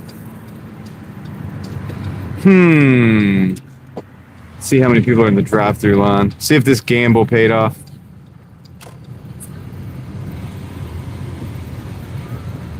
Well, there's a lot of activity going, so he's going to a scene because there's a crime scene or something over there. I don't know what the heck's going on. I don't know why he turned the lights off, but there's definitely a lot of cars over back there. A lot of police cars. You guys can't see it. It's off camera. Baker to the Wendy's. Just got a Doordash order for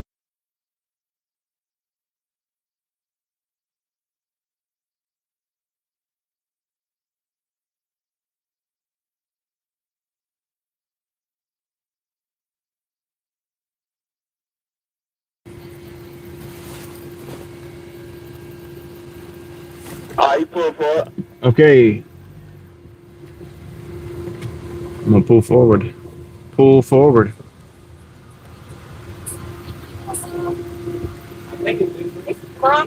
Yeah. Okay. Yeah.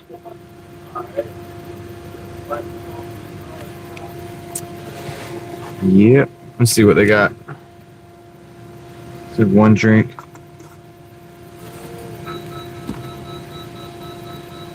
This worked out pretty good, I think.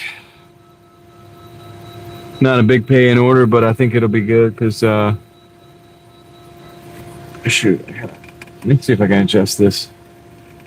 It is near a bowling alley. There's a bowling alley not far from here at Cloud. It's behind me.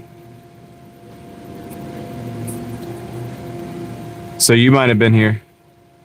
Because if you go out here, out of this Wendy's behind me, you take a right, and then take a right. Thank you.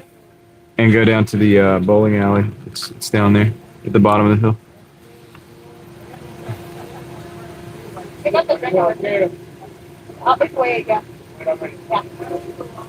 Thank you. Have a good one.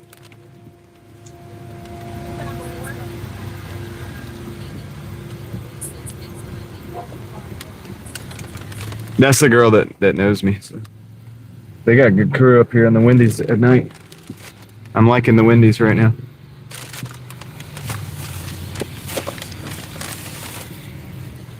Yeah, it's near Delta Lake in Raleigh. And Glenwood, like, what? This is Glenwood I'm turning on, but yeah. Definitely where you were probably.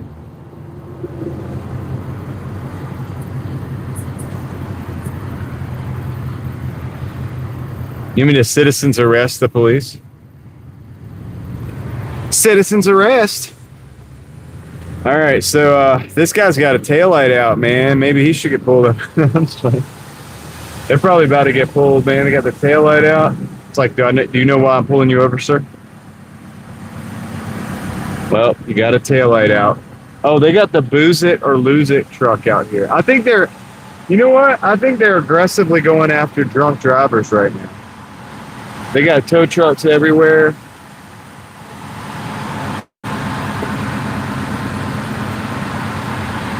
I think they got a, I think that's what's going on, man. I think they got like a little campaign going on right now. So I would say if you're in Raleigh, well, you should never be drinking and driving anyway.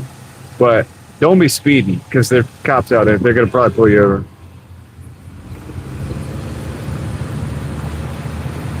I mean, honestly, I don't think I've ever gotten pulled over with a light out and actually got a ticket for it. It's always been a warning. I don't think I've ever actually got a true, like, ticket for that.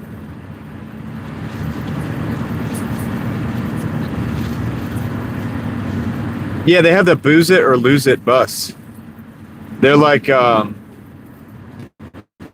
think they're trying to pull people over and get them for drunk driving, which honestly, dude, of all the things they could be doing, I guess I kind of agree with that one. Because drunk drivers can, that's a big problem, man. That really is. It's not good.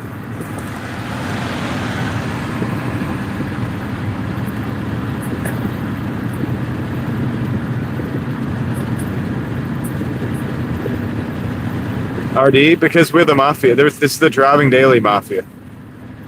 So that's why. Yeah, see, there's a cop at the bottom of the hill here. So if you come speeding down this hill, they're going to get you. Looking at them right now. Come speeding down here, man. They're going to pull you over. Except, wait. No, maybe not. It's the Apex Police. What is he doing here? He didn't have any jurisdiction here.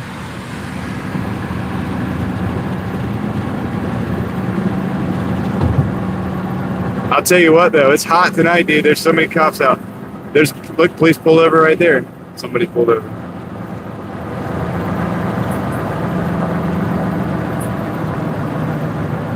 See, look, guys, motorcycle cops. Told you. They're all over the place tonight. You got the motorcycles, they got the trucks, the SUVs. Honestly, I've seen more RPD tonight than I have seen. There's another one pulled over there by the athlete's foot, which y'all can't see. It's to my left, but they got a motorcycle. Oh, there's a third over there on Creedmoor Road. They got 2 police officers over there. Dude, a lot of activity tonight, man. A lot of activity. They got some kind of campaign going on. Gotta be.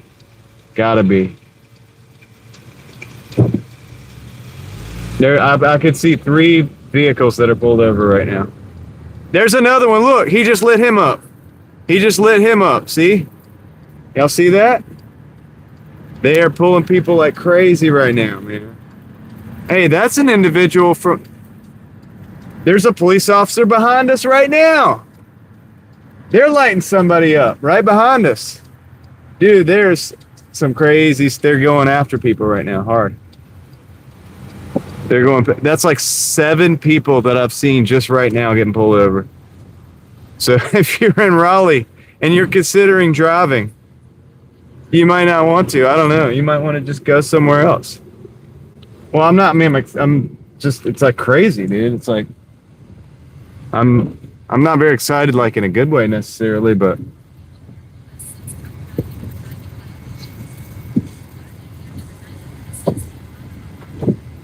I'm just.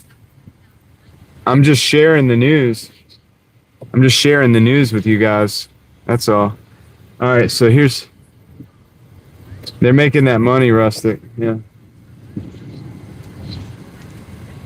Yeah. I'm really kind of saying it for anybody who's in Raleigh right now. It's like, dude, I haven't seen this many blue lights in a long time, dude. It's kind of weird, but it's obviously something going on. So I'll be right back. I'm gonna go into the building right next to that golden horse. I'll be right back.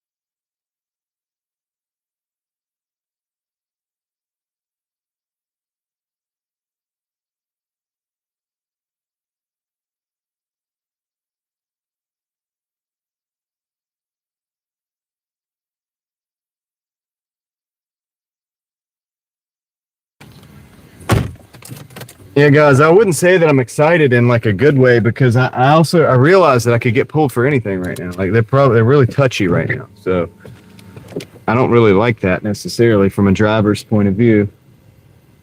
But from somebody who's like kind of reporting the news on the ground, I got to tell you guys, man, if you're in Raleigh right now, I'll just say don't speed, don't do anything, or if your car's got, not up to date or something, I would not be out here. I would just choose to not do that. All right. See, there's somebody pulled right there. Right there. Oh, here's the weird thing. All right. This is interesting. Guys, so this is the crazy thing. Remember how I told you guys? This is weird. Somebody look this up, please, for me.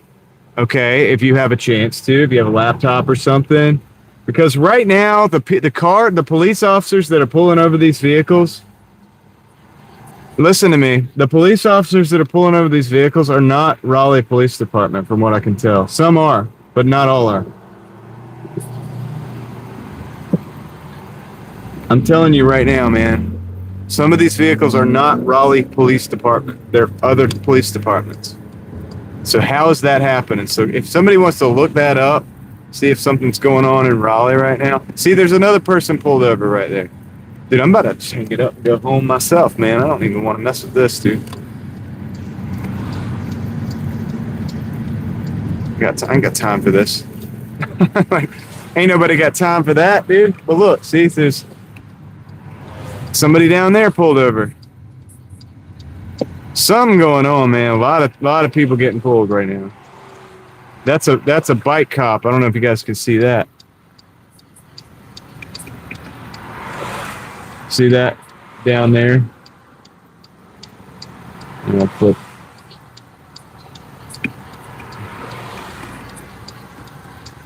I don't think it's drunk drivers, man. They're just pulling a lot of people over, man, right now. They're pulling a lot of people over right now. And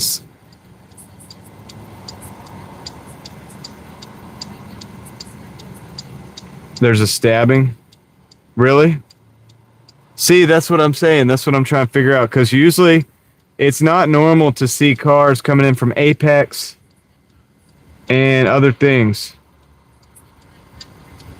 Uh, that was an Apex police officer, I do believe, back there. He had somebody pulled, man. He was checking them out. So they might be just pulling people and seeing. They might be looking for some. So what are you saying? They're looking for somebody. They're looking for a suspect. Is that what's going on?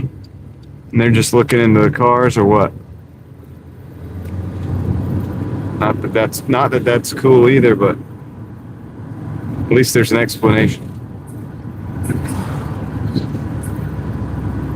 Well, yeah, there's Wake County Sheriff too, but there's police officers from other towns that are out here. It's not even that much. I'm seeing Raleigh police and I'm seeing Apex police.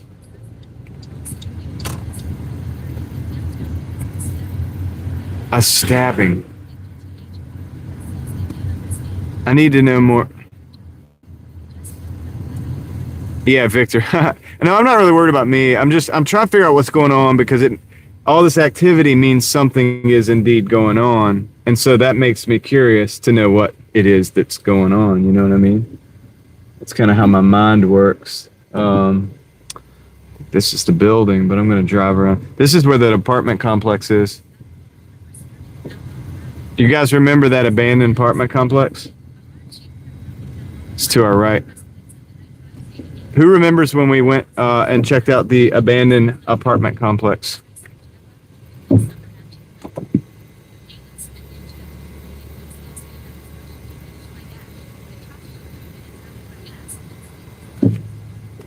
Okay.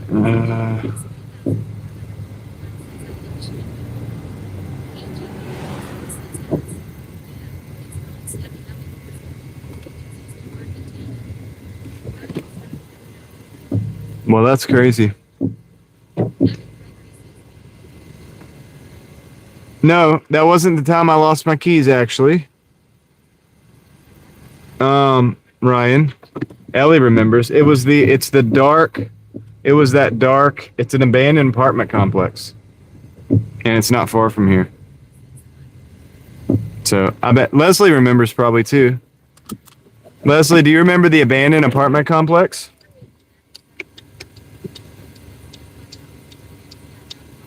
And they're still looking for the suspect, Amanda? Is that the case? They got to be either still looking for the suspect or something. There's a because they're out. Dude, this is crazy. I haven't seen it like this. I haven't seen it like this. I gotta find.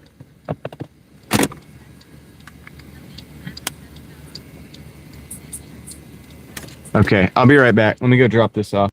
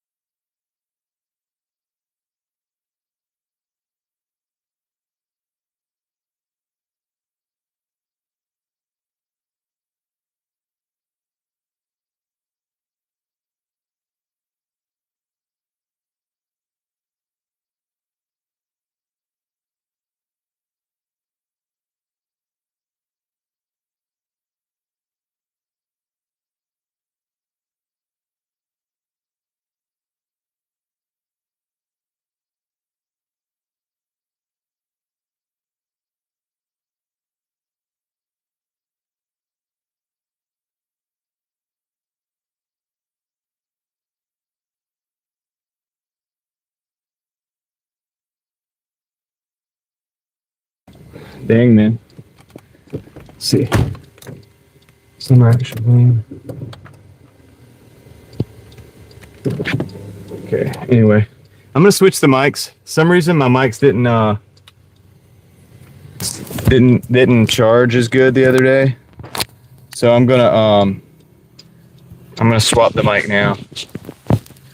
Okay, Ellie, swapping the mic now. Okay, do that real quick. Drop that off.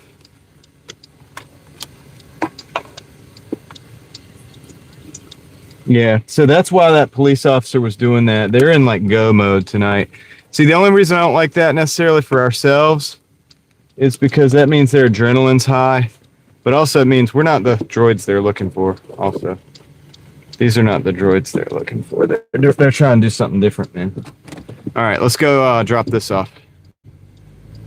Yeah, the abandoned apartment complex is over here to the right. When I go here through those woods, that's the abandoned apartment complex, man. Some of you guys remember that. We went and searched it from the fence. We didn't actually go in because that would be against the law. But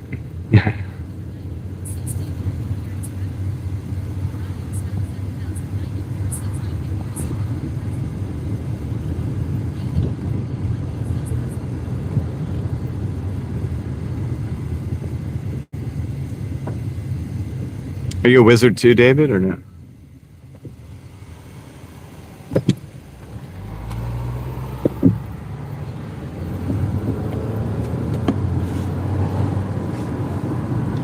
I gotta be on my P's and Q's at the driving though. I definitely don't want to get pulled over. Don't have time for that.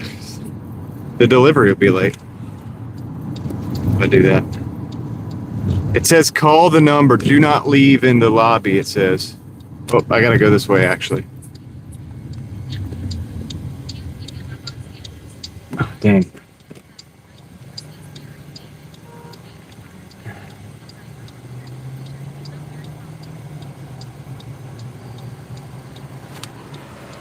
So they're gonna adjust this.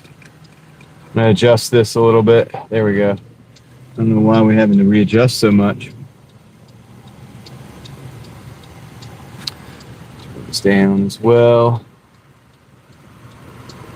Battery's good. Signal's good. Cool. Just rock it out like that.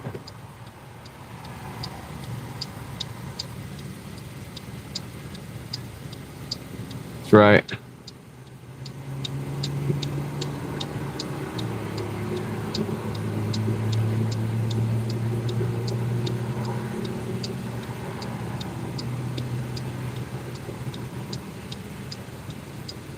Well, Raleigh's kind of having that.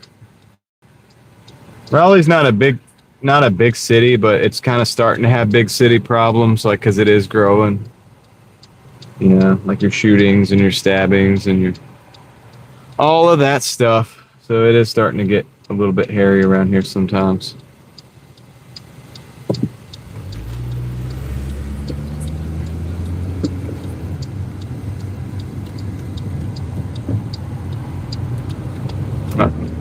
Get over.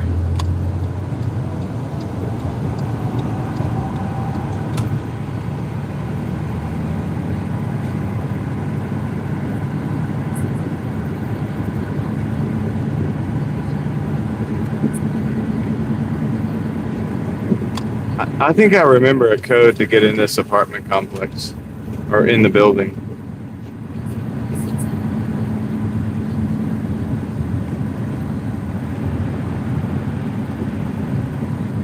I'm going to try that before calling the customer.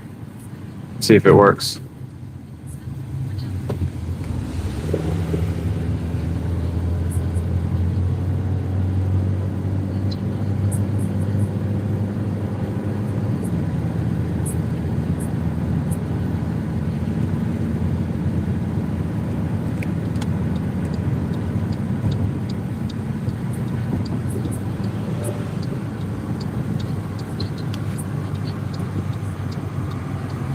Alright, let's get in here.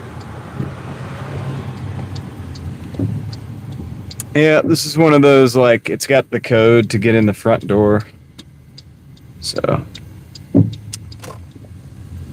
I gotta put the code in, get the front door, blah blah blah, gain access, go up 6 stories. I always take the stairs in this one. I don't like the elevator in this building. So I gotta go up like 5 flights of stairs. I'm gonna park right over here.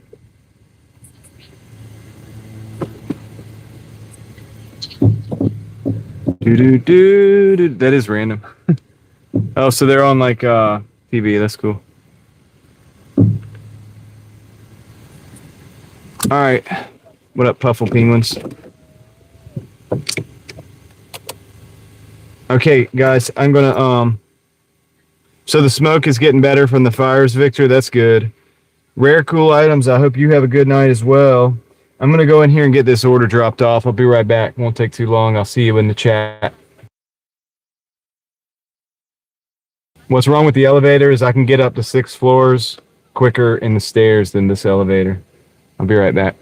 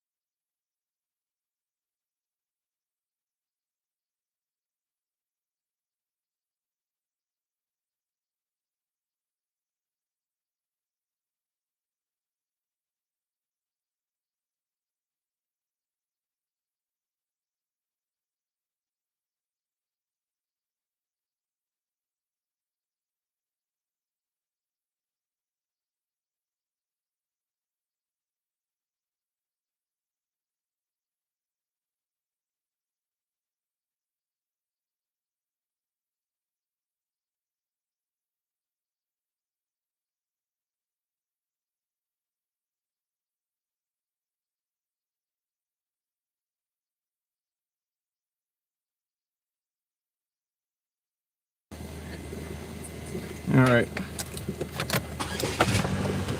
Got 2 orders going to McDonald's, 2 miles, $7 and some change. It's not the best, but it's going to keep us busy.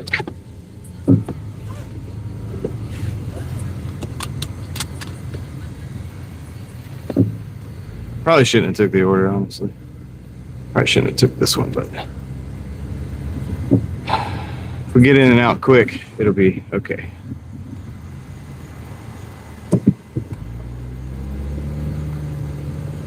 All depends on that drive-through line. Took a risk.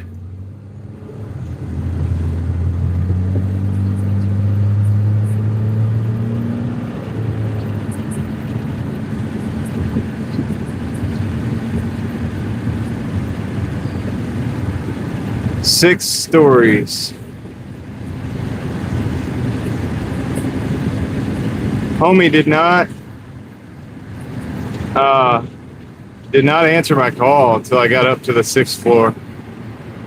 I got in because somebody else was going in. The code didn't work.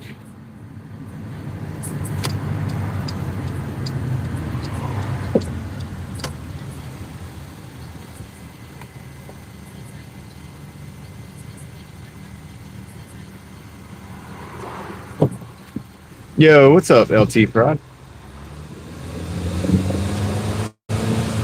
How's it going?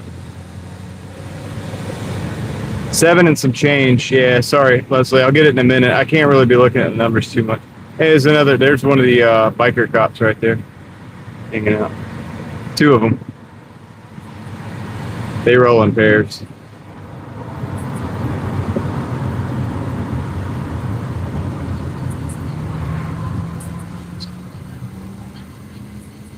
Ooh. 790. 790 on this one. I'm just taking it because we don't have to really go out of area with it. It's going to be a close in, and might be a wait at the drive-through, but we should be able to get both orders at the same time. So.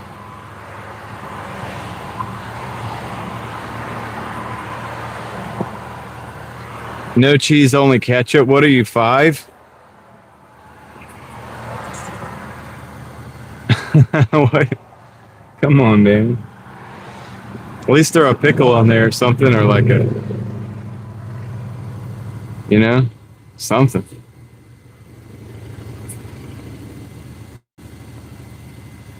David thinks I'm going to get pulled over and go to jail, but why would I go to jail? I don't know, but pulled over, possible. Definitely. For what? Probably for no good reason.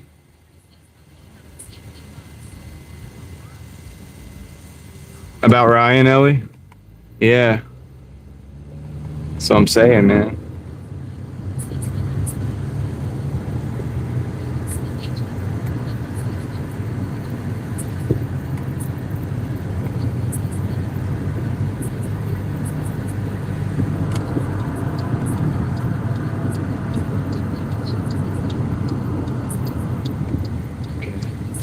This does not look too bad, actually.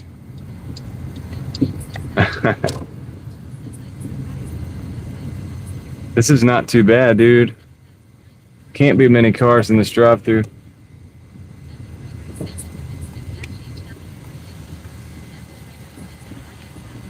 Hi, welcome to McDonald's. Will you be using your mobile app? No, just got two Doordashes. Okay, what's the name?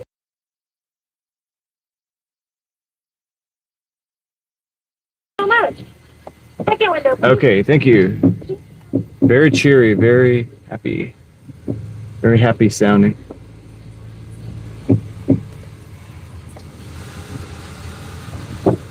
Man, I'm glad we took this order, because there's not a whole lot of weight on this. This is perfect.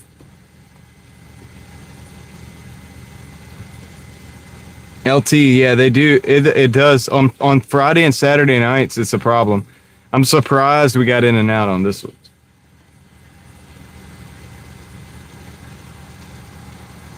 They really can, Victor. Because people aren't usually looking for a motorcycle. They're looking for a big, well, nowadays SUV. Used to be a big sedan, but either SUV or a truck. I know they have Toyota undercovers out here too, by the way.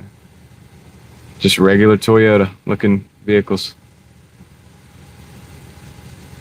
Like, I could tell you that, and this is how effective that is. You'd never see it. You'd still never see it because there's so many. There's Toyota in front of me. I mean, you know what I'm saying? Like right there in the drive-thru, right there. So it could be anybody. Turning an Agent Smith out here. Everybody in the Matrix is a potential agent.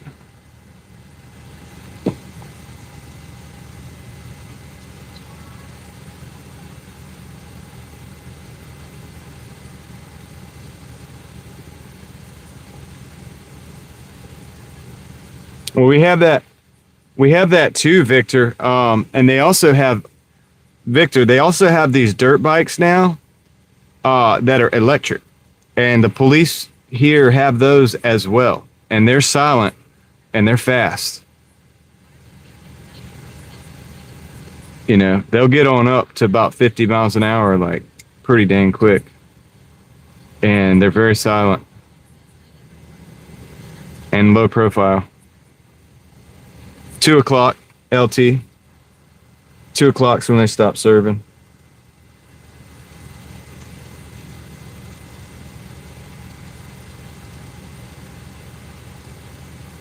David Smith is Agent Smith in the Toyota.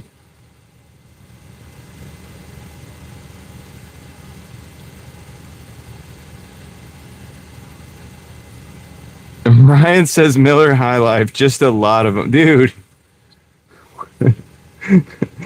He has Miller. He drinks Miller High Life, then he has his burgers with just ketchup only. All right, enthusiast, later. Wait, Caleb's in here? Oh, what up, Caleb?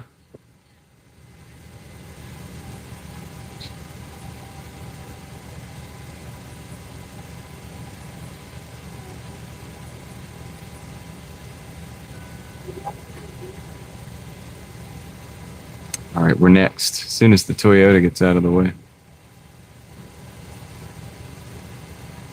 He did, LT. He did, I think it was yesterday. I was in there because I don't usually watch like all day because I got a bunch of stuff going on, but yesterday I kind of hung in. I was in and out because I knew he was about to hit 100,000.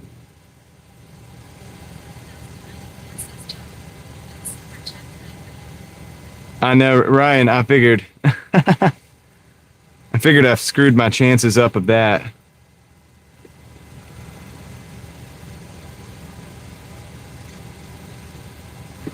All right, we're up. It's our time. Hey, that's a very Agent Smith thing to say.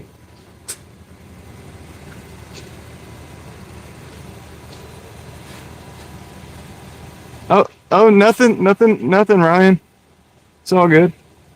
What's the name? I got 2.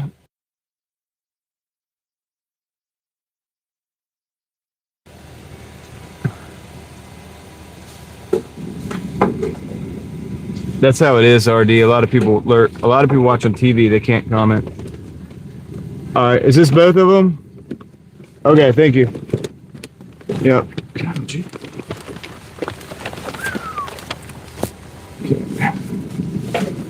I'm gonna get on out of his drive-through line.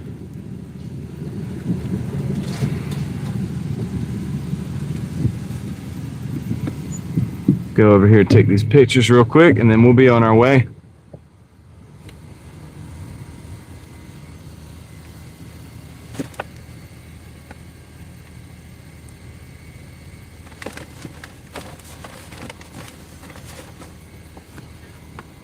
Another High Life.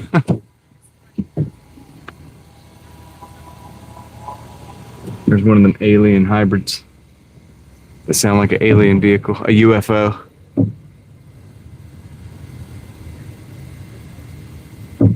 Sounds like a UFO. Do do do do do.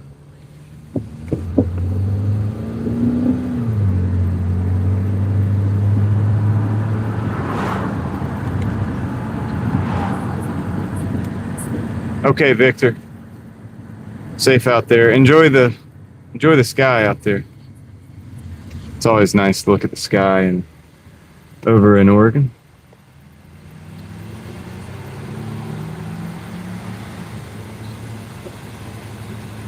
I've heard that, Ellie. Or I've heard that, Leslie. I'm sorry, I didn't call you Ellie. I was just looking at it and I saw Ellie talking to Ryan. But yeah, I've heard that, Leslie. I've seen it, and it's true. It's true, man. The cars suck. The cars suck, dude. Y'all want new cars? I don't want a new car, man. Not y'all, like, what I'm saying, people.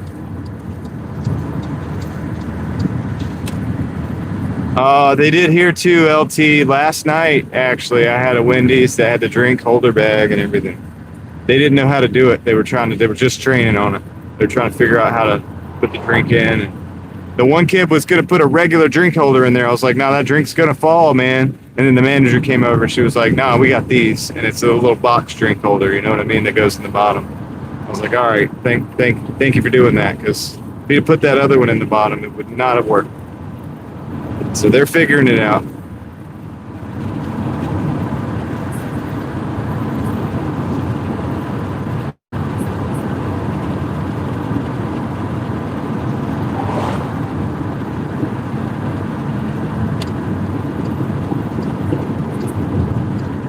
Yeah, Duncan is pretty good.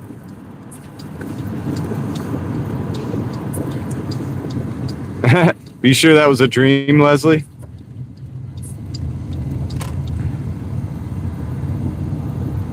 We gotta drop off in the back of this neighborhood here, so we'll see if we can get in and out of here.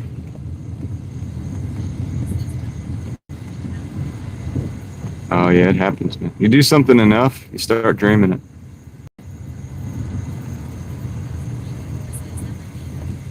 I used to dream about baseball. Dreamed about martial arts before. I've dreamed about driving, which is kind of weird because you really can't drive very well in your dreams. Like, it's very hard to drive in their dreams, but I've dreamed about that. Dreamed about all kinds of stuff. Amaretto and Coke. That's a pretty sweet combination there, Pam.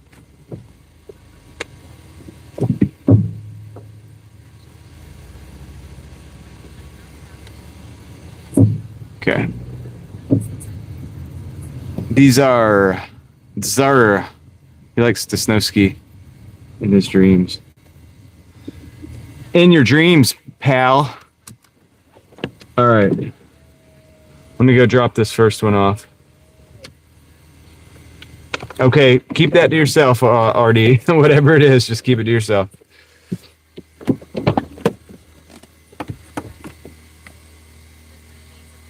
Three days of darkness, huh? That'll freak people out. All right, be right back.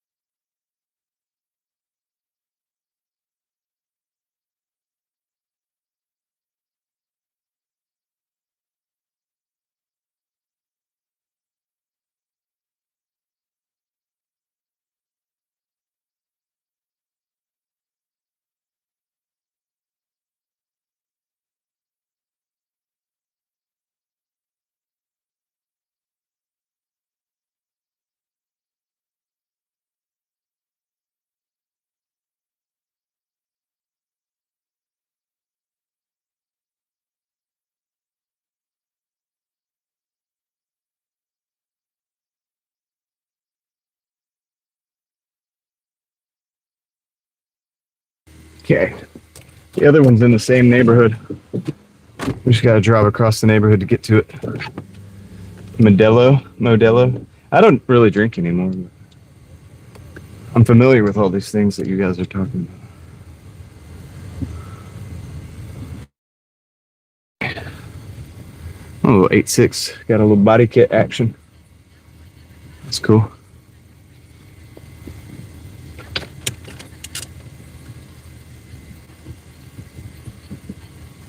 Nice. LT, the point system is far superior. You're going to like it. You got to really screw up to be like silver on the point system. Gold can happen every now and then. I dipped into gold yesterday, but all right, let's see. Cool. Perfect. All right, we're at the next drop off. That was close, right? That's why I took this order. I'll be right back. I'm gonna drop this off.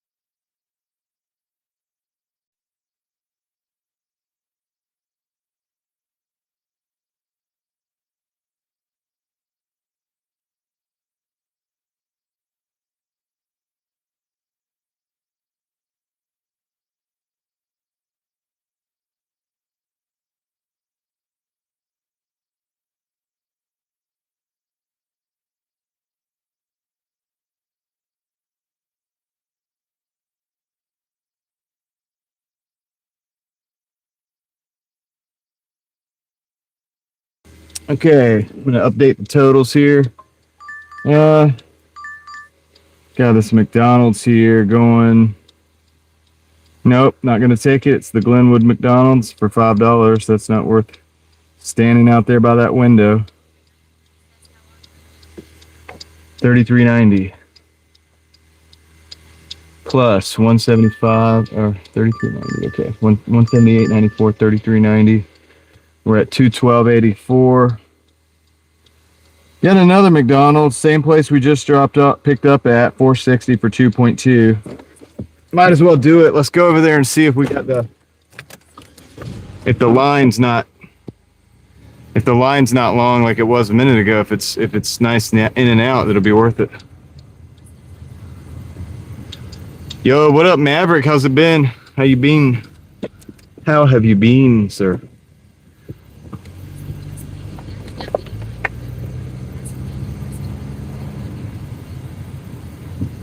Yeah, LT. Well, people are maxed out. I mean, even if it's Dash Now, they're already working 60 hours a week. They're not going to work more just because they can Dash Now, you know? So I think there should always be Dash Now. You know what I mean?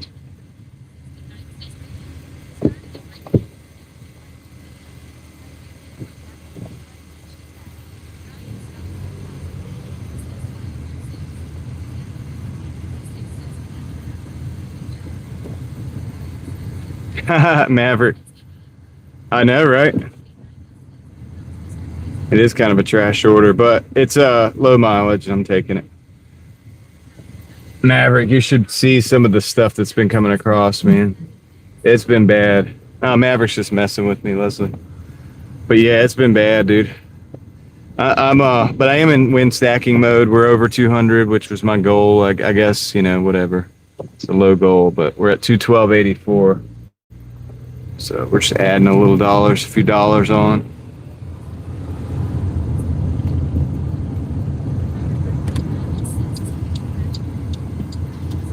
It'd be trash order.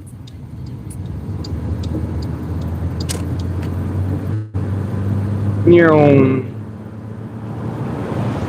I wonder if all these police presence is kind of cleared out for the night over here, or are they still going to be out here all night? They'll probably be out here all night. Probably till like 3 o'clock.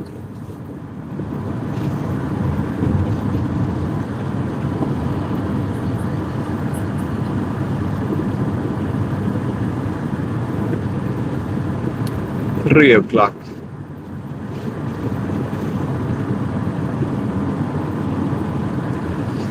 Because the bar's let out at 2, that gives them an hour of probably potentially pulling people over that are, you know, driving drunk.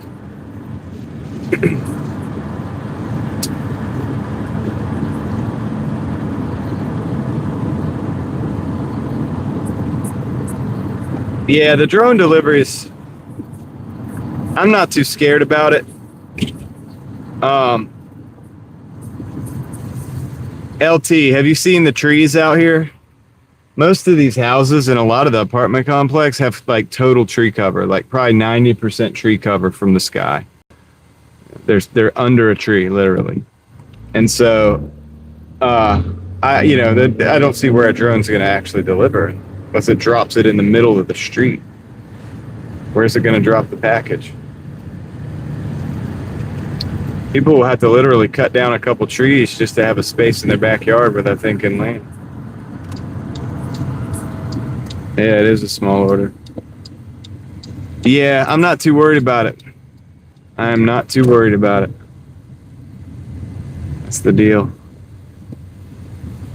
Right over here, man. Let's see if we can get up there before he does. Screw.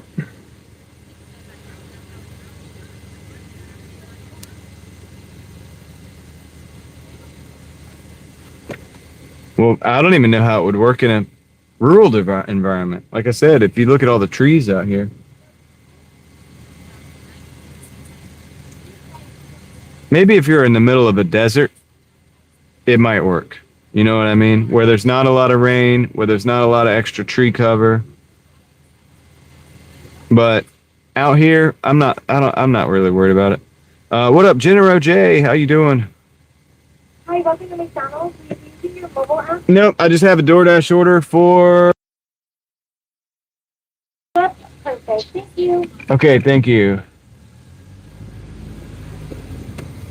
Shimmy down the chimney.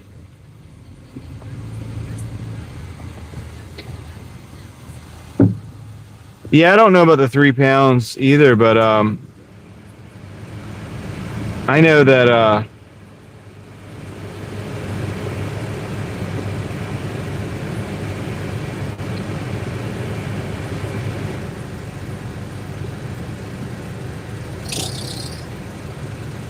yeah, but see, dude, Aaron, I don't know, man. He just likes those. Hey, how you doing? He just likes those little. He's a cherry picker, dude. He doesn't go a certain distance, and all the little orders that he would take, those are going into little dots. But I don't know, man. He might be blowing it out of proportion a little bit. I don't know because I'm not there. You know what I mean? But I don't think it's making a difference. I'll talk to somebody. Somebody comes in here who works Aaron's Market, and they said they have to make a dedicated landing area. Yep. And they said that they don't notice a difference because of the drones and the dots. So, I think it was Amanda.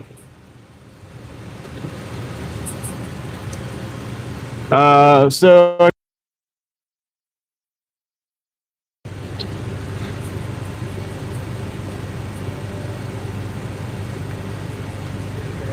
thank you. Have a good one. And also, yeah, I think he's doing really well with Flex. That's the other. I think that's really, you know what it is, it boils down to. And I can't speak for Aaron, but if I had to guess, he's making good money on Flex at a good schedule. And he doesn't want to mess that up. There you go. Amanda, what's up? I thought you might be in here. I was hoping you would come forth. I was hoping you would come forth. But weren't you saying, can you corroborate that? Corroborate that? Were you saying the other day that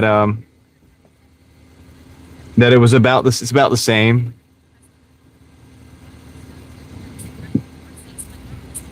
I think what it is he's liking the flex, man. That's really probably what it is. And it's a good excuse, a good time to take shots at Doordash. Because, why not, right? If he's not dashing.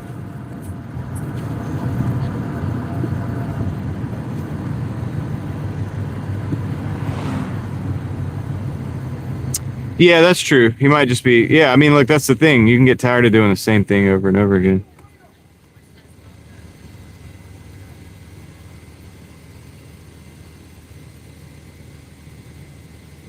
Yeah.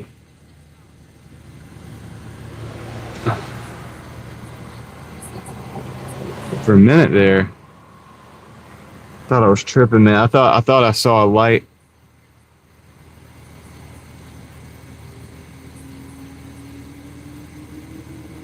Got you. So yeah. Anyway, I'm not really too worried about the drones and bots. I think they're doing that to train other systems. And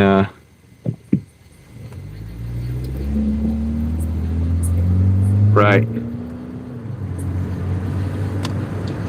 That's true. Middle of the night makes it a little different, maybe. And maybe that's when they run the bots. Listen, I know, dude. How does he do it, LT? How does he do it? He's a genius. But yeah, the dots, man, they probably run more at night because there's less traffic. Because otherwise, they would get smacked. Like they would get hit by like cars that are not paying attention. Those things are too little. They need to be yellow, not red. They need to be like bright yellow with a bunch of lights on them. Too small. They wouldn't make it in Raleigh, I'm telling you, dude. I mean, they're gonna have to make their own path for them. I'm not saying it can't be done, but it's got to be done. There's a certain way it needs to be done. And I'm not going to help them figure it out either. I'm pretty much going to stop talking to them. Well, you know what I'm saying. I'm not trying to help them. They're going to have to figure it out. All right, RD, take care, man.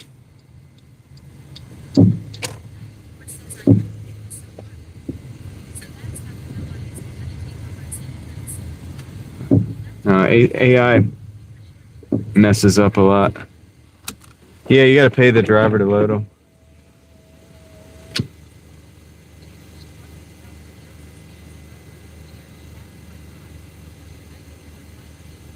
Oh my goodness, Maverick. Yeah, I know. Well, here's the thing is, Maverick, here's my question. If she falls down the stairs when you're trying to help her, is she going to sue the crap out of you? That's the problem with these days. You know what I mean? It's like, even if you wanted to help, it's like, yeah, but it's a lot like you're probably going to sue me. Like, and it sucks to even have to think that way, but you almost have to, because what do you want to do? Get sued? And then, if you didn't think that way, could be a bad outcome for that. I don't know. It's rough, man. It's rough out there. I'll be right back. Let me go and drop this off.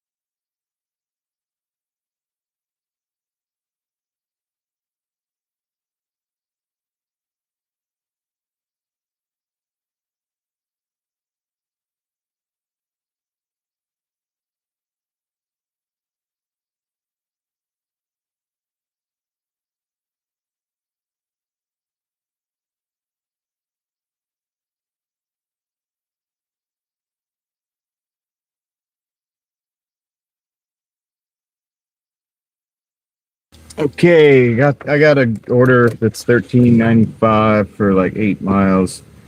Got to go to Wendy's and Papa John's. So, all right. Good night, Samuel. Take care.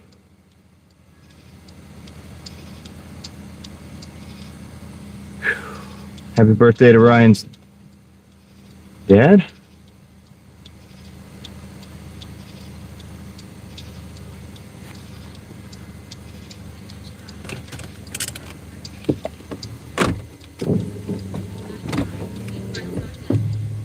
All right, let's go. Rustic.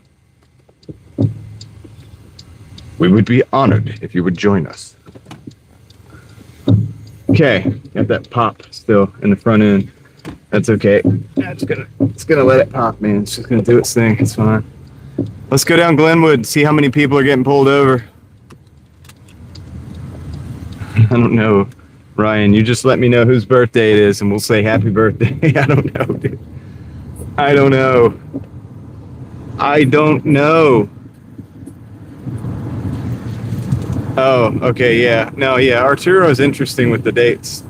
I don't know. It's a sunny day, or it's like, is it going to be a sunny day on this day like it was on that day? And it's going to be cloudy. What's up, Rustic? How you doing, man? You recovered from the walk from the game? I saw the pictures. Saw the pictures. So you were in that box? That's where you were? The one you took the pictures in? I guess you were in there. So you were just hanging out there the whole time. Pretty cool.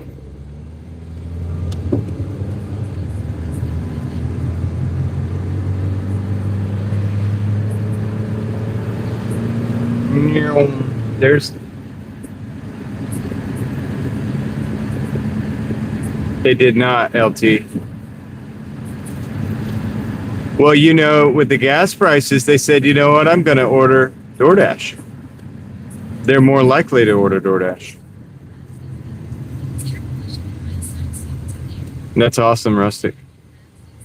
Did you know that ahead of time, like going to the game, that it was going to be in a box?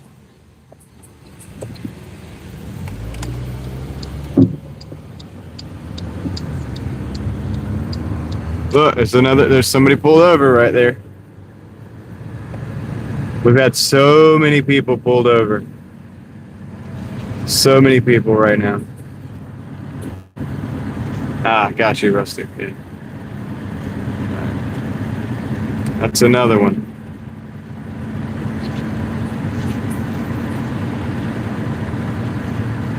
A lot of government people order Doordash, man. Now that one was a state trooper. So we've had state troopers, Raleigh Police Department, Apex Police Department. There is a one right there from another one that I don't recognize, but that's not a Raleigh Police Department or a state trooper or a Wake County Sheriff. So we got police officers from all different places right now out here pulling people over all night long. They're just pulling people like crazy. Yeah, LT, that's true, because they were scared about that money. I mean, I don't blame them. Probably would do the same thing, to be honest. So it's just crazy, man. It's the first time I've seen, like, it's crazy. This is the first time I've seen police officers from other towns coming into Raleigh actually pulling people over.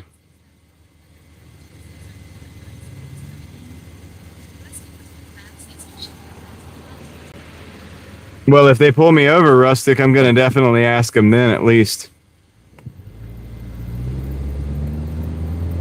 I'll ask them if they pull me over.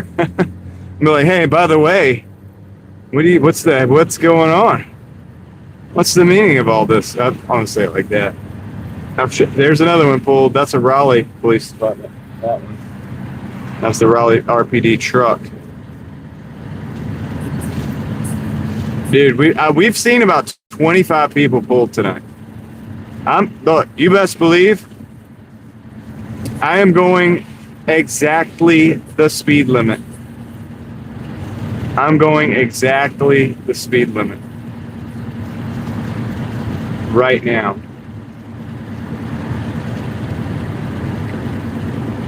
On the dot.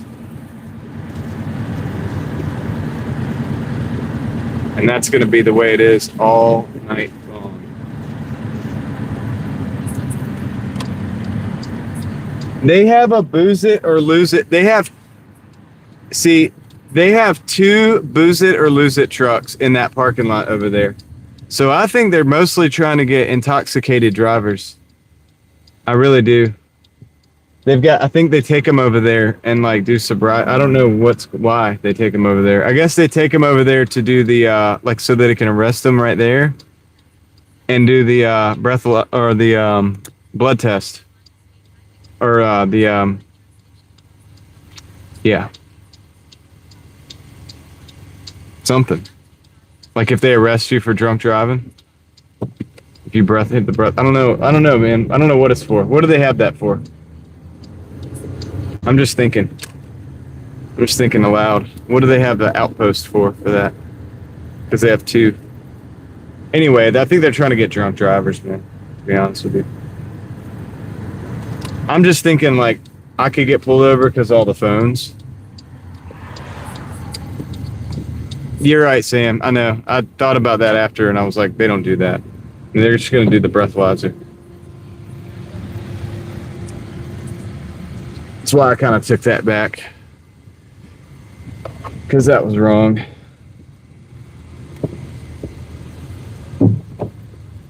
They're just going to do a breathalyzer, man. But why do they have the trucks? That's what I want to know. Why do they have the extra station? I'm trying to figure that out. Why can't they just do it at the car on the roadside?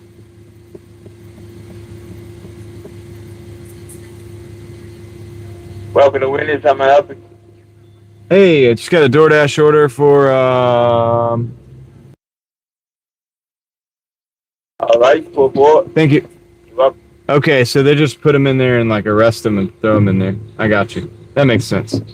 Breathalyzer at the road, yeah. Yeah, because you can't pull them in unless you have them arrested. No, I don't think it's a portable. I think Caleb's right. I think that's where they just like the extra jail. It's like a mini jail, like it's like a mobile jail kind of thing.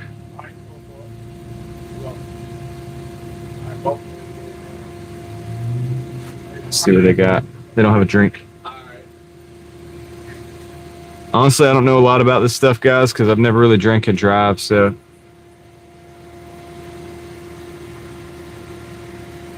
Yeah, Caleb, maybe they take them over there like multiple people at a time. That way so they don't have to go back and forth and back and forth. So that means they're planning on arresting a lot of people tonight. That's what that means.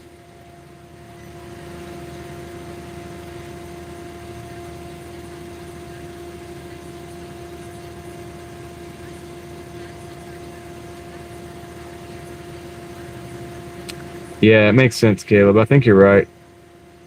It's big enough to put people in if you just sit them on a bench in there.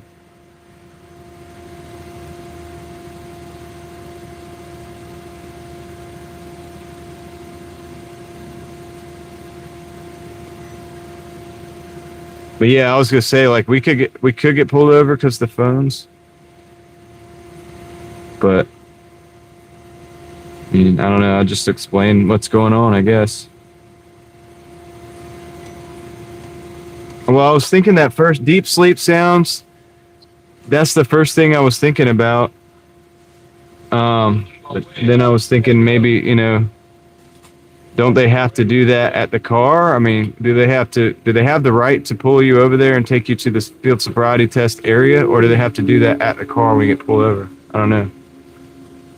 It's crazy, but Yeah. y'all let me know what you think.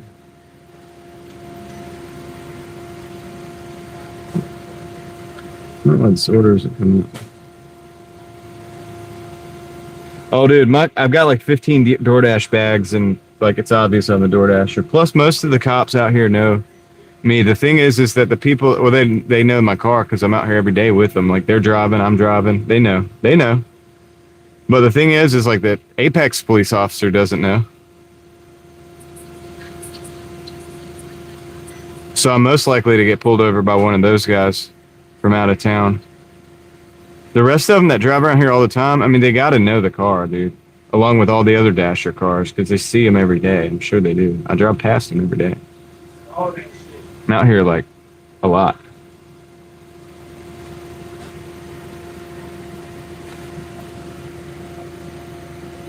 I'm going 25 hours.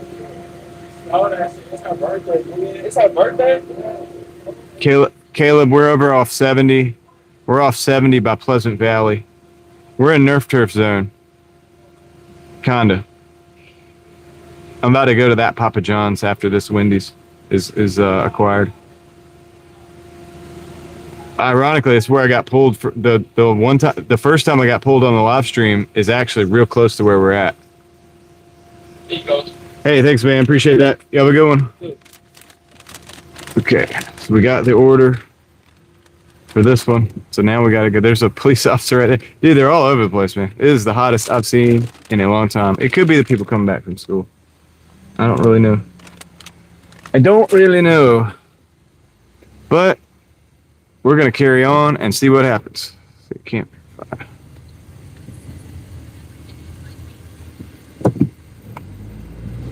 Sometimes I remember my dreams really vivid, Victor. Sometimes not so much, but sometimes like real vivid, you know?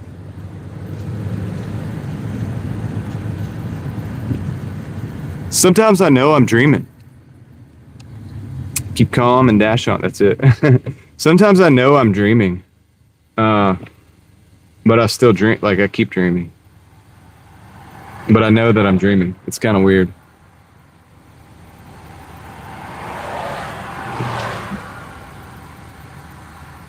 It's almost as if I can like choose to stay dreaming.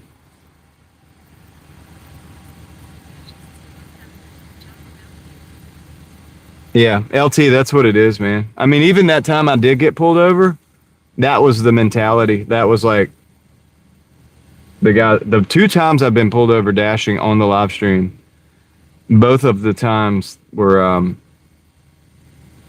I didn't appreciate being pulled over, but at the same time, obviously, I didn't give an attitude because that's stupid to do. Yeah, I was nice. I was whatever, professional. And they were somewhat professional for the situation. And yeah, I mean, they were just like, yep, all right, man, have a good night, be safe out there and all that stuff. So yeah, I mean, that's kind of what it was. And both times, I guess they had a legitimate reason because remember it was that light on that license plate, which I did fix. So this time. I didn't know, dude. I didn't know it was actually broken. Because the first time I went to check it. All right, let's see.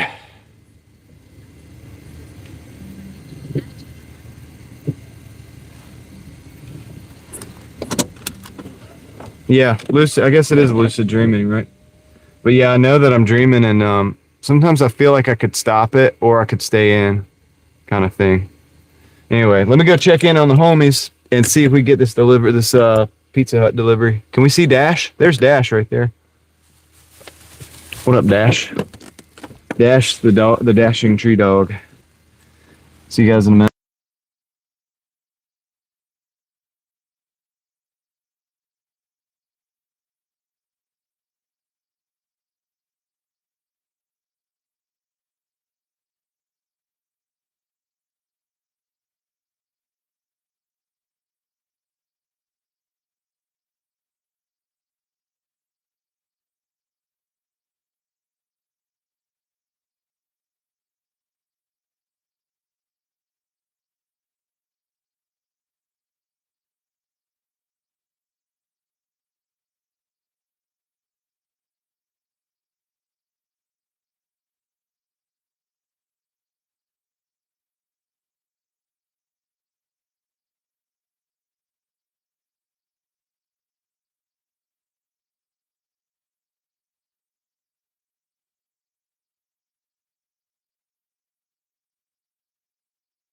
Man, he knew it was me and brought the pizza to the door. I didn't even have to go inside the store.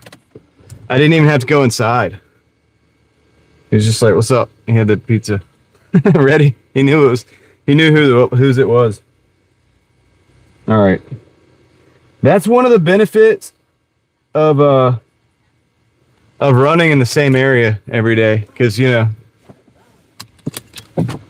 probably ain't gonna get that if you go to a new zone. Like whenever you go to a new zone, they're like, "Yeah, who's this guy?" Not sure. All right. That's good, Victor. Yeah. Rusted. Well, they all know your name before you come, I think, because they got it on the screen, but they don't always know who, like, what you look like and stuff. But also, they're some of them are going to be like, "Oh yeah, like, why don't you, what do you call it? Scan it and confirm the order and all that." But they, if you see somebody 15 times a day, you don't have to tell that person to confirm the order. You know what I mean? So like a lot of times they don't even say that stuff to me. All right, so we got 4 minutes on the first one, 1.8 miles. Let's go. I don't know how long we're going to stay out here, guys. I figure 225 is a good goal, and that's where we're about to be at. So, yep. Even the Wendy's, man. The Wendy's is starting to be pretty good over here. The McDonald's is not so good. The McDonald's is starting to suck, dude. This one, like, I've had a couple orders there tonight even that looked decent, but I didn't take them because I don't want to go sit at that window necessarily. Maybe when it gets later, when there's less people. But I don't mind standing outside. Tonight's night out, but it's like, dude, I don't know when they're going to come to the window. You know what I'm saying? I don't know what's going to, I just appreciate that really. Like it's kind of it's not consistent and they don't have enough employees. They got to get their stuff together, man. Even the customers, like the other night, the guy in the silver car, dude, he had to drive around 3 times to get his food. Oh yeah, it's pretty humid. Yeah, it's a little sticky. I'm not running the AC right now. It's a little bit sticky. Hey Pam, if you fall asleep, that's good. Get some rest. We'll see you next week,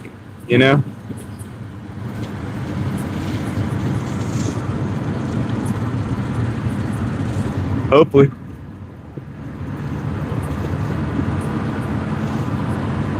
Oh wow, is there, Caleb? That's right where we just were. That's where we're operating, right? That's like ground zero. That's like our operations area. Like, dude.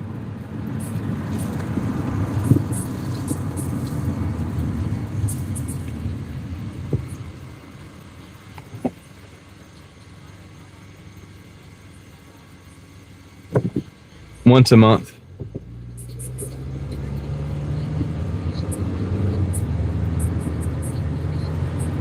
Okay, interesting, Amanda. All right. Yeah, there have been some issues. I mean, there definitely have been some violence and stuff. Illegal nightlife operations. What is that? Illegal nightlife operations. Sounds lucrative, actually. Sounds like something, you know what I'm saying? People are making money out here doing something they're not supposed to be doing.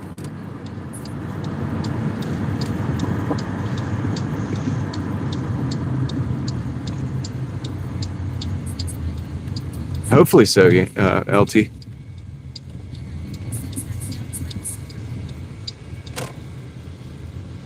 Illegal say nightlife activities.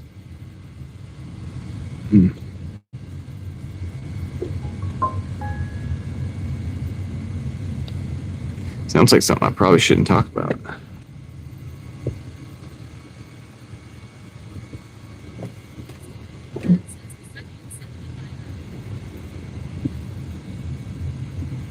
Caleb, was that news article about the thing you're talking about just now?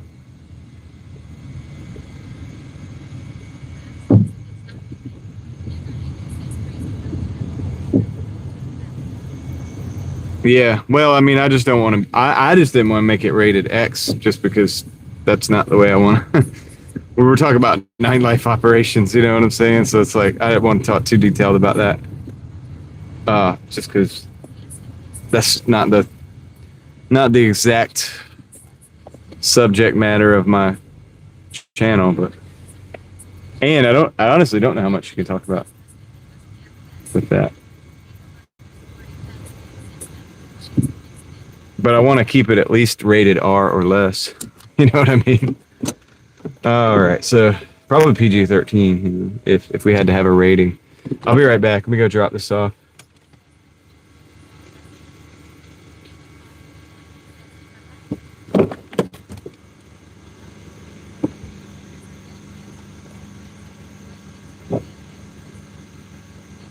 Be right back.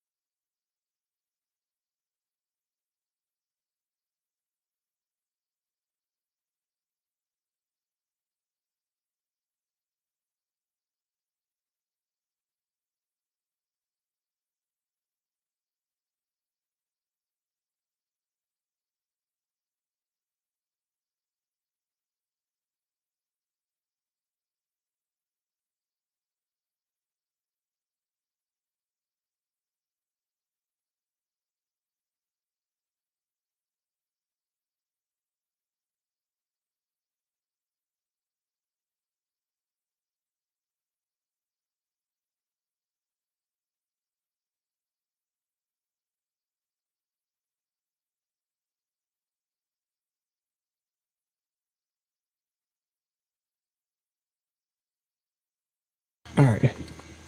I had to walk all the way around. I had to run all the way around the building. It's one of those. It's got like A through, I don't know, R is about how many it has. All the letters. And it has one in the middle, two on the corners, like staircases. And then one on the other side and it was like on the other side of that whole building. Then to run around. It's crazy. Anyway, second delivery drop off coming up. Let's go. Got a lot of spazzy lights. These are the neighborhoods with you have a lot of LEDs going out. All right, let's see.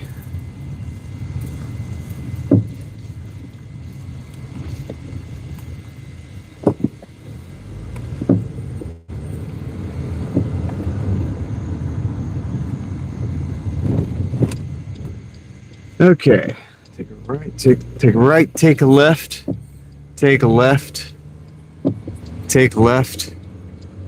I've been here before, yeah.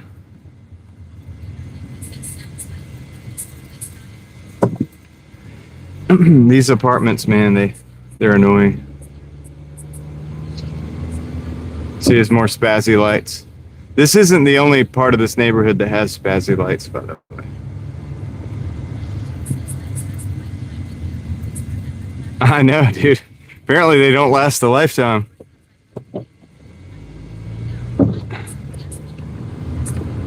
Now, they might have lasted a long time, but they don't last forever.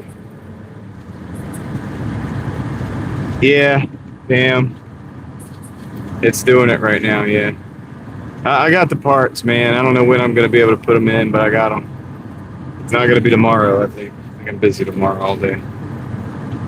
So I got to figure it out. Maybe Monday morning I'll lift the car up and do it. And there's a good chance I might have to schedule an alignment too. So that take more time out of the day. So that would knock me down next week quite a bit. Maybe almost a whole day combined. Still better than going to a mechanic.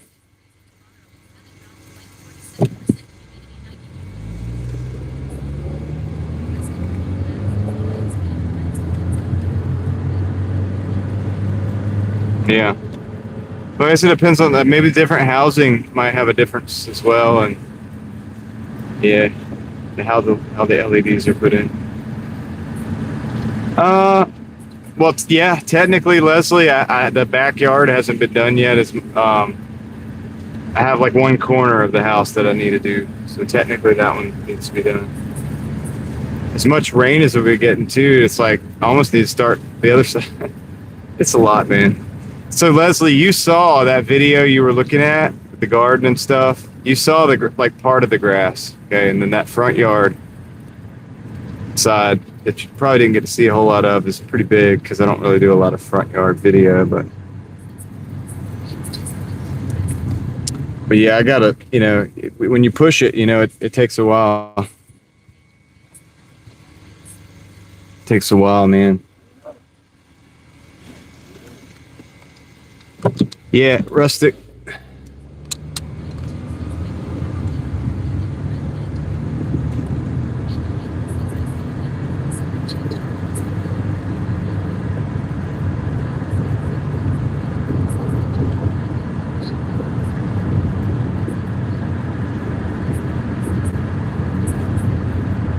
Oh yeah, Leslie, yeah.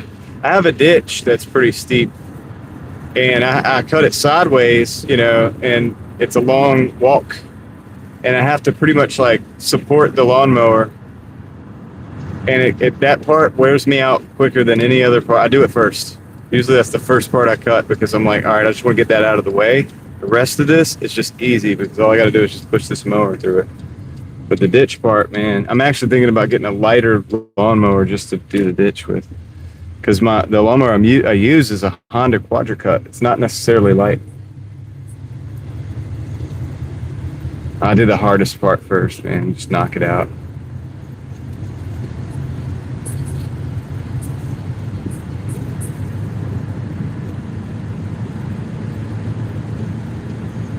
It's tough. But yeah, I'm thinking about getting a lighter one just for the ditch.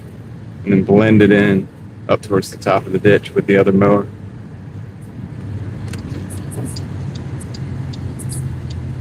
A rope? Nah.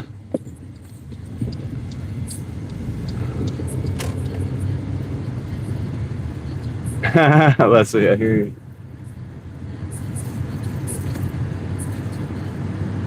No, it's too big. Rustic.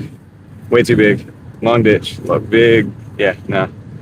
No way. And it's got a slope that goes up probably about 5 passes with the lawnmower wide. And I like cutting it too because it looks nice. When it's cut, it's like looks like a golf course. Or, yeah, I don't know. It doesn't really look like golf course. Casey said that the other day because he's being nice, but I don't think it looks like quite that good. But it definitely makes the property look presentable and better. And I like it because that's the way I cut the rest of that section of grass. And some of that section of grass, you know, my kids play there. They ride the ride-on toys there, kick the soccer ball, so on and so forth. So it's got to be cut proper for all that to happen. So, you know, I don't know.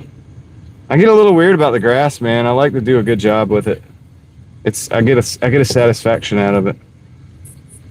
Although grass is like a stupid plant, dude. Because it doesn't feed you. Like, I mean, in a way, grass is kind of dumb. Like, it's like, why do we do that? We could be growing food. But, you know.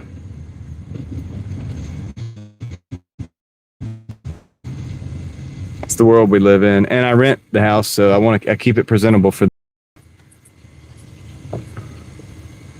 you know, care what we are responsible for taking care of.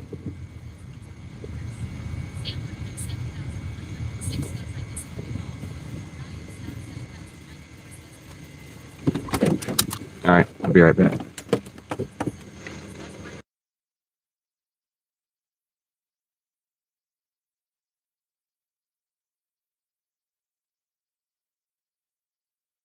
Yeah, but we don't have cows. Oh yeah, I cut it pretty low for the mosquitoes, snakes, all that stuff. Yeah, because see, I got kids. That is really why I cut it, is to kind of subdue the yard. I have reasons for it. There's reasons for it. I get it, man. But anyway, let me go drop this off.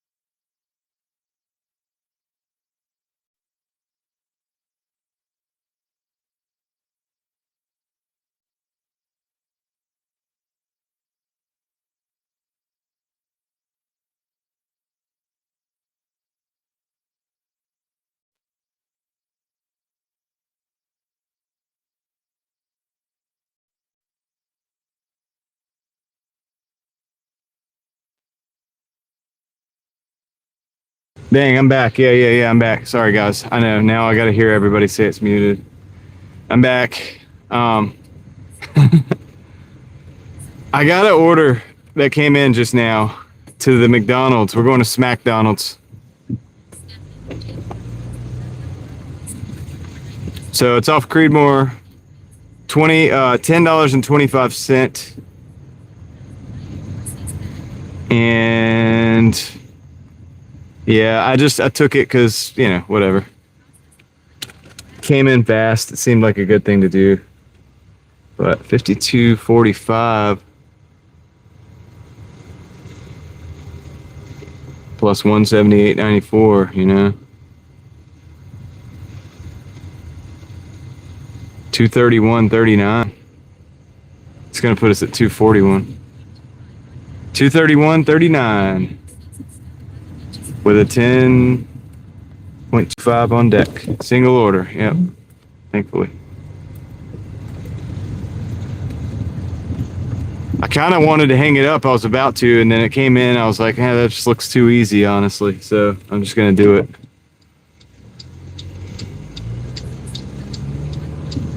Could use the money, you know what I mean? I'm sure you guys know the feeling. All right. Well, let's go. Go pick it up.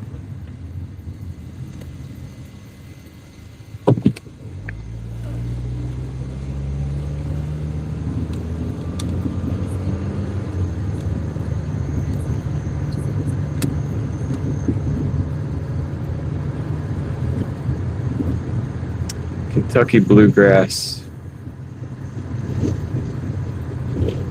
I think who had that growing.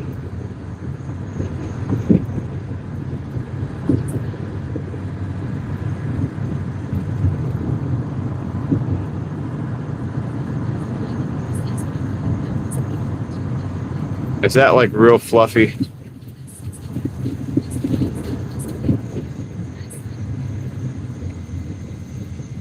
Yeah, summer's gonna end soon, guys. It's gonna be over. Wintertime's coming. Better be ready.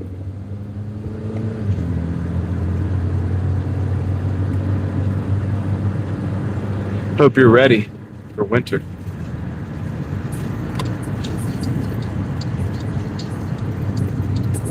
Fluffy in the winter. Yeah, I thought so.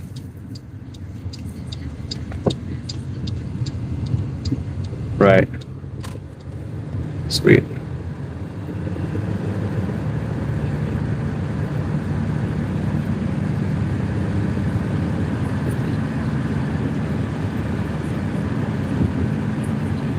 What'd I do, Ryan? What'd I say? Are you talking about the mute? Ryan's probably behind on the stream. He usually is.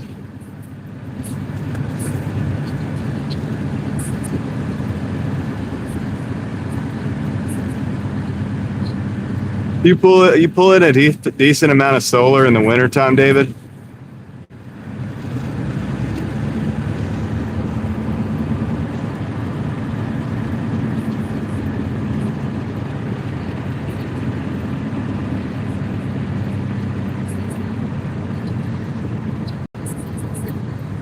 Oh, the winter. Yeah, I mean, fall could happen first. Technically speaking, fall could happen first. I mean, it should. It's supposed to. We'll see, though.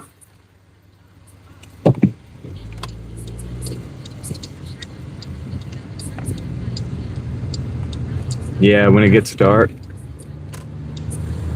You got to have the... Oh, okay, Ryan. All right. I hear you, buddy. I hear you, man. Yeah, bluegrass is good. Yeah, Kentucky bluegrass.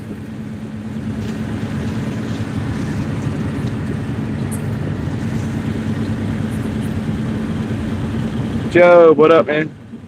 Everybody was wondering where you were earlier.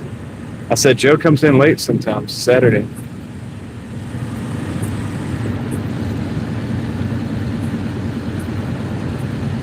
I was wondering where you were going with that, Rusty.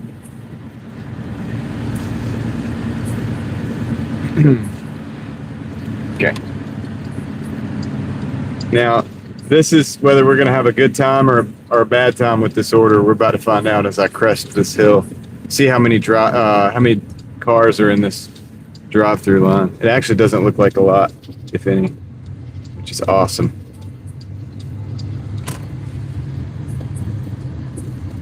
Man, there's only one car in there. Not two cars in there. No, one. Maybe one.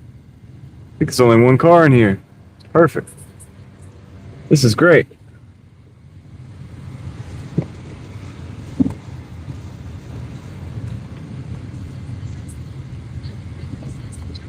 Glad I took this order. Welcome to McDonald's. Will you be using your middle today? Just have the DoorDash order. Are you supposed to the second window? Thank you.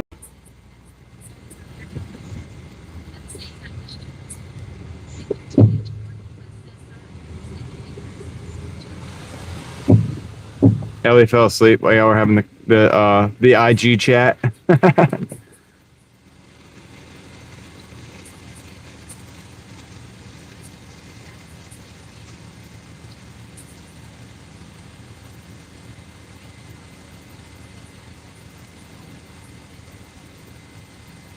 Yeah, nothing wrong with that, David. If I could run everything, well, see, so if I own the house I live in, first of all, I'd cut down several pine trees that would give me more sunlight. And then I would add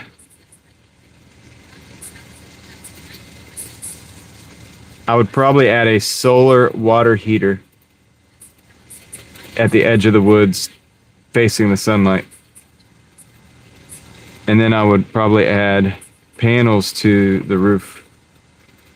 Solar panels to the roof, if I could.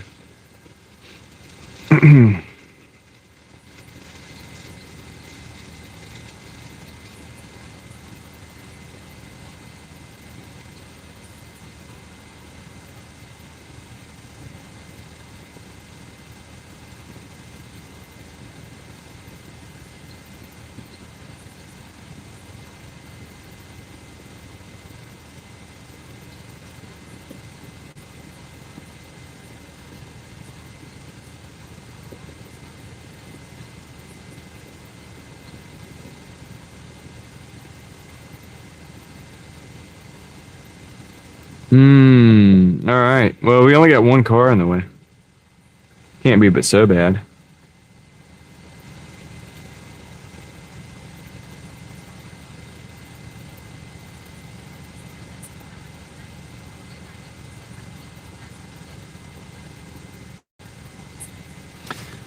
I don't really either, Yankee. Today I had it was a turkey sandwich with cheese, pickles, onions. I think onions, pickles. Let's see, what else? Mustard,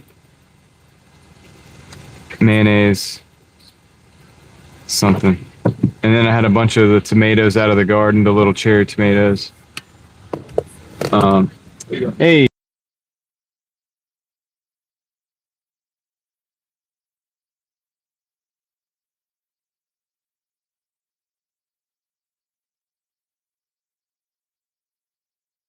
Uh-oh, he's saying he don't have the order. Oh, he sees it. He sees it. He's going to go make it. All right, he almost gave me the wrong one. Rustic, really? That's awesome, man. Good job.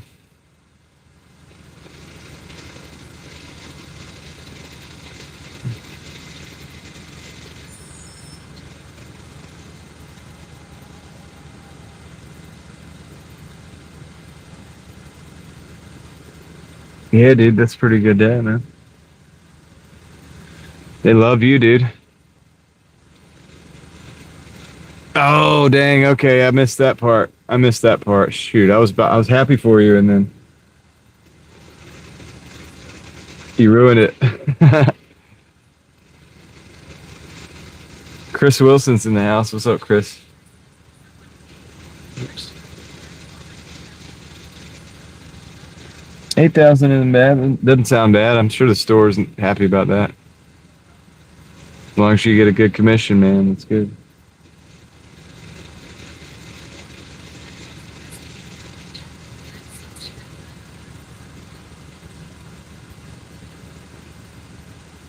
Yeah, so I think he didn't see that order come up until I said something about it, and now he's back there making it right now. So we gotta wait on it. Glad I caught him. He was gonna give me that other order. It didn't have a receipt on it. And I was like, it's for so and so, right? And he's like, so and so? No, that's for another one. I don't think we have that order. He looked back and saw it, and then now he's making it. So glad I said something, because I would have had the wrong order. And this is a $10 order, so.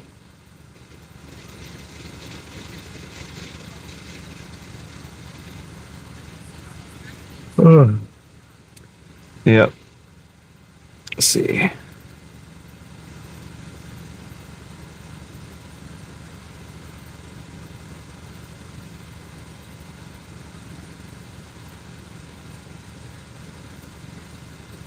That's cool, LT.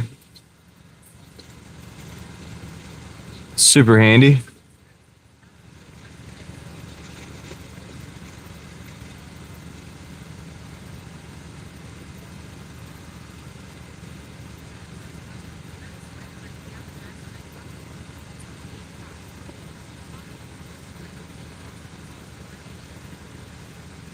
One a.m. Yeah. Yeah, I'm getting close to the end of the dash. We'll see what happens after this one. Appreciate everybody that hit the 193, the 193 people hit the like button. Thank you very much. I appreciate that. You guys, I appreciate all of y'all.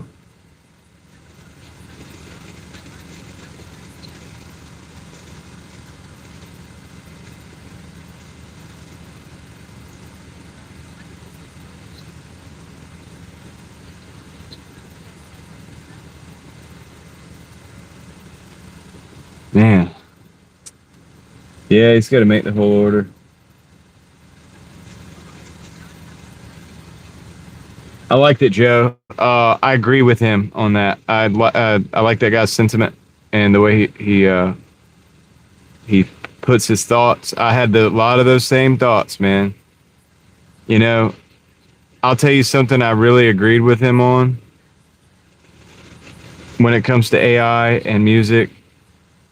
He said something, he was like, I'd love to be able to sing really good, but it's not my talent. And it's like when he got tempted to use the AI to like bring out his dreams that he had, like that he, songs that he might have written that he wanted to make into a reality. And he's like, everybody should be able to do that, right? And he's like, right, but like probably not. Here's the thing.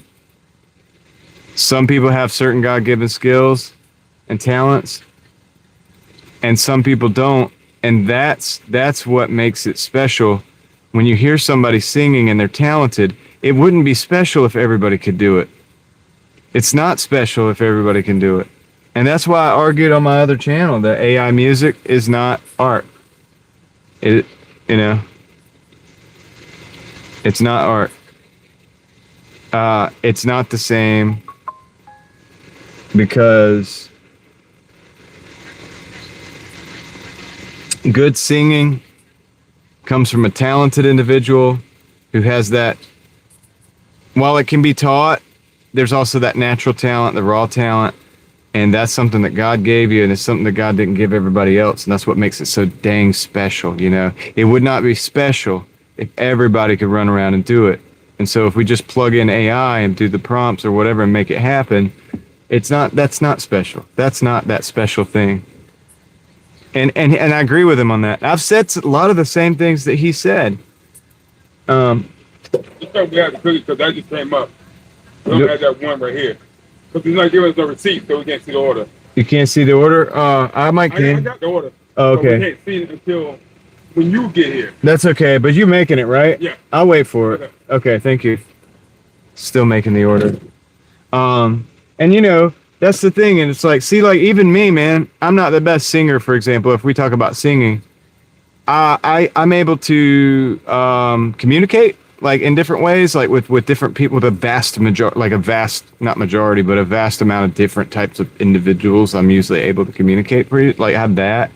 I have some other things that I have, man, not much, but like, I realized that, like, for example, like drawing, I'm not the best at drawing a picture that like and make it look exactly like what I'm looking at. Some people can do that. That's a talent. That's a skill. That's a God-given skill. I don't really necessarily have that. Now, does it mean I'm not ever going to draw, or I'm not ever going to paint, or I'm not ever going to do that? Well, no, I'll do those things.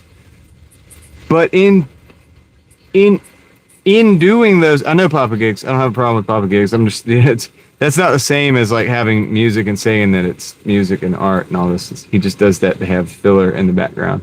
But anyway, what was I saying? Oh yeah, it doesn't mean I'm not gonna draw or I'm not gonna paint or whatever. It's just in doing those things and not being so good at it. You know what that does? It makes me really appreciate it when I see somebody who is really good at it. Okay? It's just like if I go, say I build a drift car and I go drifting and I'm not that good at it, but like I see other guys that are out there, they're awesome at it. Okay? How am I going to appreciate? I appreciate the individuals that are so skilled because I'm not that skilled, but I enjoy doing it. And that brings me to another thing that he said that I've been trying to say, and he voiced it really well, and I'm going to take. So it's the thing that you do. You got to enjoy it's the doing of it. So it's not the accomplishment of like, hey, I typed this thing in and now I have this music and it's like I wrote this song, so now I have this AI thing that's going to sing it and put it to music, and wow, I accomplished it. No. It's the act of doing it. That's what is enjoyable. And you know, the Suno guy, he came out and said people don't want to learn how to do music. Like people don't want to like fuss around with having to learn how to like sing and do instruments and all this. It's a pain and people don't want to do that. They don't want to spend the time to do that. Well, a musician does want to spend the time to do that. That's what makes a musician a musician. They do want to spend the time to do that. So for him to say that, like really, it really is a slap in the face to people who want to do an art form. They enjoy playing the guitar. They enjoy playing the piano. They enjoy singing. They enjoy all this stuff. They actually enjoy the act of it on some level. And same with if you want to paint a beautiful painting, right? If you want to paint a beautiful painting, there's something in that you know, maybe you have something within you that you have to get out. You have to put on that canvas. And you have a way of doing it, and you can do it in a way that people appreciate, and that makes you a good artist objectively. Now, you want to tell that person, oh yeah, you don't want to paint here, you just want to hit these buttons instead.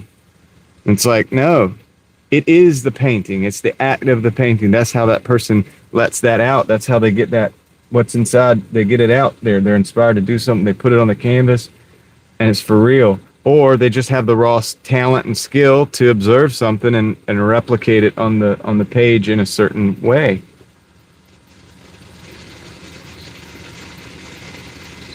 QT 5G, I appreciate that, man. Thanks, man. I appreciate that.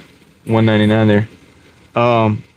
So yeah, and then that's what bothers me about it. And it's like, so like with the AI music, man, it's like, I get it. I don't look at it like the boogeyman, but it's like, dude, we don't need it. We have humans. Like, we have millions of people who sing, you know? And so I can't even sift through all the real music. Why do I need more volume of, and when I say volume, I don't mean like sound, I mean like the amount, the sheer amount. Why do I need that large amount of music more so when I haven't even heard all the human songs yet? There's people out there every day making new songs, and they're people. I can't even sift through that. Why do I need more? Why are you flooding the zone, bro? You know?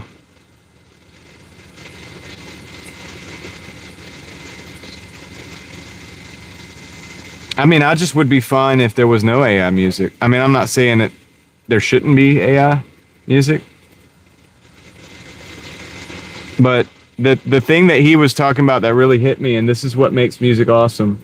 Hold on. Thanks, sir. Have a good night.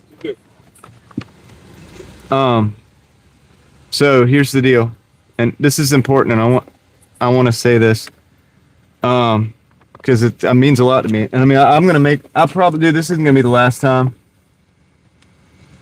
This isn't gonna be yes. AI music should be labeled AI music. You know, I suggested on my other channel, and I got a lot of backlash. I got attacked for it, dude. Can you believe that? I got attacked for this.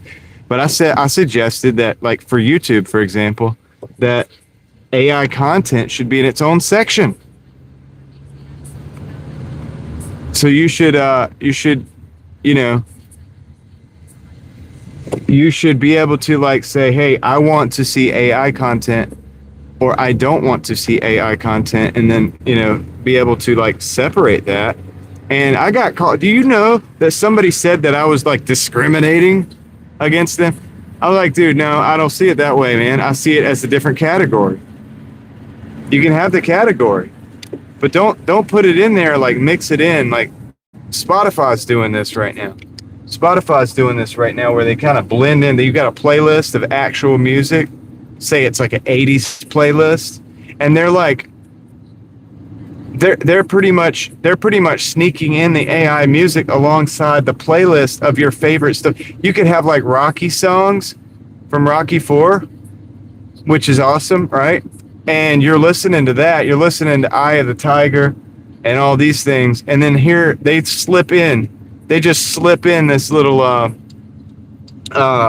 song that's not even real. You know? Well, I don't know if it's a bot. I can say this because this has happened. The individual who was getting mad at me is somebody who makes AI music. And not only do they do that, they took my likeness for one of the videos, dude, and used an AI version of me in one of their music videos. This is the type of people. And, and it's like, didn't ask me to do it, told me they did it after the fact. Yeah. I didn't appreciate that. Now, that's not the only time an AI likeness of me has been on the internet. Somebody's done it.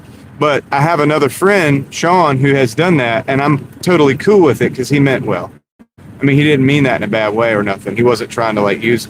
I know exactly how he meant it. We're friends, and I'm cool with that. I don't care.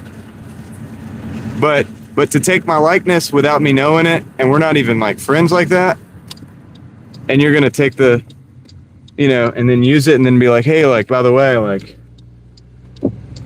check this song out. You're in it, And so that guy has the nerve to come and attack me because, in the video, because I'm sitting there saying, I think that AI stuff should be labeled. It should be in a different section of YouTube. I'm not, and so, like, I don't even... It is neither here nor there. It is what it is. It doesn't even bother me. I'm actually kind of flattered because I know it should flatter me because he wasn't attacking me at that time because he didn't know my stance on AI. He or it, they, whatever. But on the AI music, at least. And I don't even have a problem with people making AI music. I just want you to, just put it in the AI music section. That's all I was asking. That's all I was promoting. I even said that there's uses for it, background music, whatever. I know people that put it on the background because they don't want to get copyrighted or whatever, so they use that. That's a whole nother issue, though. But, it's like, yeah. So, it's just kind of interesting, man. It's kind of interesting. But yeah, there's no soul in it. There's a story. Okay, so when a band goes in, right? And when a band goes in to make their music, they get together, they meet each other, they have chemistry, whether it's like abrasive, whether it's loving, whether it's... Yeah, I mean, Arabic. I've had friends make AI songs to me. Like, there's songs that are geared towards me that I don't have a problem with, and I appreciate the sentiment in how they were made. You know what I'm saying? I appreciate that. They were made. I don't care, Ryan. They were made. You know, I guess out of love or whatever you want to call it. But this other guy, he took a song that he had made that had nothing to do with me, and put my likeness in the video, and it's a real likeness. It's one of the AI that kind of looks real. So that's different, man. And then another thing is, it's like what I was trying to explain about what music is like, say you have a band. I mean, any band. It could be Fleetwood Mac. It could be, I just throw that out there, right? It could be Linkin Park, right? It could be anything. There's a dynamic, there's a tension, there's a chemistry, there's a, everybody was having a bad day that day. So-and-so was sleeping with so-and-so's, ex or whatever, or their boyfriend or girlfriend, whatever. There was drama. There was all these things, right? All this tumultuous things that come together, and then that band goes in and they record that music, right? And that music is iconic. And it, you get what I'm saying? I know that's kind of raw what I'm saying, but like that reality, that essence, whatever that is what makes that song. And then they record that song. And then now we're listening to that song in 2026. That could have been like 1995 or whatever when they made that song. But all that chemistry and all that, even, like I said, even the tension, even like, I hate this guy. I hate the drummer. But we're going to do this music, dang it. We got to record. So we're going to get in this section. We're going to record. All right. That's an experience that puts that reality, that grit into the music that makes it, AI can never capture that. It'll try as hard as it can, but it can never really truly capture that,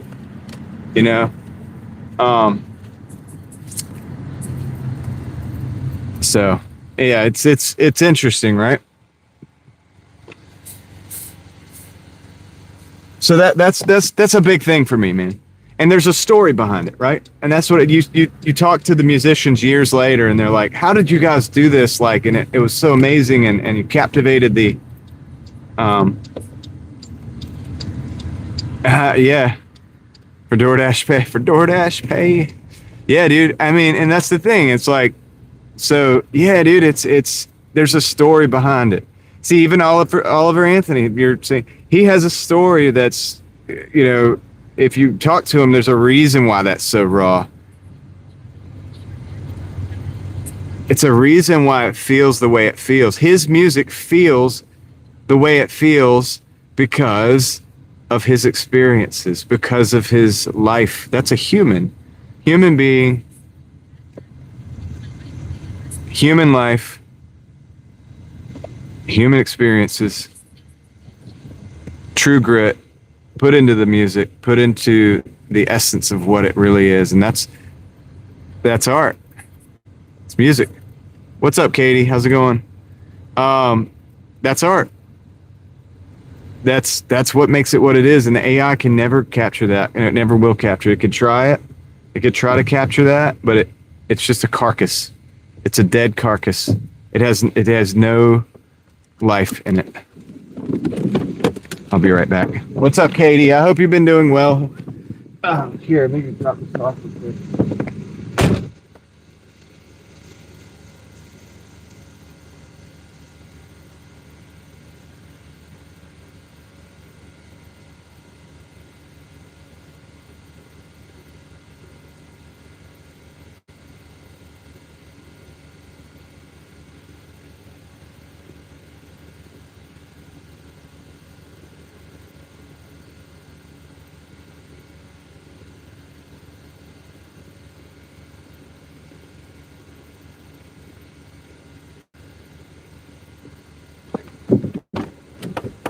So, what was I gonna say? Oh man, of course they got me another order. I'm not gonna take it.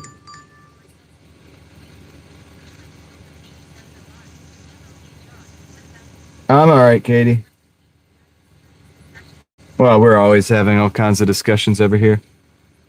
What was I gonna say? What was I saying? Oh, the cool thing about people making music. This is a Marco's 425 for $5, and I actually, dude, honestly, I'm thinking about even taking it because then we can go back. I'm gonna take it because it's taking us back to where the parking lot is. I'm not worried about the money. But yeah, dude, it's like, even if a person does a cover of another music, like song, like, so, okay. So say, you had a band, they had chemistry, they made a song, Fleetwood Mac, whatever. We just said that. So I'm going to say the same thing. They have a song. Now they make that song. Now somebody else does a cover of that song. All right. Somebody else does a cover of that song. Okay. AI can cover the song, but a person can cover the song. Now they sing it differently. Why? Because a different person. It can also be good in a way, because it might be a different vibe and you might not like it because you're used to the other vibe and you like that vibe. But even then, even a person copying another individual is going to have more heart and soul than, the AI that copies it or wants to, try to emulate it, because it's going to try to emulate it exactly. And a good singer, if they do a cover, they're probably not going to sing it exactly like the original. They're going to sing it like they do. They're going to sing it like you do. You're going to put your own spin on it. It's like it's Joe. Remember David? Oh, David Hunt the other day, right? He doesn't sing the song the way that it's sung on the radio. He sings the song the way he sings it, and it's beautiful.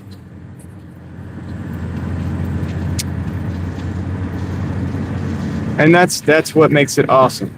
That's what makes it music. You don't have that. You don't have music. You don't have true art.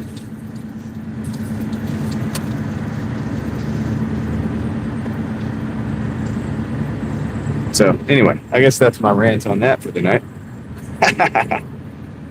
I'll give you guys the totals in just a minute.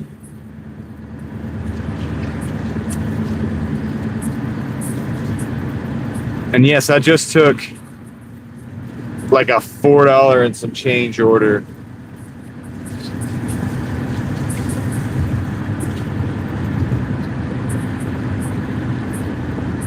Yeah, and inspiration, influence, there's nothing wrong with that, because it's not like AI would just pull like the raw like essence of something, or try to. It would just pull that, like almost a copy of that voice, a copy of that vibe, and then just try to apply that somehow mechanically across the like a song or whatever. It's crazy, man. But yeah, I don't know, man. Because every person, here's the thing too, it's about a human versus a machine. A person has what we call a soul, right? And that soul is an individual. I mean, that person is an individual in reality because they have that soul. And I might be about to get pulled over by a police officer from another town.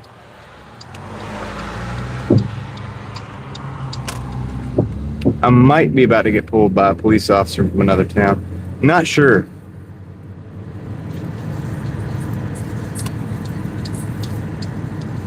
Maybe not.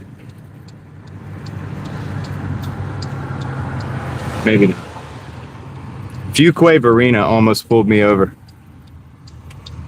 He just went past. He pulled right up on my butt when I went back there to do that U-turn. Fuquay Arena. So we're in Raleigh. I almost got pulled by Fuquay Arena. So crazy, man. And I wouldn't do anything wrong. Y'all saw that. Cora wants to see the AI music as a sample. Oh yeah, won't see AI music as a sample. I mean, just taking like straight copies. Fuquay Arena, Arabic. So I'm in Raleigh right now, and they have some kind of program going on where they have people from other surrounding cities that are actually actively out here pulling people over tonight. and the cop that just pulled up behind me real close, and then when I went to do the U-turn, followed me, was Fuquay-Varina, which is a nearby town. So it's kind of interesting that happened. I would have not been happy to be pulled over by somebody from another town. That would not make me happy. I mean, I would be respectful, but yeah, I wouldn't have been happy about it secretly. All right, let me go get this order. Be right back.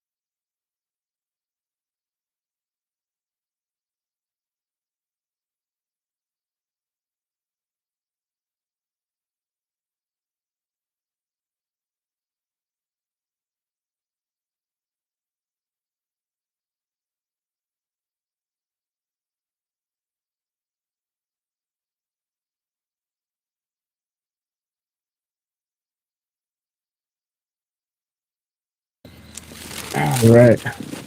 Eric, that space is like a walkway though. So it's not really two spaces. I guess that one is not a parking spot, but it's the employee's car.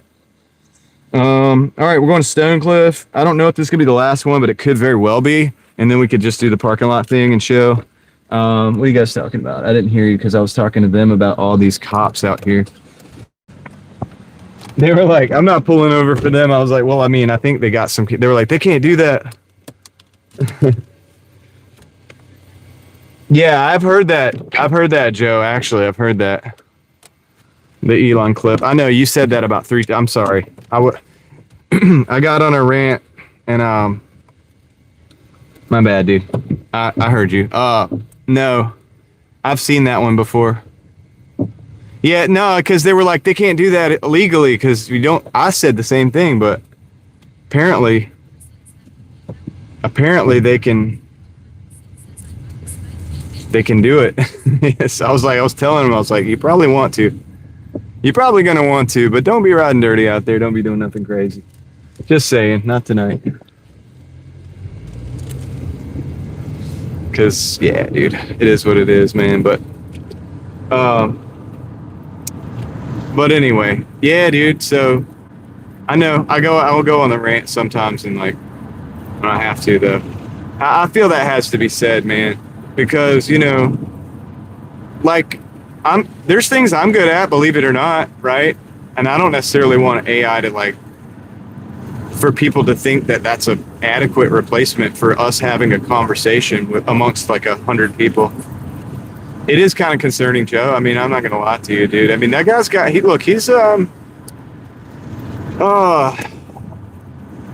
got a lot of interesting things going on. You know what I mean? And all these guys do. You got to be if you're that driven to do the things that they're doing in the tech space, if you want to call it that.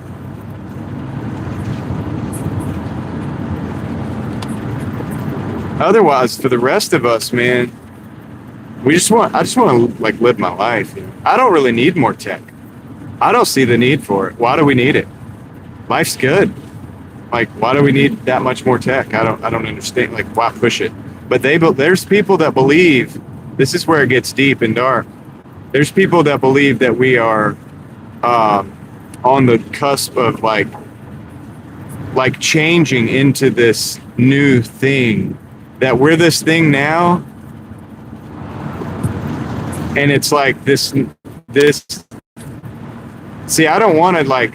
I don't in this lifetime. I'm not here to like necessarily turn into this next iteration of humanity. Like you're gonna be a human until you're dead, right? Like, I mean, that's what it is. And I don't know, man, but they do believe. And actually, like, I don't know about how Elon stands on this, but I know, like, if you listen to like Thiel, like Peter Thiel and all those guys, he has a unique look at it. But yeah, dude, I think they believe that, whether they believe it or not, they kind of espouse this idea that we're going to change into this next iteration of humans. Like that, it's like a metamorphosis or something, and the tech is part of that. And I'm not really down with that.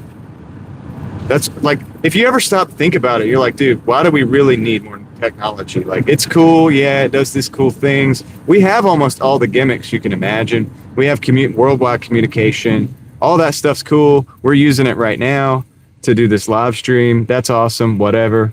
But like, how far do we have to push it? I mean, I guess a lot of the things people might say, well, we want to cure diseases and stuff like that. And I get it. Okay, that's valid. That's valid. Cure diseases. But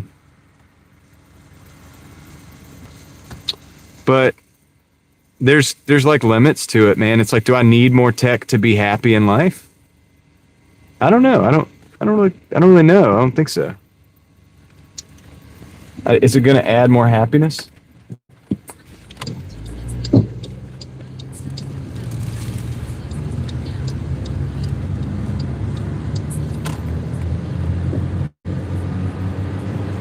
You know what I'm saying?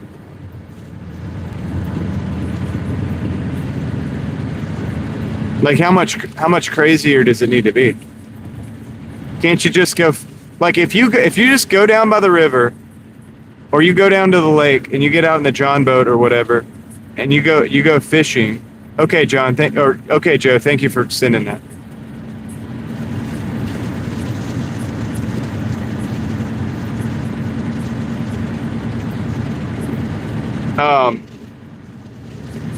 How is tech going to make you any more happy if you like to go down by the lake and just go fishing?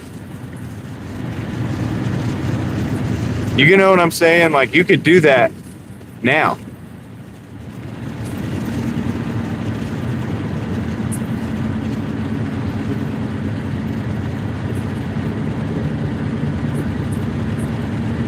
Data centers are not needed. Yeah, no. They obviously don't need the data centers for us to go online. That, you know, people are like, well, you have your Facebook, you have your YouTube, and it's like, well, dude, we had that before the like 10,000 additional data centers. We had that before that, dude. We already have that now, so you don't need the additional data centers for that. The population ain't growing that fast. You know, in fact, the rate at which it's growing is falling, so that's not the issue. China's got like 1/10 of the data centers. Look how advanced they are. So no, something else is going on. Something else is going on.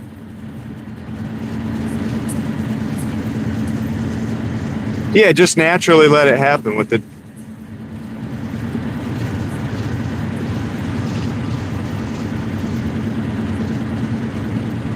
Right. Yeah, Joe. Every time we get to a point where we're on the like apex of like the best of the best, what we think is our tip-top technology, and we know everything about it, and we get this hubris. The word is hubris. It's that men think that they know better, that they know the best way. And we've shown in history over and over and over that's not always the case. It's, in fact, most of the time it's not been the case. It's the opposite. Man's hubris is his own downfall. So how is this any different?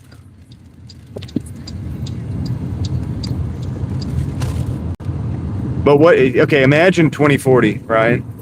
What does that look like? What does that look like? And why? Why does that make sense? Why do we need that? Why? Okay, can anybody tell me, other than, the typical,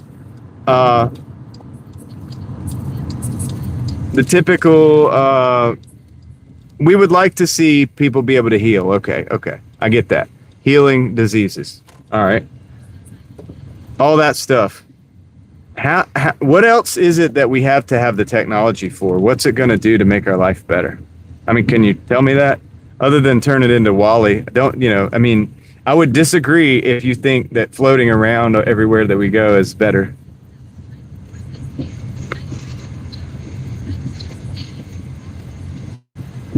No, I'm curious. Like, I want to know, because I want to know, like, genuinely. I'm not like trying to start an argument. I just want to know what the talking points are, because, or not even the talking points, but like, I would like to think about it. I'd like to maybe think like, oh, okay, maybe technology, we do need way more.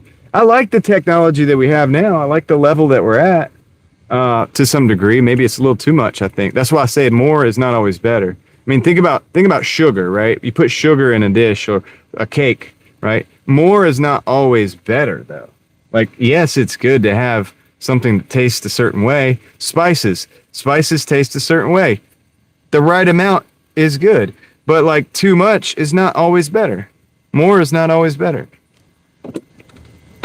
How is technology any different? So I want to know what the selling point is into how we're going to have somehow a better life with all this extra stuff that they're trying to build. How is it going to be better for me or for you?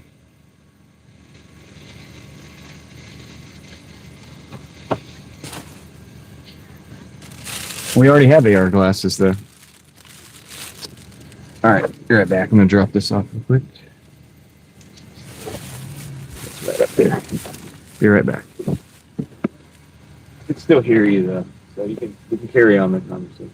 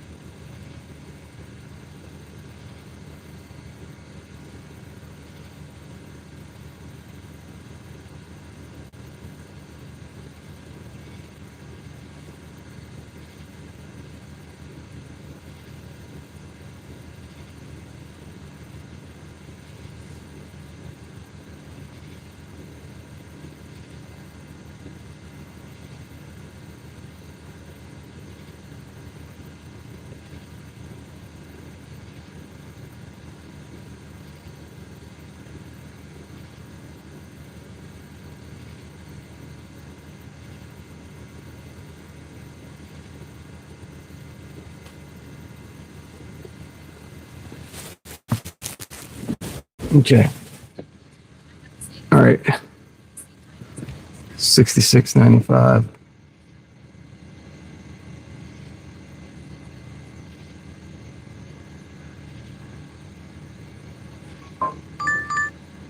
Not taking that one.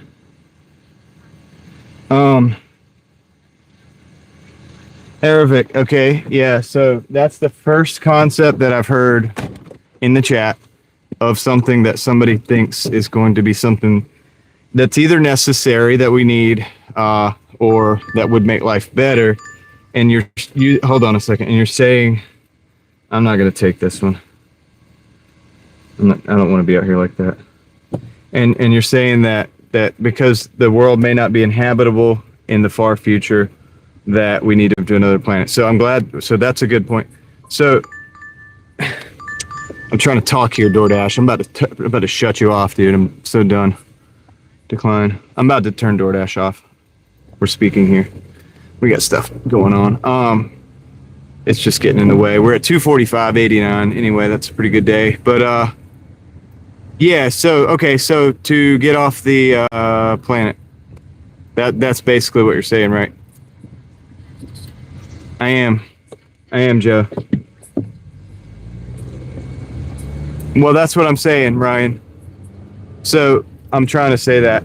So when we're talking far future, then that point, even if it's true, even if it were true, and I don't know if it is, I think it's debatable, but even if it were true, I think that you wouldn't need this rapid expansion of the technology that looks like a circuit board on the face of the planet for that. You don't need it for that. Sheets order, 2 sheets orders. You know what? I'll take these orders. It's 2 sheets orders. Let's go on 2 more deliveries. It's $12 and some change, whatever. It's going to get us over $250. I think that's appropriate, right? Let's do that. That way I could still carry this conversation while I'm driving. All right, so that's one of the big talking points, right? We got to get off the planet, but then we're all pretty much agreeing that it doesn't have to happen right now. And so the rapid expansion is not necessary for that. So that negates the argument for the rapid expansion with the data centers and so on and so forth. We don't need that for that because we have time for that. Theoretically, even if it's true, which is debatable, we have time for that. It doesn't have to happen by 2030, right? You know what I'm saying? So there again, all right, so does anybody else have any like positive things that technology that we don't have yet, the technology that we need, not having to do with healthcare breakthroughs?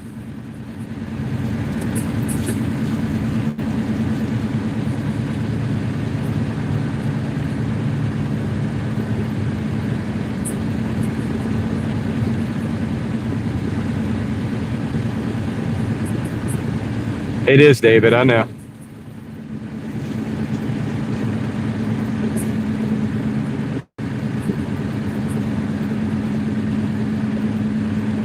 What'd you say, Crystal? What are you talking about?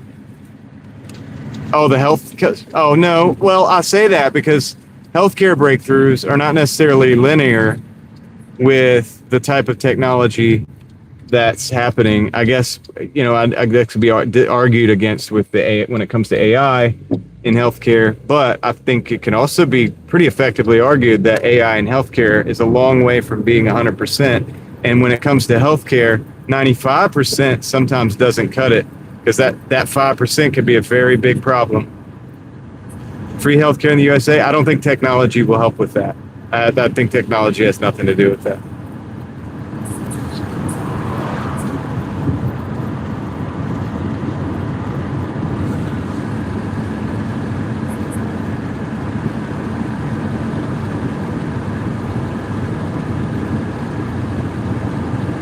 It's funny that we can't come up. We're not coming up with like thousands of things like where this is a cornucopia, right? Like,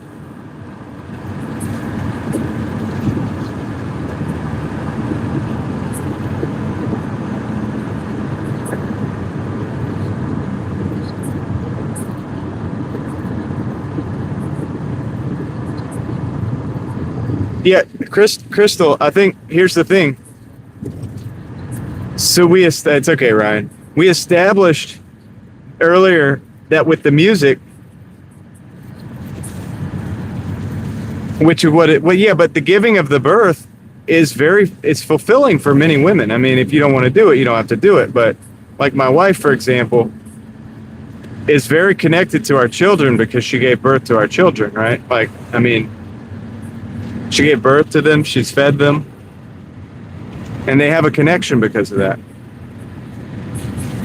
It's part of being human. That is, so the artificial wombs is actually in a book called Brave New World. And if you read that book, there's a lot of very disturbing aspects to that society. A lot of disturbing aspects, because without in the Brave New World book, motherhood and fatherhood is shunned. It's almost like an evil for them. But another thing that since they're not fulfilled from these things, they have to have constant pleasure and stimulation, or dulling. Really, they take the soma, and they do they have the sexual stuff that they do. And in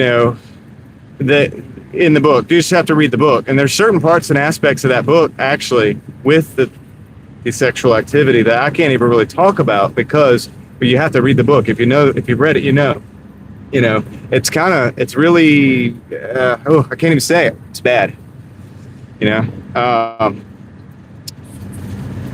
It's really bad. So, I mean, that's that world. I don't know that makes it a better place. I don't think that's what we're. See, if we try to escape from the very things we do with our hands, with our bodies, like the work that we do, our labor, the things that we build, the art that we create, like the music we talked about earlier, you can make it more efficient. You can make it more efficiently. Right. Well, yeah, Joe, you can make music more efficient. Let's use it with music. You can make it faster. You can make it more efficient. You can make it more, you can have it happen more. Free up your time, right? So that you don't have to sit there and learn to play the guitar all day. But what did you just take away? All of the fulfillment that makes the music worth it to begin with. You took everything away. So how does it make it that much different with anything else? If it's our endeavors to build, our endeavors to learn skills, right? Well, now, if you do that, if you make things so efficient and take so much time out, then what are we even doing? We become like Wall-E.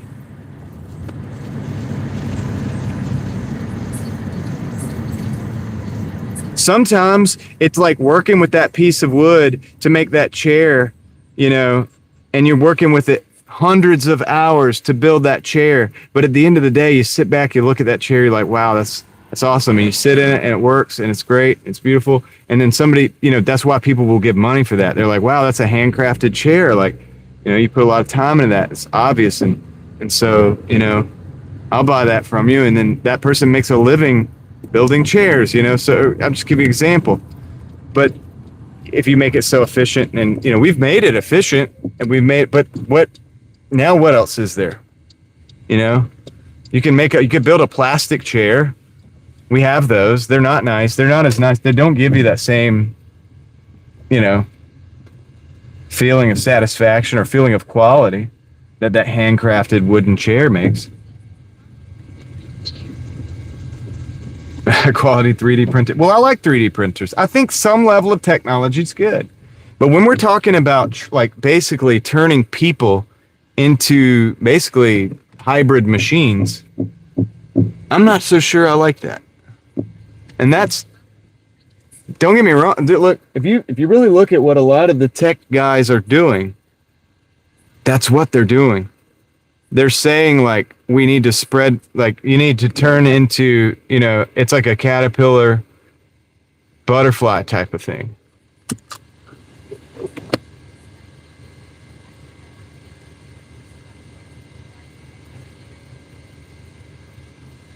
So I'm a fan of 3D printing. I think that's a good technology. I think there's good technologies. I think the wheel was an amazing technology, and look at what all it's given us. fire, I don't think that you could give that to men as a man-made technology. It probably happened. Could have been discovered when, in any number of different ways. But that's a great technology. We use fire. I mean, this car uses fire to motivate. You know that? It uses the wheel, it uses fire, it uses gears. These are technologies that just work mechanically, but they don't inherently change the essence of what it is to be a human. When you start doing things that change the essence of what it is to be a human, that's different. And when you look at some of the people that run the tech companies and you look at their philosophies, you'll find out that they actually believe in changing the essence of what it is to be a human. They actually believe that. And if you don't know that, go listen to what they actually say. And so that, I don't know if I want to necessarily change the essence of what it is to be a human. You know, God put us here for a reason, whether you believe that or not. But even if you didn't believe that, you're a human, you are what you are. I don't know if I want to be whatever it is that they're meddling around and trying to make.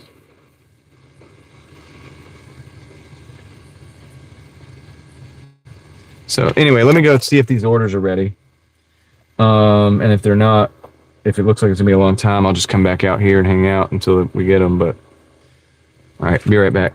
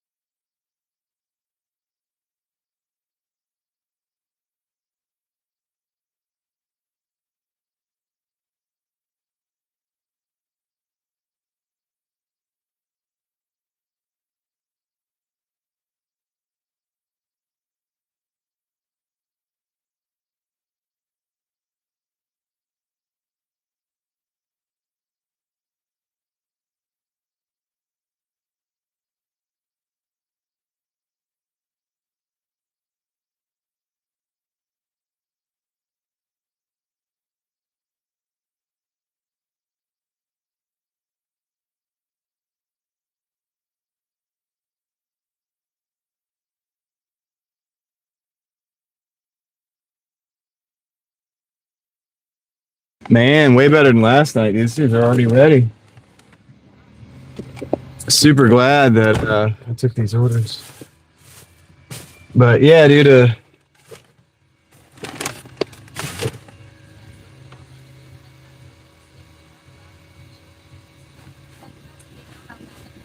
that's true, Amanda.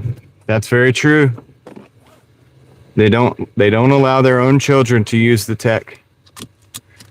It's not for them because they want to ruin us. They don't want to ruin their own offspring. They know it, dude, and they are doing it. It's on purpose. And all you have to do is just listen to what they say. I mean, dude, they're telling you, they give you but people won't, man. They want the trinkets, dude. They want the trinkets. And the trinkets will sell you down. Dude, trinkets have been used by more advanced civilizations to go to less advanced civilizations and absolutely destroy them for a long time, dude. They'll use whatever they can. They'll give you something that's foreign to you, that you like initially, and it ultimately ruins you, and then they conquer you. And that's what they do. That's what they're doing here. That's what I'm telling you, man. I can see it. I know some people can't really see it, and I get it, but I'm trying to like say, hey, look, this is what this is. They're just giving us little trinkets. These are not even that important of things. They're using these things. Oh yeah, that's right. Oh yeah, who said that? Who said that? David. They're gonna do that. You want to go to Mars? You want to go on a trip to Mars? That's what they're gonna say. They're gonna say, everybody aboard Everybody aboard to the trip to Mars. You'll never see them again, and they're never going to Mars. They just eliminated those individuals. They just eliminated those individuals. You understand? There's no trip to Mars.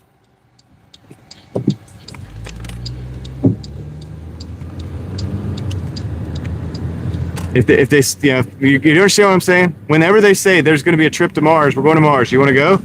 There's no trip to Mars. You don't go to Mars.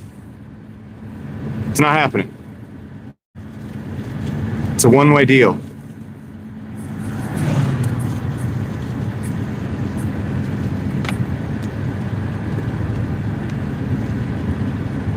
I know it's sad. I know it's like shocking. It's like, oh, really? It's like, yeah, if you get on the train, you're not coming back.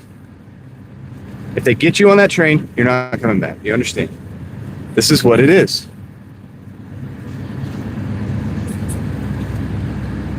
I know, David.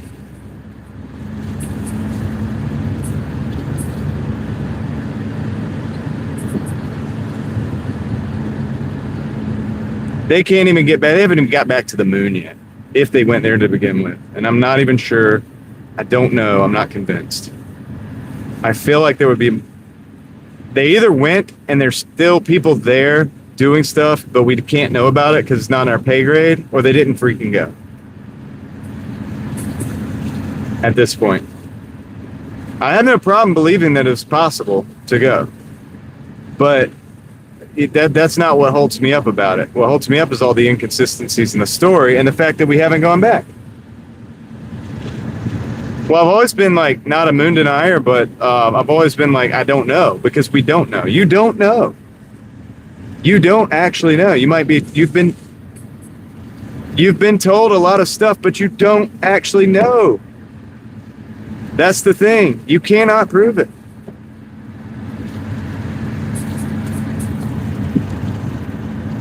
If it's too expensive to go back and our technology is so, okay, I'm going to go to the right lane. It's so much more advanced. It should be less, it should be easier. It should be far easier. When they supposedly did it, they didn't have cell phones. They didn't have Starlink. Okay. They didn't have, we have amazing stuff now. They didn't have that. That didn't exist.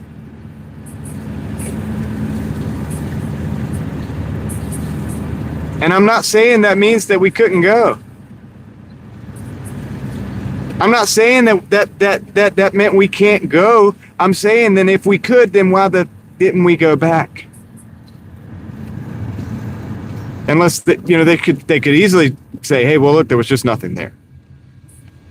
Okay, well, give me an explanation. But this whole, like, it's too expensive, whatever, it's like, well, then how the heck did we do it then?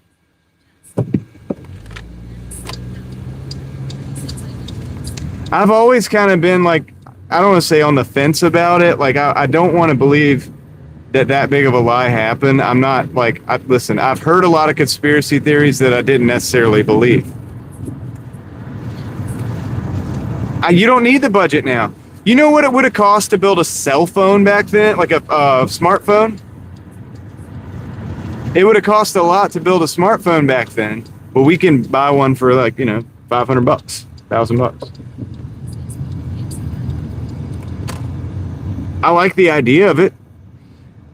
I've even looked at some of the plans. I'm into it, dude. Like, I've looked at some of the plans of, like, where they have apparently the moon supposedly has like, like almost like lava tubes on it kind of thing. So there's these like underground, like basically caves essentially where you could set up a base, and they've explained how you could do that. And I've looked into all that, man. I'm kind of a nerd, really. Like, I mean, actually, but then I have to also be honest with myself. Like, I don't know, dude. Like, this. How did they have the messages coming back from the moon like that in real time like that? They didn't have the comms tech, but they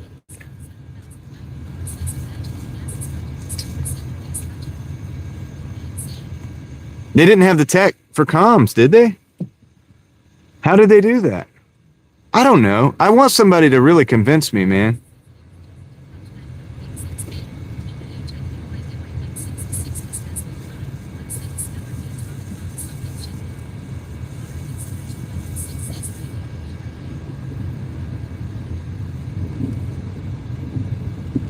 That's how radio and shortwave, that's how they sent video back?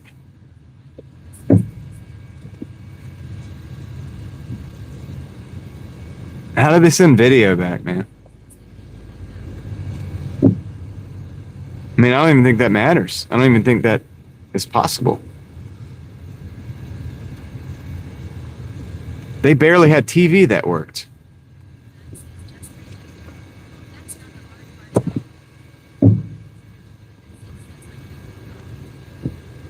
Hold on a second.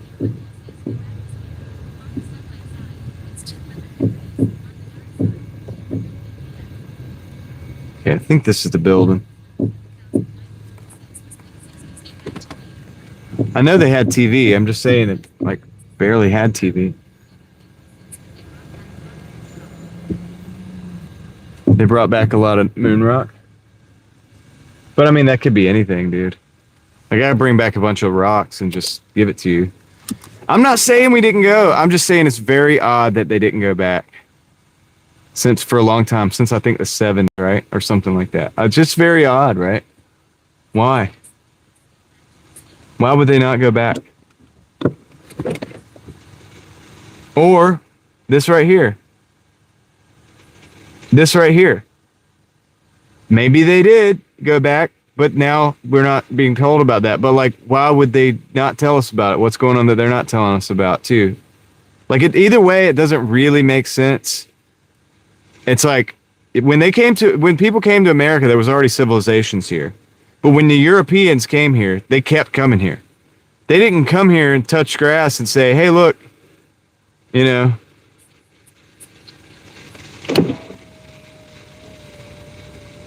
Did any other countries go?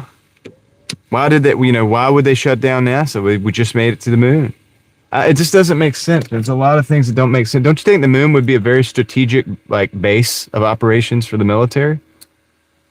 I think it would. It's up there. Whenever it's up there, it's like it seems like a very strategic place to be. It's like the ultimate satellite. I'll be right back.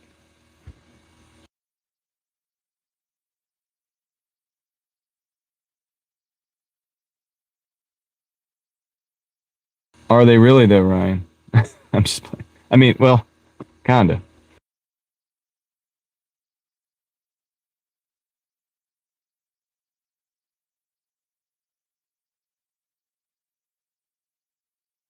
I mean, it is interesting that AI is to the point now where you can fake it like really well. And now is when they're going back. Huh.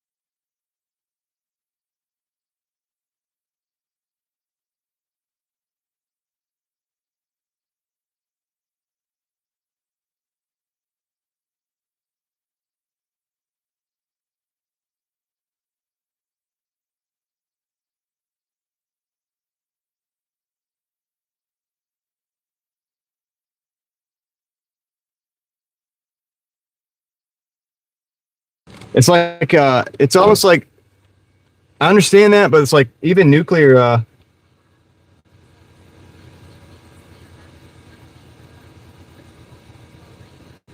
rustic, but that doesn't make sense when you say something like this. And here, I'll give you another example. I'm just playing devil's advocate, by the way, guys.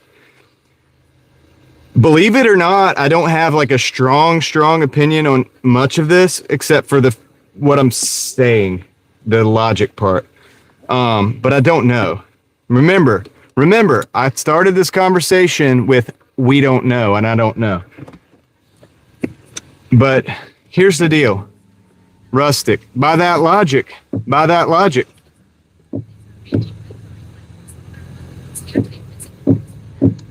somebody could have said, hey, look, we created nuclear weapons or whatever. So I guess we could just stop now, but people continued to develop them. If the moon was important to be at, like, wouldn't you continue to chase that? Maybe, yeah. I'm open to that possibility.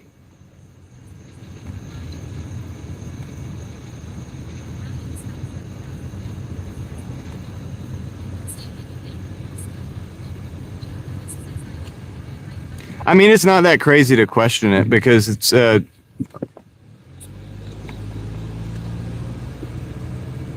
yeah. I mean, well, if it's not important, do you think it's not important though, for real?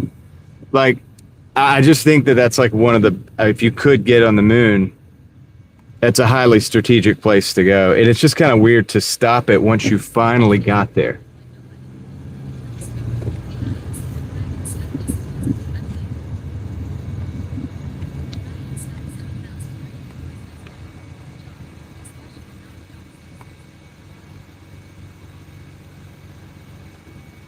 Well, it's not Trump. It's every other president that's... Yeah.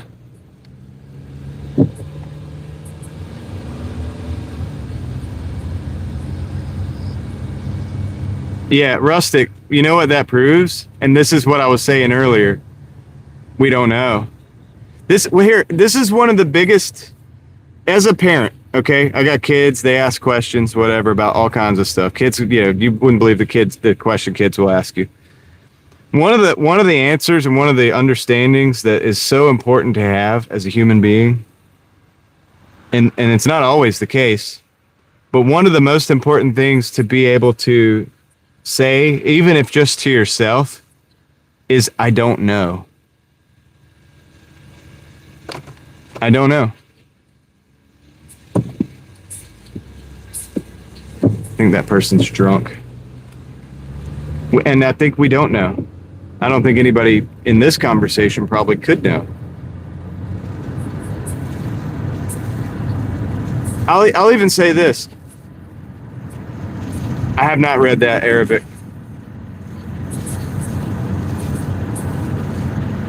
I'll even say this much.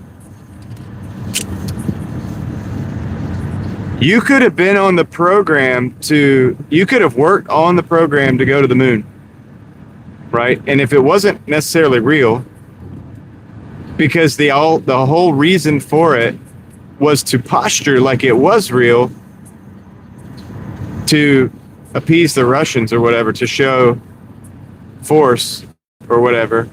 But, okay, so let's say that's what it was. You need the Russians to believe that you went to the moon. I mean, why fake it, right? Even too, like, you know what I'm saying? That's another question. This is a good question on the other side of it. Why fake it though? There's no reason to fake it.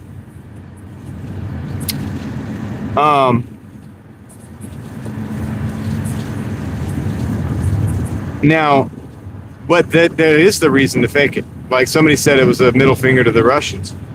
There's your reason. Okay, so now they have that reason. Let's just say was fake. Could they do it and you work on the operation? Absolutely. Of course you could, because you only really see the piece in part that you're working on. So there's a lot, you know, like say the bombs or whatever, right? When those were built, a lot of those people didn't know the full scope of what they were working on.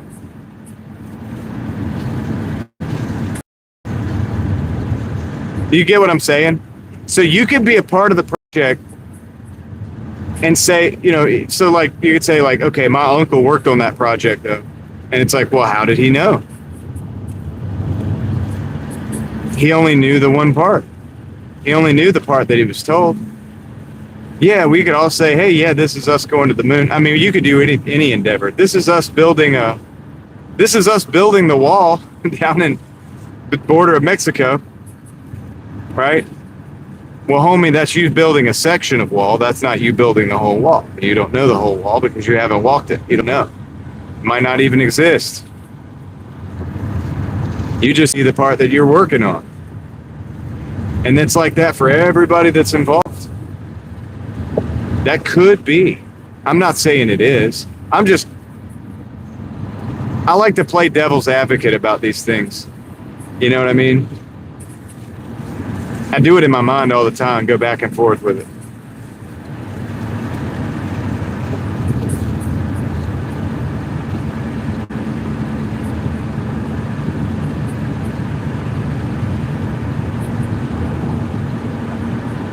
What did you ask, RD? What are you guys asking? Sorry.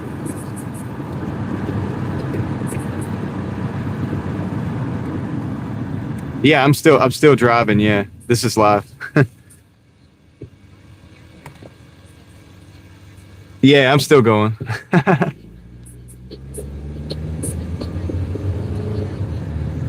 Right. And here's the thing, guys. This is one of the dangers of AI, if anything.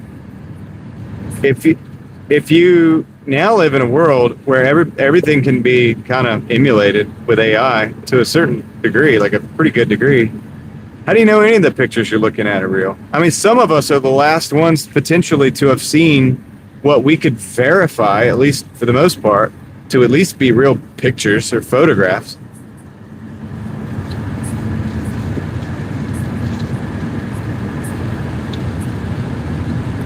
You know?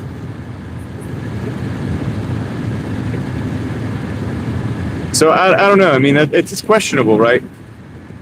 But anyway, at the end of the day, the funny thing is, I still don't know. You know, we could have this conversation, but none of us really does know because we don't have any real proof of it. What up, NY? How you doing tonight? Are you out? Are you working or what are you doing? It's 2:00. What are you doing?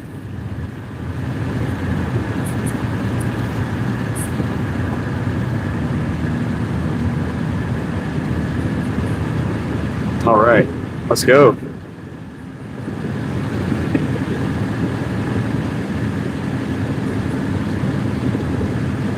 Well, Aravic, I think you're behind on the chat because you're talking about what would be the point of lying about it. We discussed it. Somebody said that it was a middle finger to the Russians. If it was, there's your point. That's the point of lying about it. You build a big apparatus, you get everybody involved. That's probably why they defunded NASA. They were done. The mission was complete. It's to prove that you can do something that's massively, that you know can't be done or that you know is the other people are not going to do. And you posture this thing, and then you have to have people that are really involved that believe it's true too.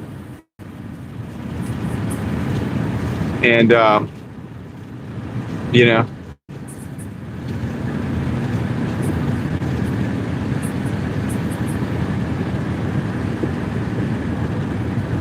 yeah, I mean, I'm not even sure what NASA like really even does anymore.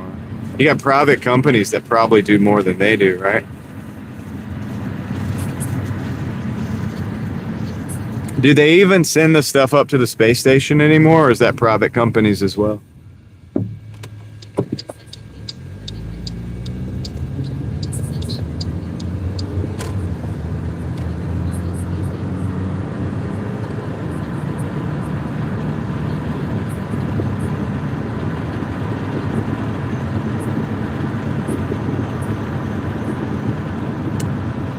That's weird that the footprints are still there after all these years.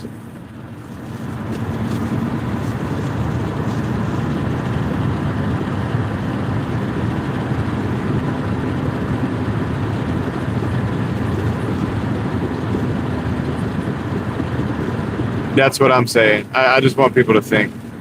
Look, at the end of the day, you're not gonna know. They send you a picture. Like, it's like, you know, how do you know?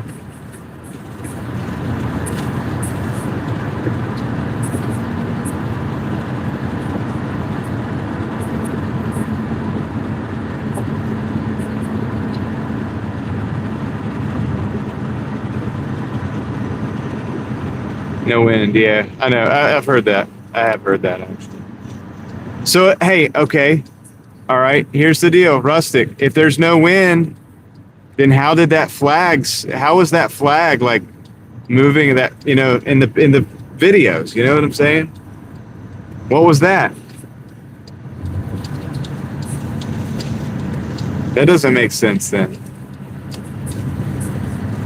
See, there's a lot of things that like you can make one one thing explains itself, but then it just causes another problem. It's like, well, dang. I want to believe it, dude. I would love to believe it, dude, but it just doesn't seem. And I don't know. I'd like to even know, like, why did they know they have metal rods on the flag? Like, they really thought about that.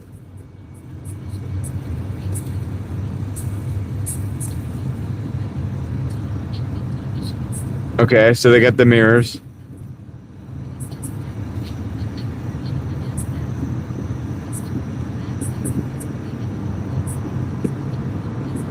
Okay, I mean, look, fair enough. Fair enough about it being placed there.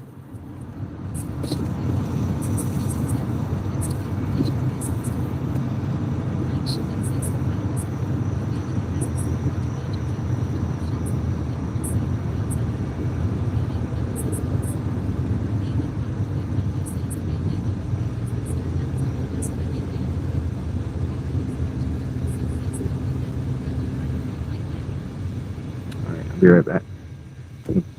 Back in here real quick, deliver this food. So the what do you call it? The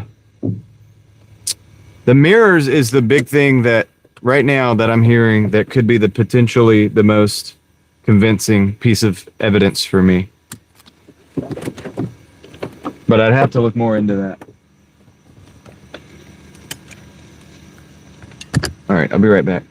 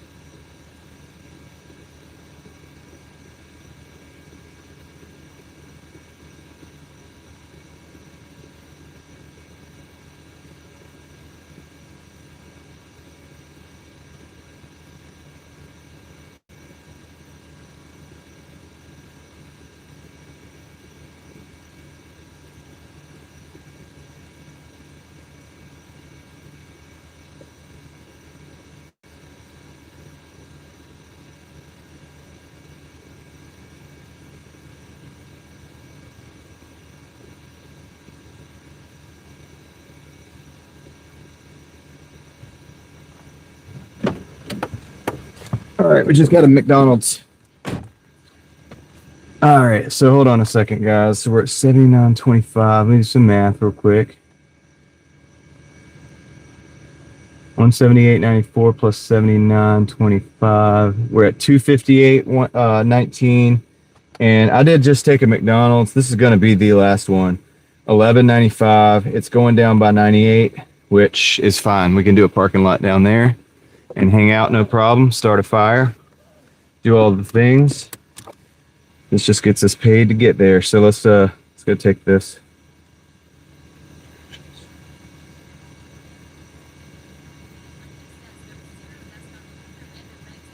Go that way.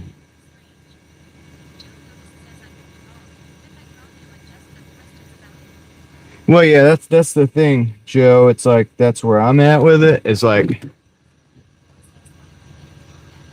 I just don't know, man. I mean, I would look into these mirror things, see if that's something that can be proven. It's not a huge deal, but it's just like it is if they're going back, if they're going to do a mission now to go back. I got a feeling. So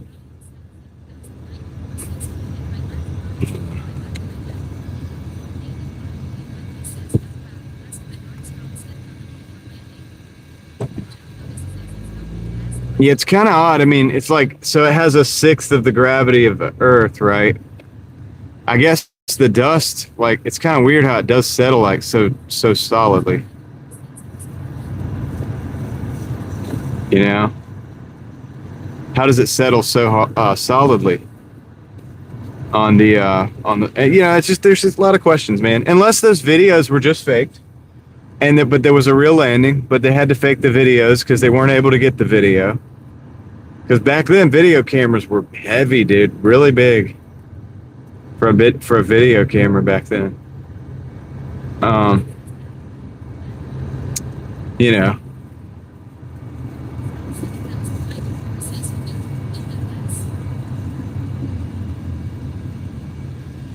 So just something to think about, man. Something to think about.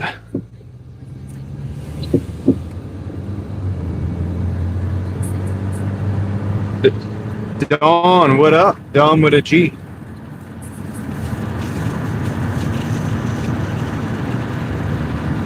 We're going to We're going to SmackDonald's.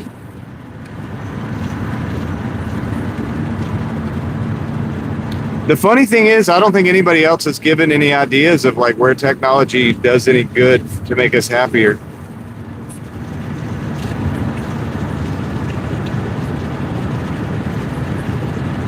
Still don't have that.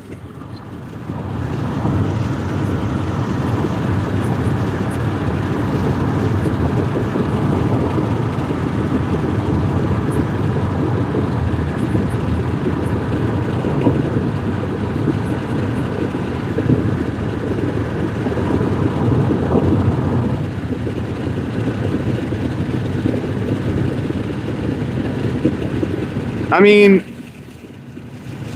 to play devil's advocate on that, Rustic, as far as the dirt or the dust and the atmosphere, I'm not sure I buy that either, really. If that's what he was talking about, the dust going up in the air. I mean, would it though? Wouldn't it? Because they could jump. They could like jump and like float up in the air, kind of like they were jumping to sixth. You would think this doesn't. What is the physics doesn't apply to like dust? It just applies to people, or is that because the person could jump? Or does that make is there some kind of electrostatic thing that like sticks the dust like in place? I don't know. Why not though? Why wouldn't it float? Because there's no air. The air's not thick enough for it to rest on. I'm genuinely asking.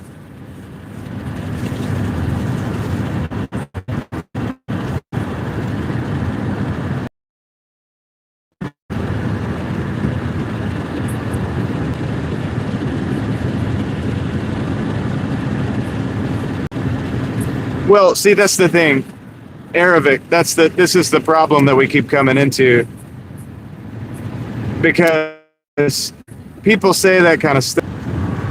And so, you know, it's kind of funny because people are like, yeah, well, without tech, you would do this or that. But it's like, well, yeah, I know that. I'm just saying, like, where's the limit? How far does it go? And do you want to go that far? Brain implants? Do you want a brain implant? Like, I mean, I don't know. Maybe you do. I'm not going 300, Leslie. I'm just taking this last one. It's not going to get us to 300. It's going to get us to like 260 something.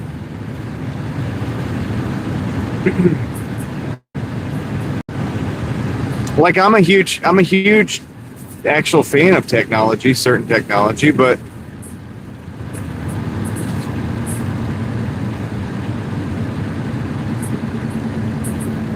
right, okay, but Rustic, okay, that's granted. However, shouldn't some of it have like gotten kicked up though, at least? Like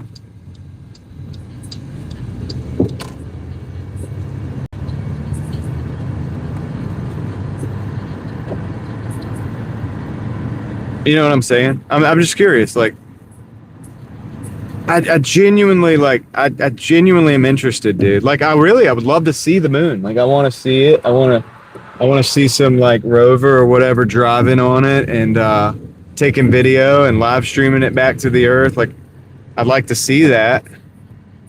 I'm genuinely curious. One of my favorite genres of like, whoa, that homie just ran that red light.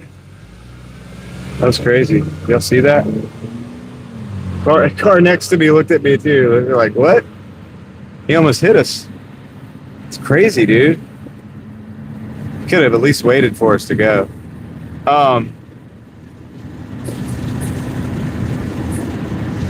Brian.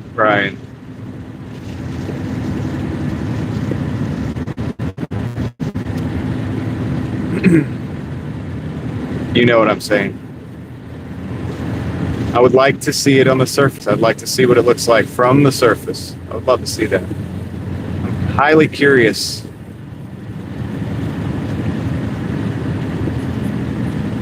I've looked at the moon a lot through telescope. Like I've many a night back in the day before I had kids. One of the things me and my friends used to do, we had a telescope. We lived out in a farm out in the middle of nowhere. And we would look at the moon and track it across the sky, along with planets and other stuff. I'm highly interested in this subject, but I don't know, dude. There's just certain things with certain people say certain things and they're off a little bit. It's like, well, why is that off? It just bugs me, man. Why is it off a little bit, dude? Why doesn't it make sense? Every piece of the puzzle just doesn't fall into place for me. I mean, I get it.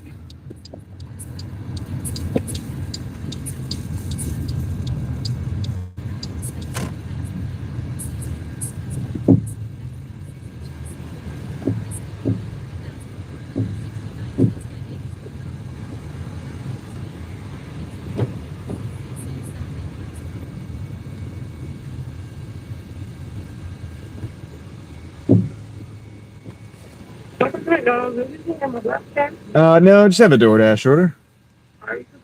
Thank you. Sweet. We're in.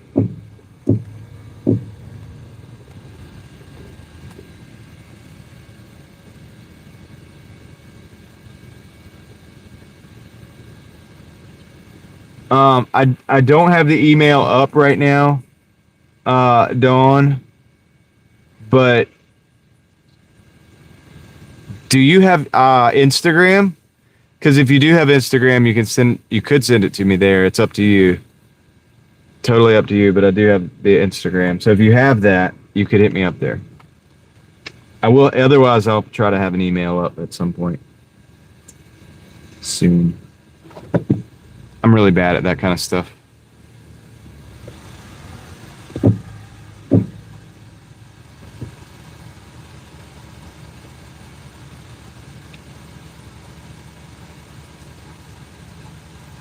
Yeah, it's not me that's worried about the moon. Who said that? Christian. It's like the tech people. They're literally talking about it. They're literally talking about a mission to go back.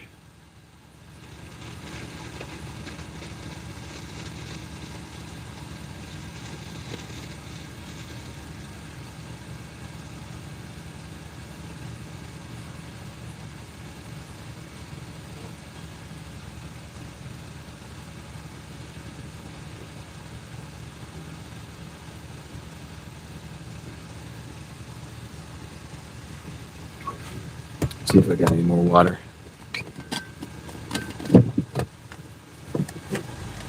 Dang it, I'm out.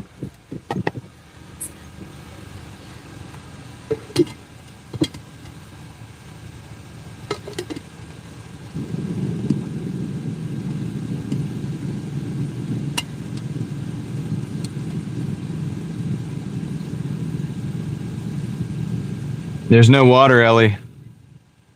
I'm out.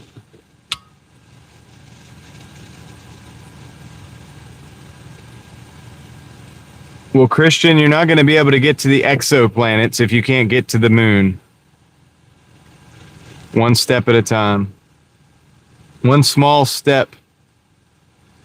Whatever, I'll stop.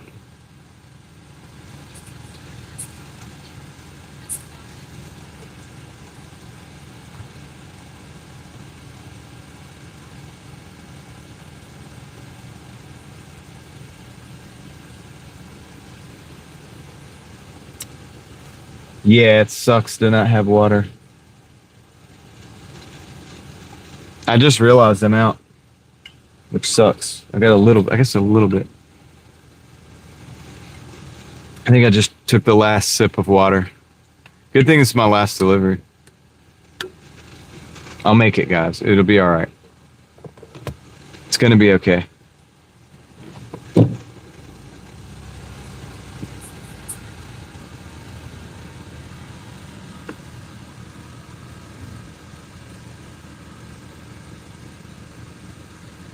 I guess I could get water.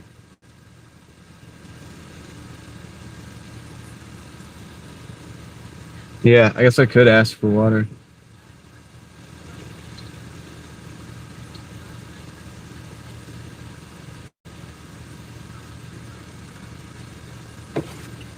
It's right here.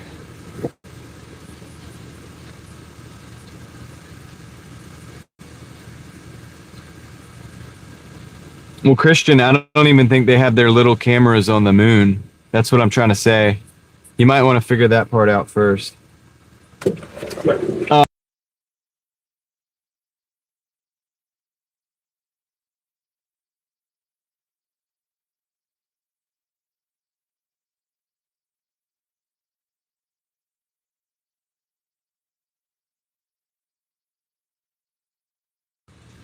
He's hooking it up, I think.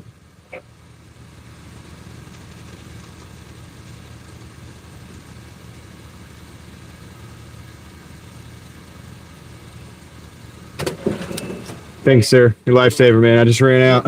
Have a good one. All right. Yeah, dude.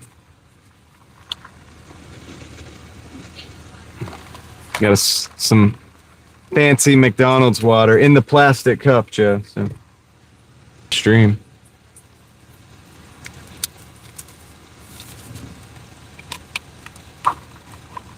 All right. Let's see. How dare they not give you the water? That's crazy. I don't like that. I don't like that, Leslie. I'm mad about that. I'm about to have to go get them.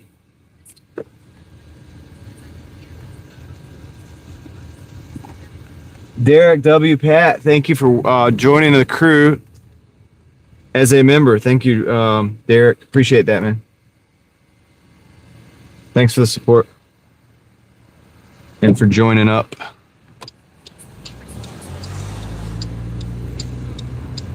Nah, we don't have paper straws, man. North Carolina's still got a little bit of a backbone. I bet you did. Dude, but man, that's crazy. No free water. Like, they got to give you water. Anyway, I appreciate that this guy did that because I am out and I have a tendency to talk a little bit when I'm on YouTube. For a pup cup? Oh my God, what is that? What is a pup cup? Is that some kind of special? What is that?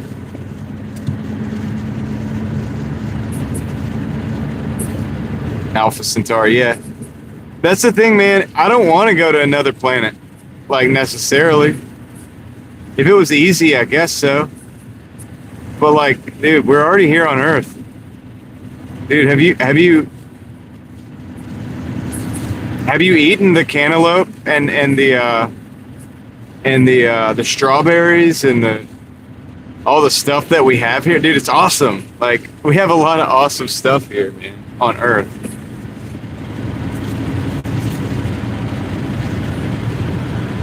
Okay, thank you. I appreciate that. Right on, Derek.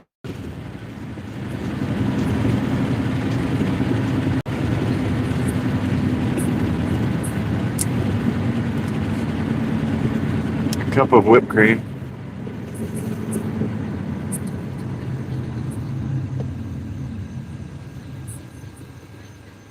Well, that's what I'm saying, Christian. So what's the point? You're saying go to the exoplanets, but it's like, why? Why do that? No reason. A salad bowl with water in it? I thought you were going to say steak salad, Joe.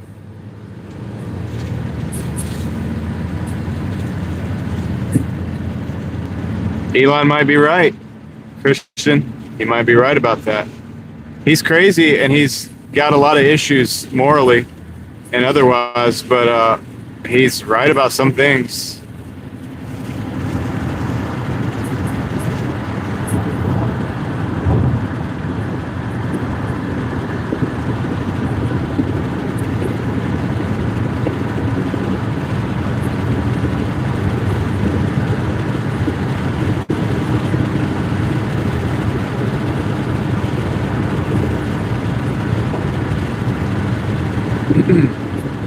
Yep. Well, how do you know that, Christian? You don't really know that.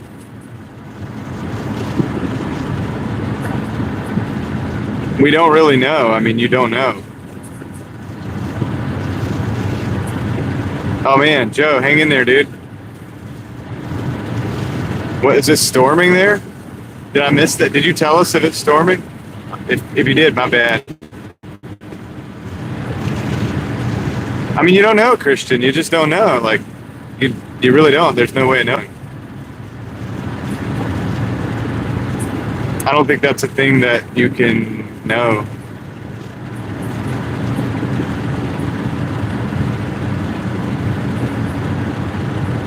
Oh, man.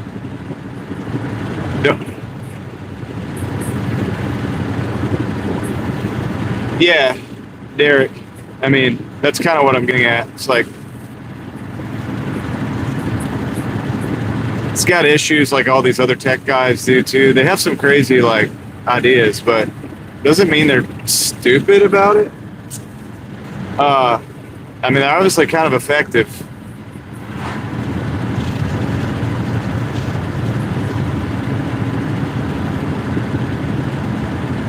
Yeah. But that's the thing. So like with the tech, it's like, do you want a brain chip? Because I don't want a brain chip. So how far do we push it?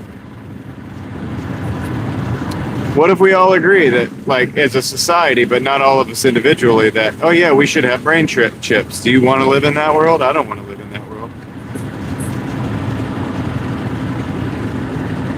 What's up? Is it City Twister? I'm sorry. I hear you when you come in, and it sounds like City Twister. Is that correct? It's a funny name, by the way.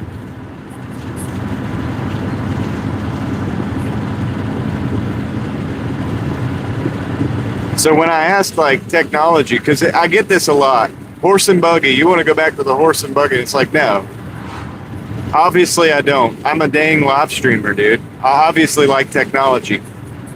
The people that tell me the horse and buggy, I have a satellite device in the back of my car that can help me to broadcast worldwide through the internet. Okay, do you have that?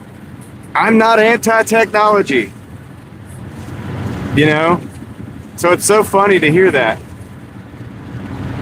It's like people say, oh yeah, people like get nervous about new technology. It's like, well, obviously that ain't me.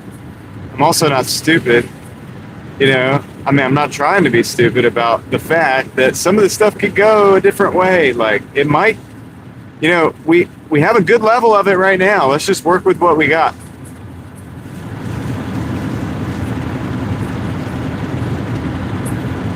I could live stream on the horse and buggy. That's actually true.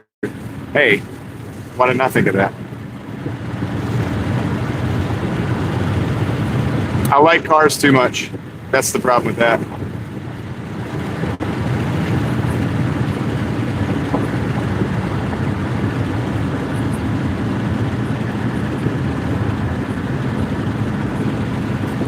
Heck, I want a flying car.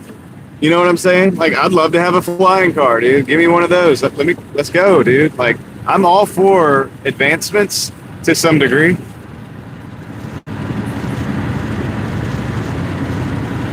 I guess it's the direction that I have an issue with, I guess, sometimes, you know? And also, for me believing that we should actually be able to have an opinion on that. Because a lot of people say they act like I shouldn't have an opinion on it. I think I should have an opinion on it. You want me to use it 100 if I get a horse and buggy? True. Leslie doesn't like the flying car. As long as I'm actually allowed to fly it. The K-24 for the EF? Maybe.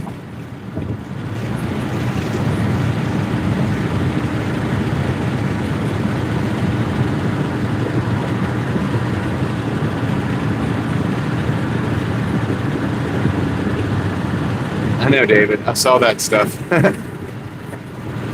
It was going to be the Jetsons. Turns out we just have AI that puts out crappy music and like really cringe videos and gives us the right answer about 90% of the time when we ask the question. Still no flying cars. Although we do have technically flying vehicles that are kind of like a drone. And they do exist. I've covered those before. But they don't want people flying those. They want those to be Airbuses. They want people. They're probably going to be on autopilot for the most part.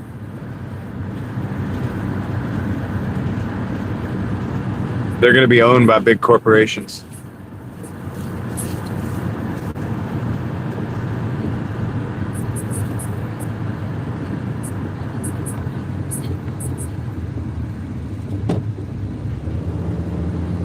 Yeah. Yeah, they probably won't. I would say they wouldn't.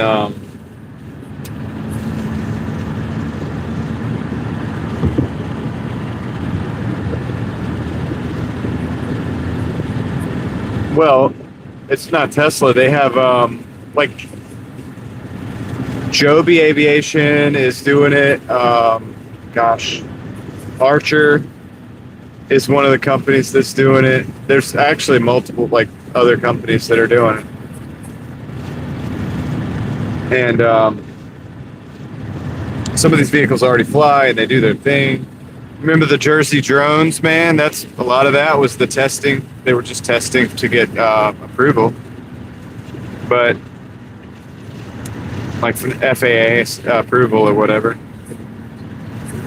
And yeah, so it exists, but they don't want those to be driven by us. It's not something you buy and you go fly around.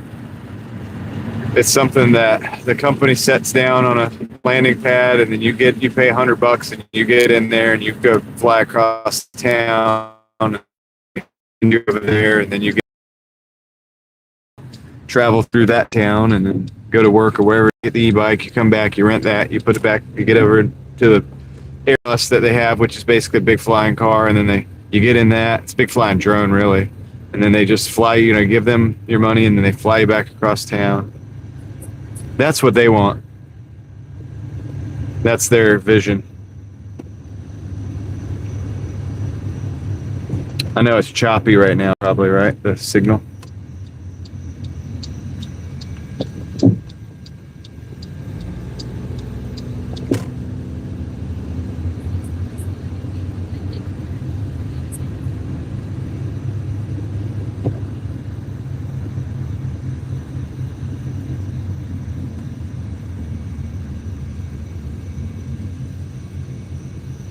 Okay, let me see here.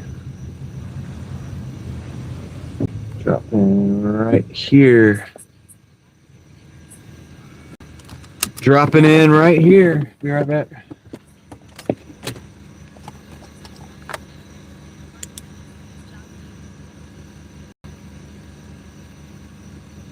All right, be right back. I'll drop this off.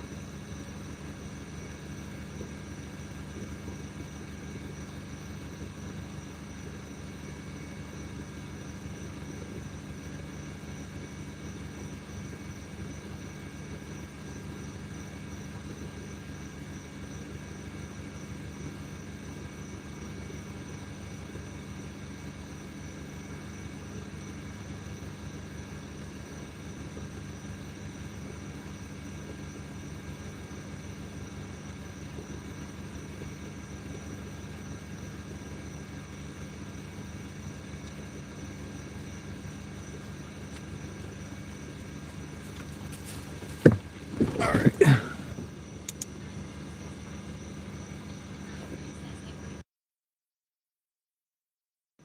I know about the jets and drones. I've watched the races and stuff. I know a lot about eVTOLs and stuff like that, and VTOLs.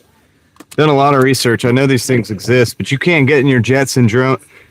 I can't get in my jets and drone at my house, fly it over to Raleigh, and like land it at the McDonald's and go order McDonald's, and then get back in my drone and go fly that around. Like that just doesn't work that way. You have to have like not only gonna have to have the $130,000 to buy it, you're gonna have to have property to fly it on.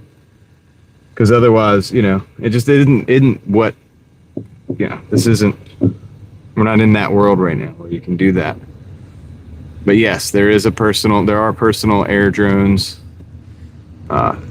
VTOLs, so to speak, that you can. I'm pretty familiar with that stuff. Yeah, Doordash on a Jetson drone.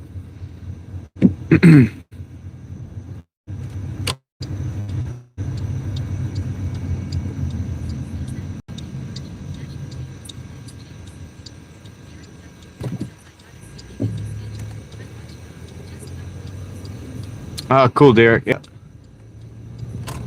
Well, Derek, I appreciate you coming in tonight, man. Saying hey and joining up and everything.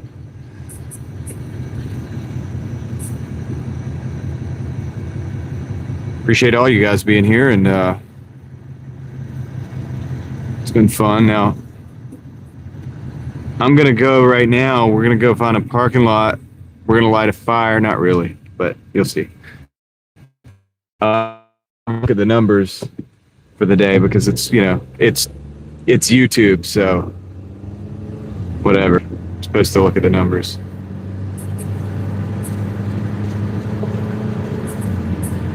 A fleet of Priuses.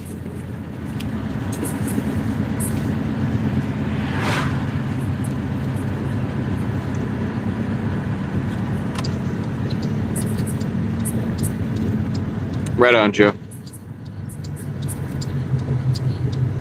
Excuse me.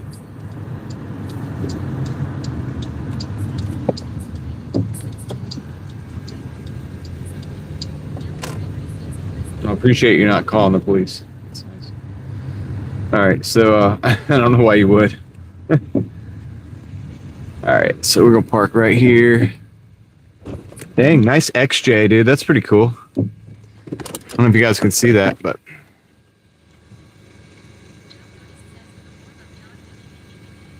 Me. Me, me, me, me, me, me. Me, me, me, me, me, me, me, me. Me, me, me, me, me, me, me, me, me. That's the warm-up. Excuse me. All right, 90-21. Let me do the math real quick on that sucker right there, dude. We're going to show you guys some numbers.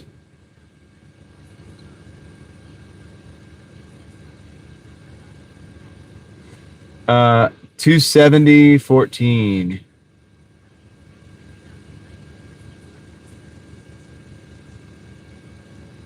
Ryan, I'm just getting warmed up, buddy. That's not even dude, that's nothing yet. All right, let me end the dash. We're going to look at the dash, look at the numbers, and see where we're at for the week.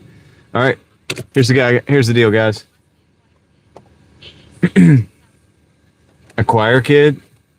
Nah, I kind of do that to make fun of it. Like, I don't know, dude. Oh, dude, they made a lot of money tonight. Yeah. So many tickets.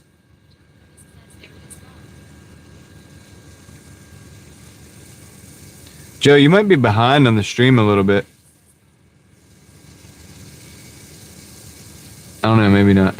All right, anyway, we're going to look at the numbers. I'm going to get them ready.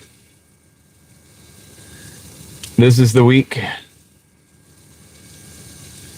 And let's get into the week. Right there. All right, so we did 71 hours and 27 minutes this week. Not as many hours as normal. It has been, I'm going to tell you what, it's been a slow week. It has been a hard-earned week because, dude, I don't know how to explain it. It just seemed like things weren't moving, man. It just seemed like nothing was moving. Nothing was happening. A lot of, like, sitting in the car waiting. I don't know how to explain it, dude. It just seemed like I'm never going to have a good week here. But it ended up being okay. The number's not terrible. So the dash is here today. Going into the day. 178.94. No, you take care of the car, Christian. It's called maintenance. 178.94 on that first dash. 8 hours and 49 minutes. 91.20 on the second dash. 4 hours and 52. So 8 and 4 is 12 plus 52 is 13 plus 40 something. What, 14 or 1330? So 1330. And that's what that looks like. All added up. 270.14. Hassan, this is what you want to see, right? This is the numbers. This is the numbers for the day. I'm done, though. I'm done for the day. Hassan likes the numbers. So it was a 178.94 and a 91.20, and it took about 13 and a half hours, Hassan. That's where we're at. You showed up at the right time. That was the week. Not as good as last week. That was last week. In only 5 more hours. So, yeah. That was better, but whatever. Anyway, all right. Let's get a fire going. Where's the thing? Come on, thing. Where you at? Can't find the fire. Oh, there it is. Last week was pretty good. I'll say that. I mean, yeah. Maybe that's why this week feels so slow. You know, could be, right? All right. Bring it in. Bring it in, man. Take a knee.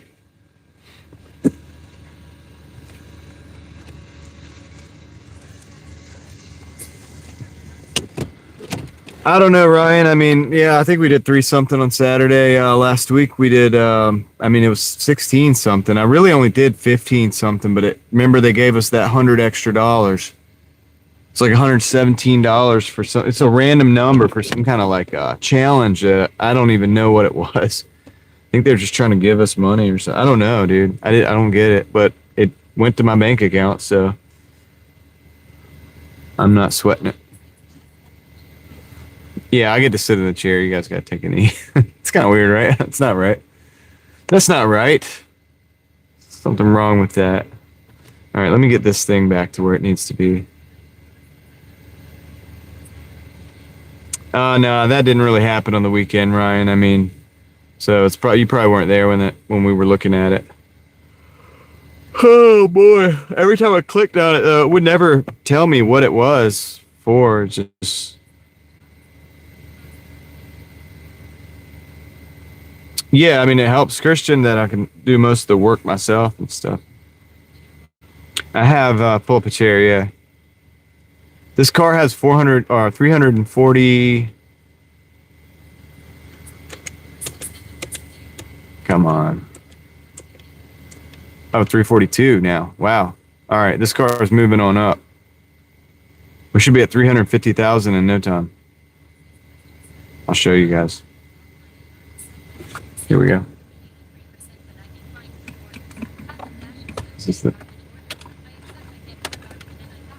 That's the mileage on the car.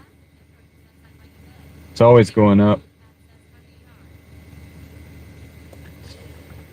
It's always going up.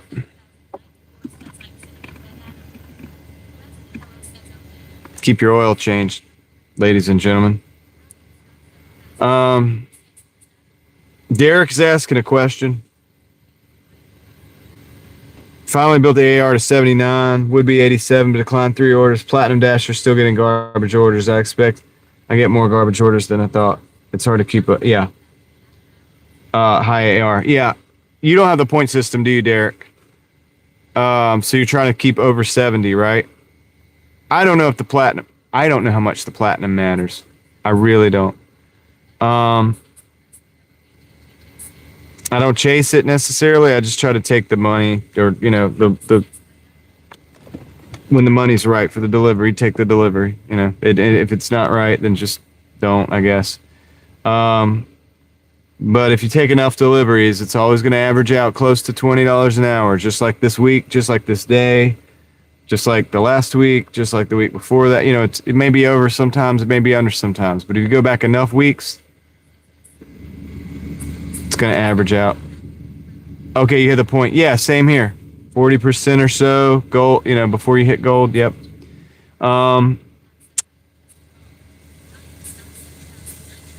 LV. I use either SuperTech oil or Mobile One sometimes. And I even have Castrol Edge this time that I'm going to change it with. But it's all full synthetic oil. And I use AC Delco oil filter, which is the factory oil filter for this vehicle. I'll just go with the OEM. It's a little more, costs a little more, but that's fine. And I just do that every single month at least. So I do actually more than a month, probably about 13 times a year, change the oil. But I say every month because, it's about once a month. It's a little over. But average. You know what I mean?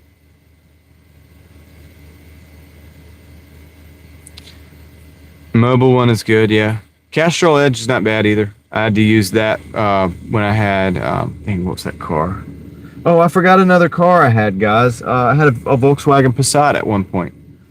Yeah, I had a B5 Volkswagen Passat. I forgot that car. See, dude, I told you there was more cars. And that's probably not all of them. There's probably another one I'm forgetting. Probably a couple more I'm forgetting. Yeah, no problem, LV. Yeah, just look, full synthetic oil, change the oil filter,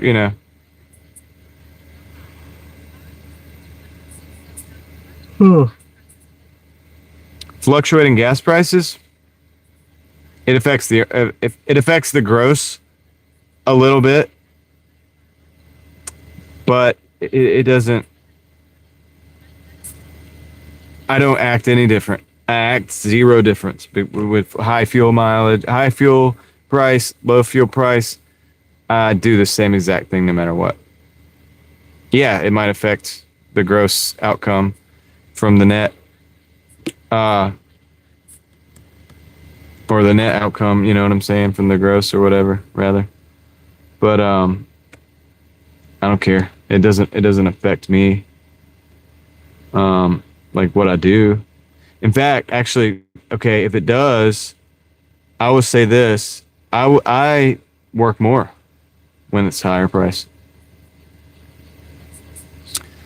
But yeah, does it affect my net income from all of that? Yes, it does a little bit, but it's less than you would think. I mean, and now the price has been high and it's been stable at like $3.79.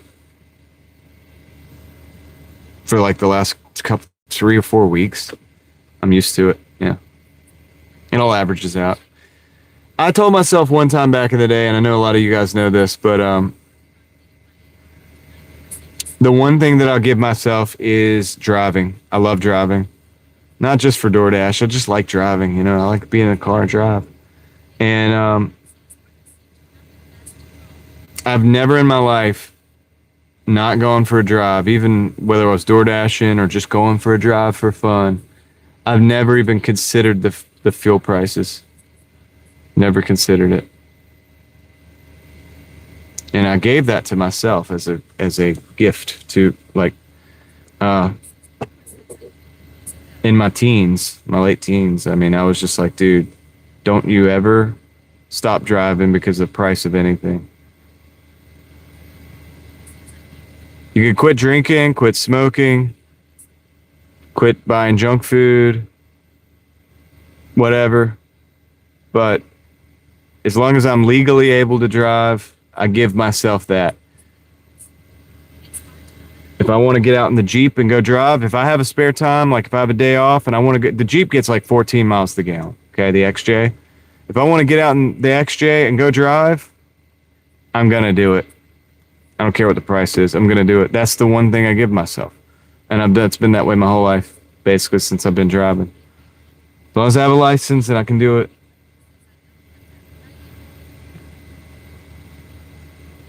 So,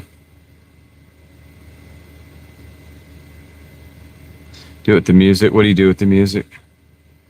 AR doesn't matter, says Christian. I mean, look, it's debatable. Nobody really knows. Nobody really knows. I don't think it does that much. That's why, Derek, I would say, especially if you're on the point system. Let me ask you something, Derek. One thing real quick.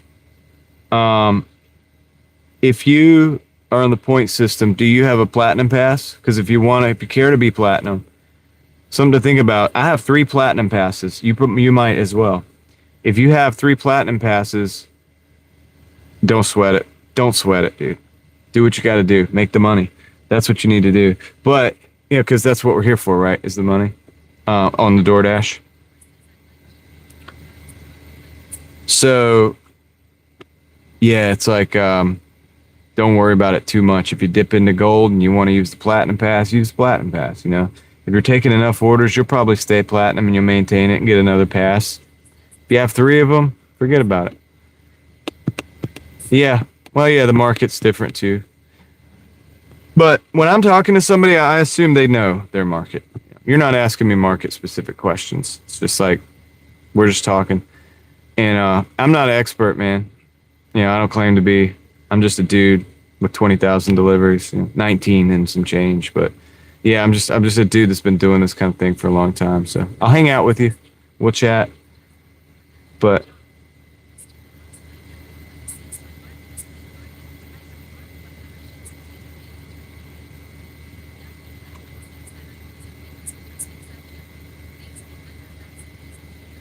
LV, you got to be real careful about the music. You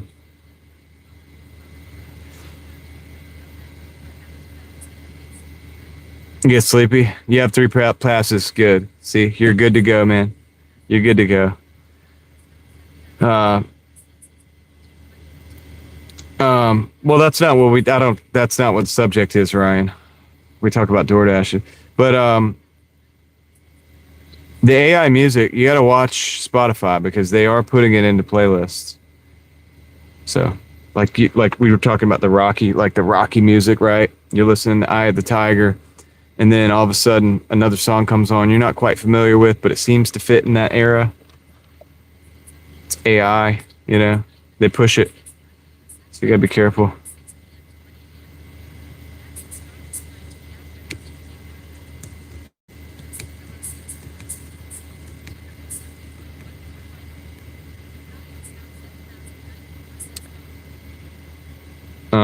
Yeah, but right, LV, I know. You too, RD. Appreciate you coming back, man. Yeah, everybody got to figure out what they want to do, Christian. That's how it is. Everybody figures it out for themselves.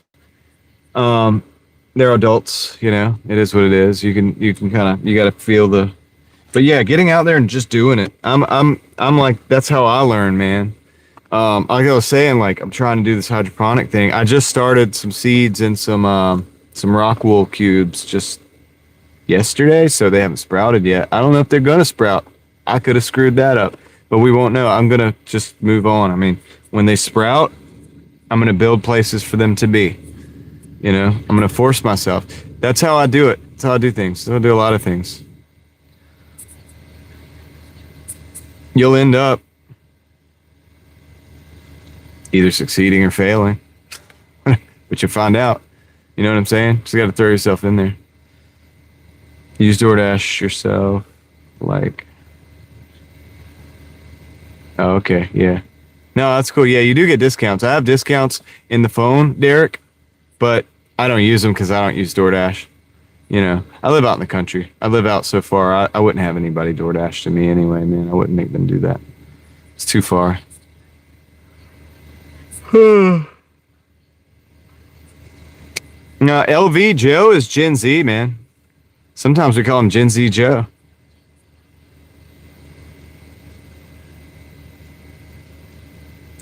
Yeah, there's greenhouses. Aravic, there's greenhouses. I have a bucket garden, you know, outside and stuff. We have like a lemon tree in a pot that we have to bring back inside. Ace, my wife did that with the toothpicks. She has multiple ones going now. She has a tree that's like about 3 foot tall right now from that. She took an avocado and regrew it and or grew it from the seed inside the avocado or whatever. And yeah, she's got a tree right now that's about 3 foot tall from it. So it works. So keep it up.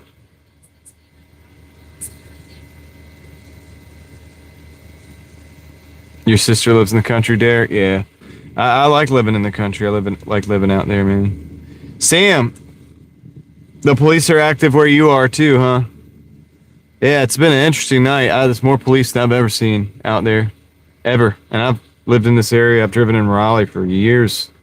Decades. Gosh, I feel old when I say that. Don't say that. Decades. But yeah, decades. I haven't seen anything like that, man. I mean, I've seen a lot of policing once at like a crime scene or like a, you know, if something happens. Or that time I got stuck in that parking lot when the I was on the video. I was on the news from the helicopter with the where the guy had stolen the car and run from the police. But yeah, no, I mean, I've never seen that many police and police from outside towns in Raleigh just pulling people left and right. Something's going on. Oh, there's a lot of ATV trails. Yeah.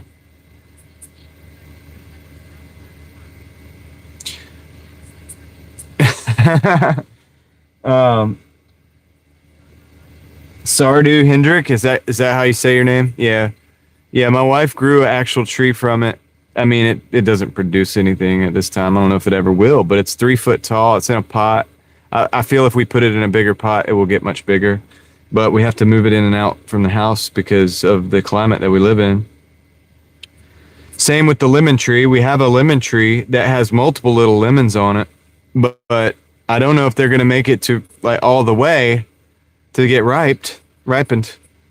We're going to have to bring that in before the frost, you know. It'll be inside, you know. That one's in a big pot, like a big old pot. I don't know how many gallons it is. It's a lot. It's heavy, but yeah, it has lemons on it. I mean, so, but I just haven't done the hydroponic stuff yet, and I just want to start playing around with it. I'm going to start with the most simple setups you could possibly do. That's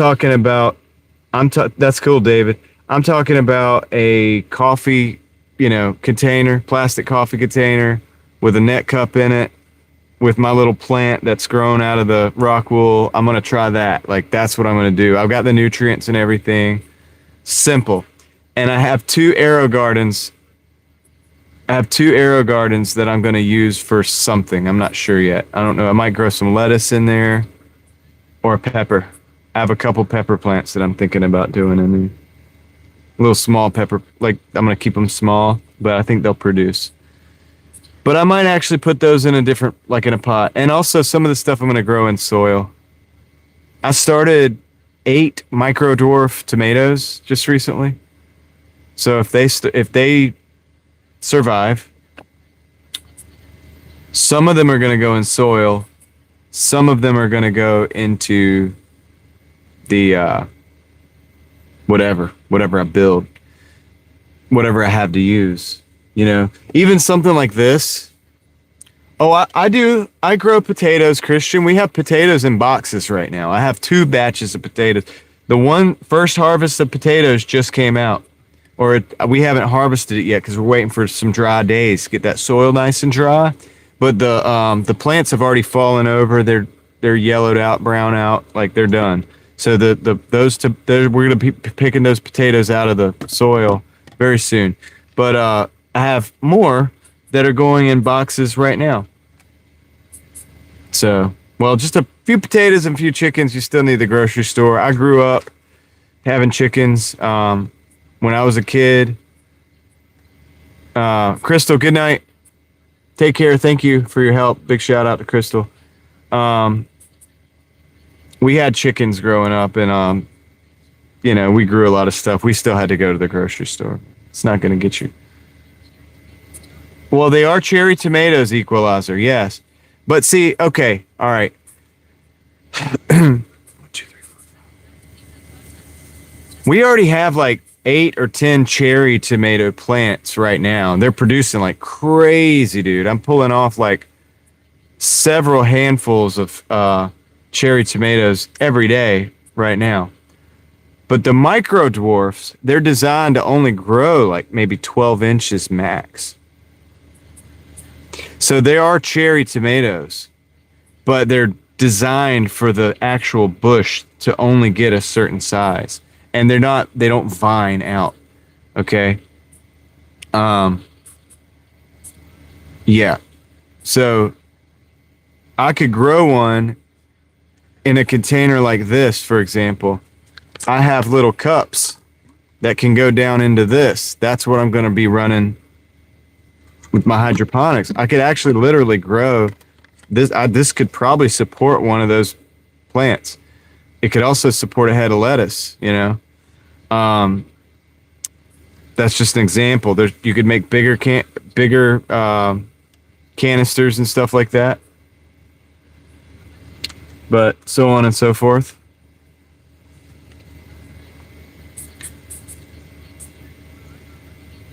Ellie, all kinds of peppers. I've grown Ellie, right now we have green peppers and some other pepper that was a random pepper, and I honestly don't know yet. It's got to come out because we didn't know what it was, but I just grew it anyway. But I've grown jalapenos in the past. I've grown chili peppers of different types. I've grown just snacking peppers. The one that I'm going to try to grow inside is just a little snacking pepper. So it's kind of sweet, not a lot of heat. And they should be orange. They're kind of cool. It's called a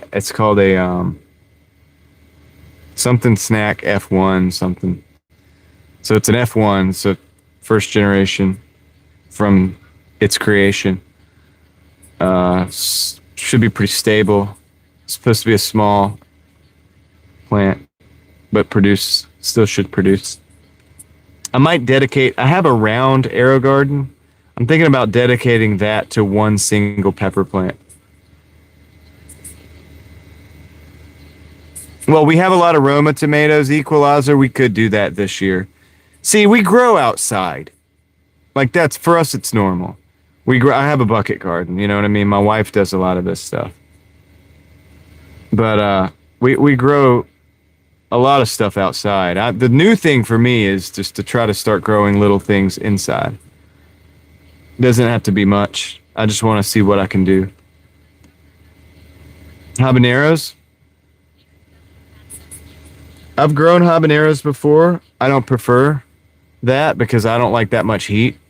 My mom does, so I'll grow stuff like that and give them to her. But I focus my pepper planting on for outdoor planting, like green peppers, because that's something we use a lot of.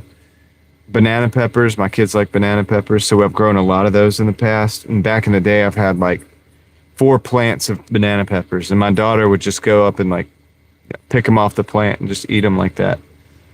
But that's not a lot of heat, And I've had some jalapenos that had decent amount of heat, occasionally. So. That's the kind of thing. But all that, I'm not trying to grow any of those inside. The plant that I have for growing inside, the seeds that I got are specifically for trying to keep them compact. So I'm going to do the best I can. You can overwinter peppers, though.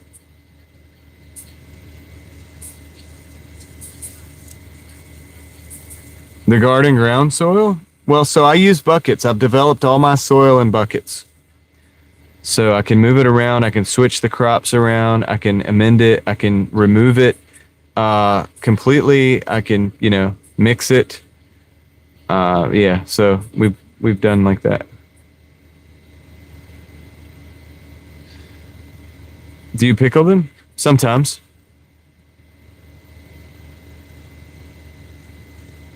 Usually we just eat them and give them away as gifts. That's why I want to try to learn how to produce more over the winter. Yeah, David, the buckets are a lot like a raised bed type situation in a way. They're isolated though. So the cool thing is if you have a plant that's like diseased or fighting disease, you can isolate it.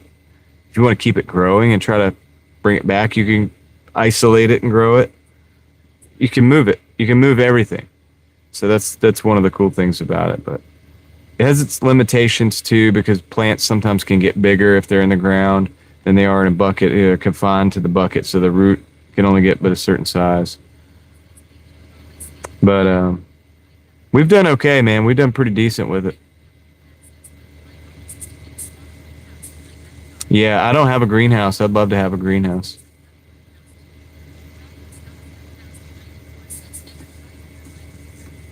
Carolina Reaper? I mean, yeah, I hear they're hot, dude. I'm not like into that too much.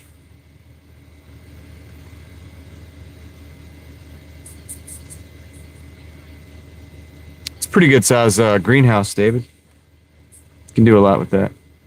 LV, yes, of course, we do tomatoes. Yeah, we this year my wife from seed grew the Roma tomatoes and multiple different varieties of cherry tomatoes that we have out there.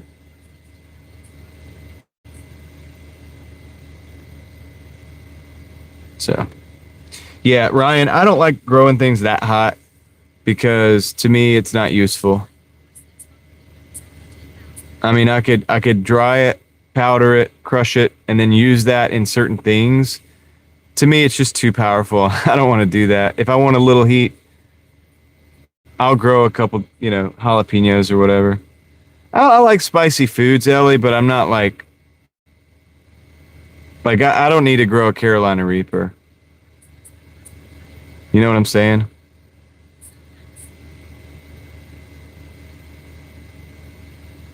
But anyway, but yeah, so that's some of the stuff we've been working on a little bit, but that's normal. I've had a garden for years. Leslie found my I have a video from 2 years ago of the bucket garden I had then. It's on this channel. You can kind of see what I'm working with it on that. I didn't show the whole thing though. I was making a point. I was like, dude, look at these beans, I was like, that came from those little plants, and you just plant a bean and you get all these. So, what's up, Maxon?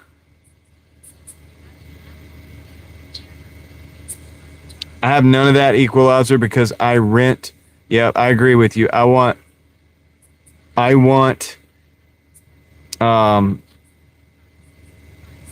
fruit trees, but I rent the house that I'm in. So all the gardening and stuff that we do, I do it in buckets because we rent.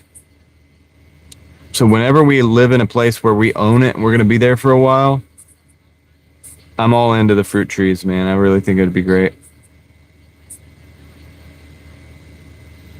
I'm in North Carolina.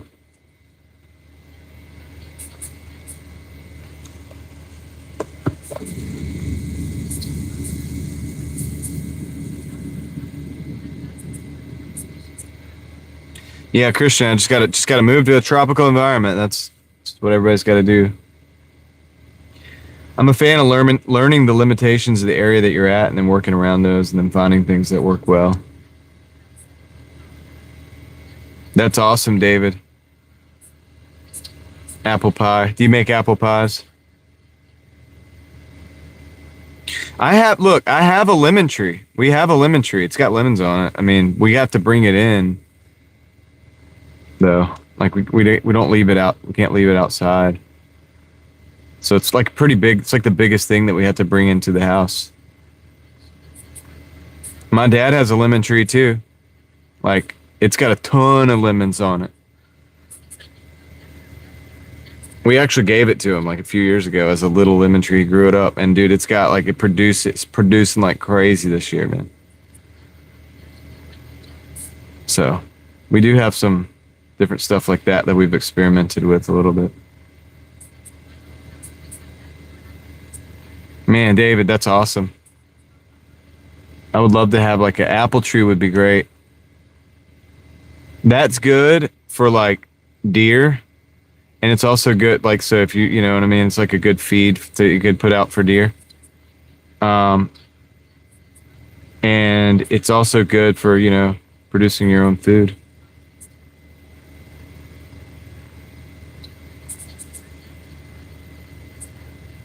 No, he takes it in, Joe.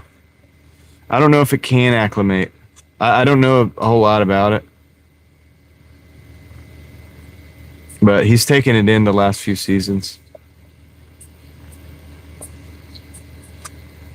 Oh, Dirty Harry. Coming in with the Dirty Harry quote. That is Dirty Harry, right? I know it was Clint Eastwood. I think it was Dirty Harry.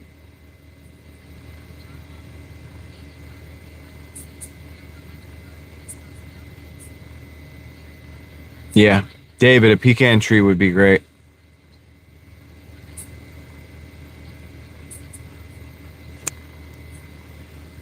I don't have favorites, Ellie, you know that. But I like berries or fruits. I guess they're all fruits. Most berries are fruits. I do like man, I like all of them. You said fruits, okay. Are berries fruits? Are strawberries fruits? Technically, tomatoes are fruits, and I like tomatoes. So I like tomatoes. I like all of them, man. I like lemons. I like watermelon. I like cantaloupe, right? Bananas are good. I don't know, dude. Mandarins are really good. I don't know. I like all that stuff, dude. I didn't say tomatoes are my favorite fruit, Ryan. See, that's the problem. See? All right, guys. Exhibit A. Exhibit A. Whenever somebody asks if you like stuff, the first thing you say, they think that's your favorite. That's why I don't like giving lists. That's why I didn't give a list yesterday. Because they think that first one that you say is favorite. I just said that technically it's a fruit.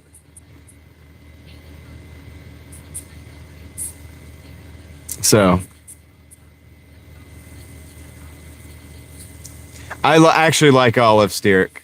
I actually like olives. I mean, you set me up, Ellie. You set me up for that. How dare you? I'm just messing. Yeah, I like all kinds of fruits, man. I'm a big fan, and I think that's a better kind of sugar, right? That's just not health advice, but isn't that a better kind of like if you want something sweet, you eat fruit, and it's like better for you than if you eat like a sweet baked good or something like or a soda. But you guys know I like Coca-Cola, man, but water's better, and then like a fruit. I have right now in here. A mandarin. See, I like this. I'm just the type of stuff I bring with me. I have a banana as well. See, I've already eaten one of these today and one of those today. So I'm probably going to eat those on the way home. No snack on the way home.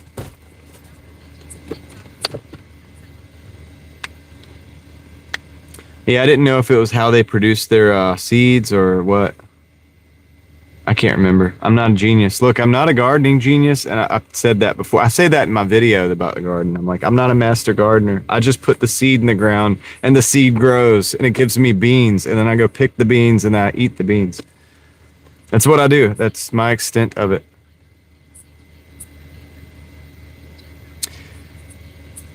Ryan, I totally believe that you said that I think tomatoes are my favorite. That's what I believe. A 2.5 pound tomato. That's a pretty good sized tomato. Green or black or both? I like black olives or green olives. I love green olives though, dude. but I like black olives too.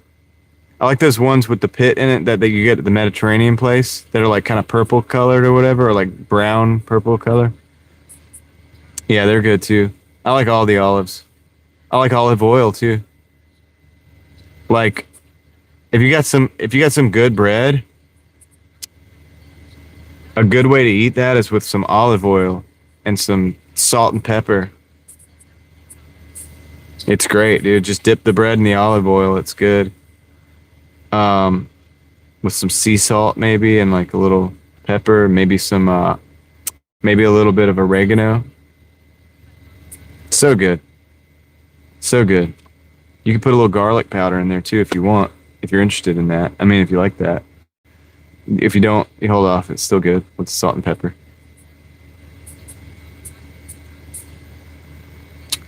Dude, green olives on pizza are not bad, dude. It's got to be the real extra virgin olive oil, yeah. No doubt about it. There is some garbage olive oil out there. You got to be careful with what you get. That's true.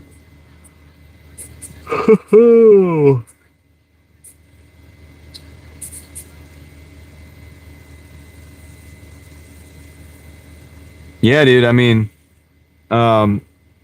jalapenos are good on pizza too. You know what's good? So people like the pineapple and ham or whatever. I don't like that. I like pineapple and pepperoni and jalapenos on pizza. It's not my favorite, but you know, I like it. It's one of the ways that I like pizza. It's so if I'm gonna have pineapples, I want something spicy on it. So they listen, the jalapenos and the pineapple, they like do this thing together and it's perfect. And the pepperoni in the middle, like in that flavor profile, so good. You don't like that?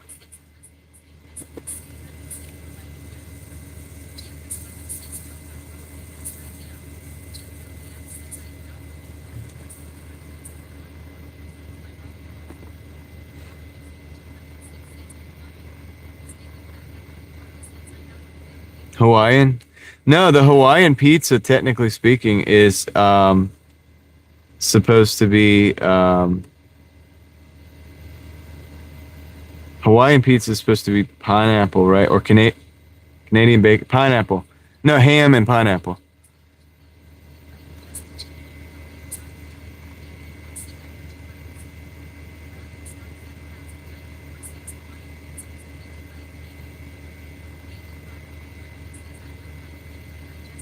Yeah, just plant them, man. Grow jalapenos that you grow yourself are way better than the stuff you buy like in the jar or something.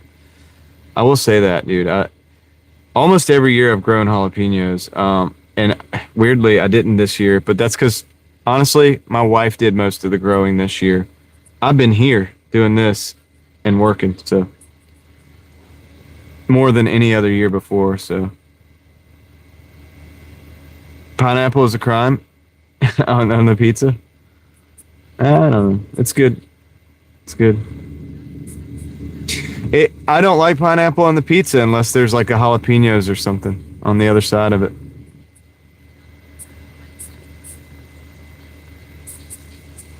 They're not hard to grow. You talking about jalapenos, Ellie? Or like peppers in general? Peppers are really not that hard to grow. Yeah, they're not bad. You got to give it time. So you got to start it early enough in the season.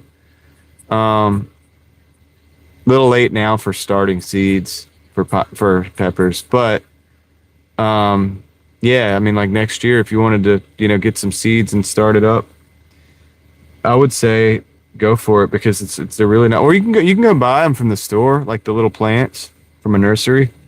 You could do it that way too. But I prefer to start with seeds. It's a lot cheaper, and then you know what you're growing,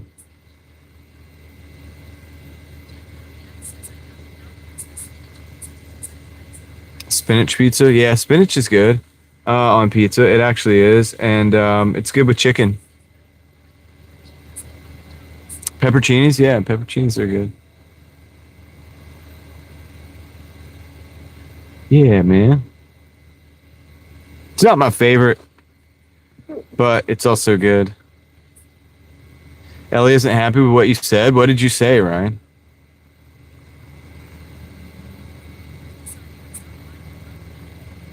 Jalapeno heaven in Tucson. I guess they grow really well. Yeah, they would. Peppers do like warm weather, and so I can imagine that they probably do really well out there. Probably grow the heck out of some peppers, man. They do good here, though. Carolina is a good place to grow peppers. It's perfectly fine. Perfectly fine. 24th LV of August.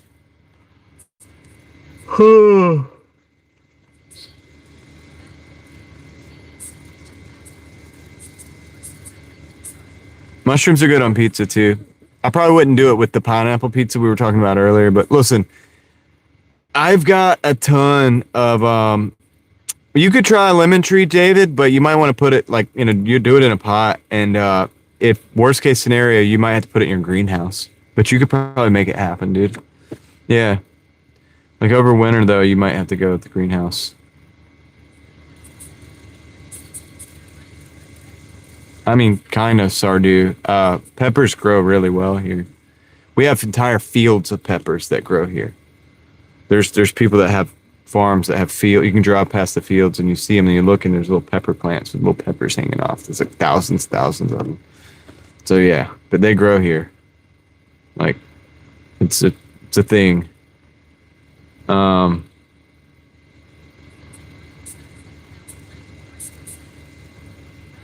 Ellie's sad. Ellie, do we have to kick Ryan? Do we have to ban Ryan? I'm gonna give a membership real quick. I'm gonna see if anybody in the chat gets a gifted membership. Throw you guys out a membership. See what happens.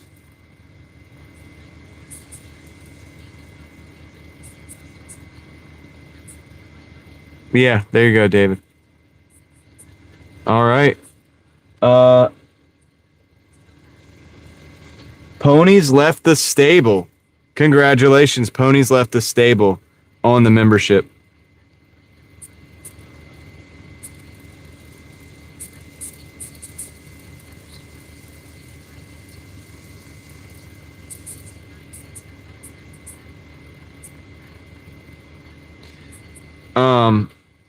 Joe, my wife does the jalapenos with the cream cheese wrapped in bacon. And it is good. She did that one year. I think it was last year. I grew a bunch of jalapenos. Man, we had those with the cream cheese and the bacon, just like you're talking about, dude. It's so amazing. Hey, Jethro Reacts, appreciate the gifted membership. It won't hurt for long. Okay, weird name. Got the gifted membership. Congratulations. Congratulations. Thank you, Jethro. Appreciate that. Yeah, no, dude, it's so good. It's so good. It's the best way to probably have jalapenos if you're going to eat the whole thing. I don't know if she drizzled them with honey, though. I don't remember that part. I have to ask her. It's a weird name, dude. The honey is pivotal. On the bacon? Like on the bacon? That could be good, yeah. I think like maple could be good. Maple like syrup or whatever. It could be good too.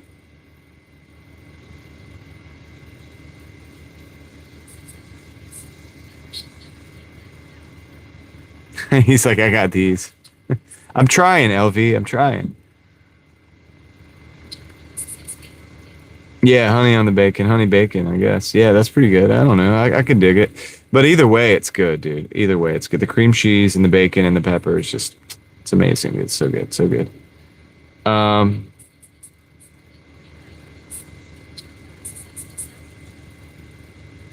Yeah.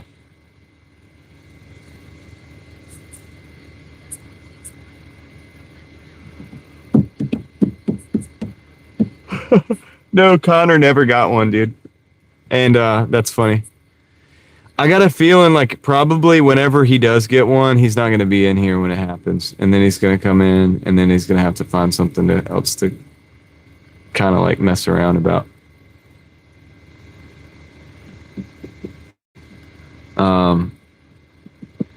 But yeah, dude. So, guys, if you guys don't know,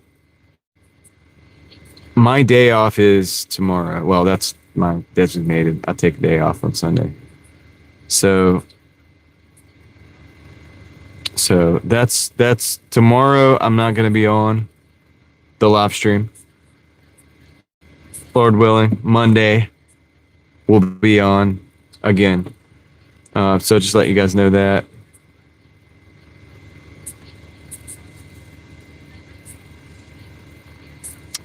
Yeah.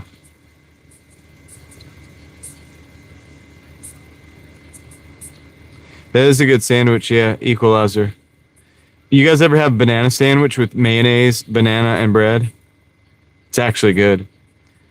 Another thing I like is tomatoes sliced with salt and pepper. Just simple like that. I love that. It is 3:30, yeah. LV, it's 3:30, but I'm off tomorrow. But I got stuff that I'm doing tomorrow. With I think I'm gonna take my wife out. So we'll see what happens to that. But banana and peanut butter, yeah, it's good. But yeah, no, but seriously, like try the banana with the mayonnaise on the bread, and then slice the banana, and then put it on the bread. It's actually not that bad. I would think it was gross too, Ellie, but if you ever try it, you're gonna like it. You're gonna love it. You do this at night, David? You're hooking up the solar panels at night?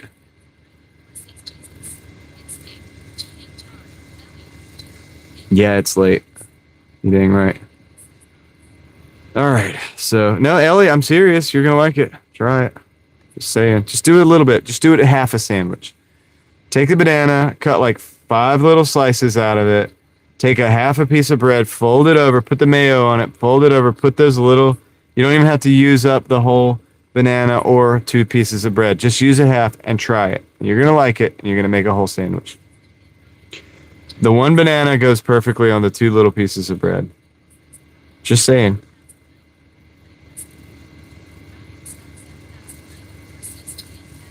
Yeah, just try half first.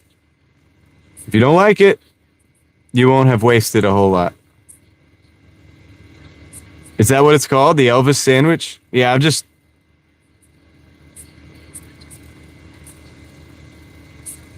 Derek, you dang right.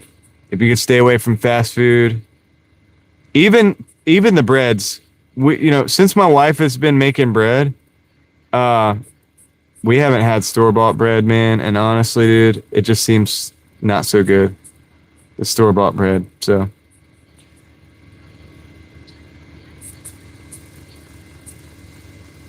Fritos with banana. Now that one's a little much.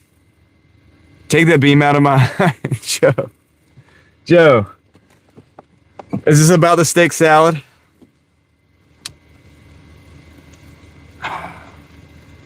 What's so wrong with me pulling the steak off and just eating it? And then having the salad. Or like having the salad, then eat the steak.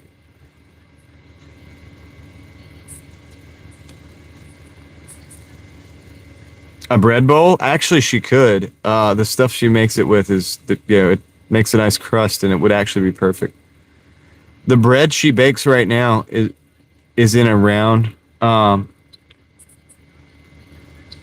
Grow the wheat and grind it. I want David. That would be awesome.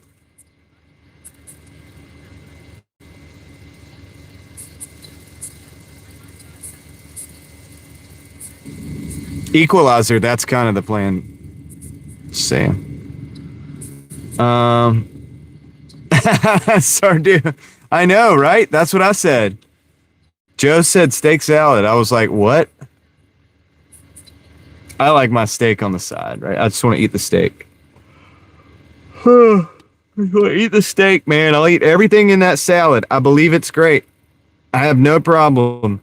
But, well, David, so the first thing that we're going to do to improve the bread that she makes now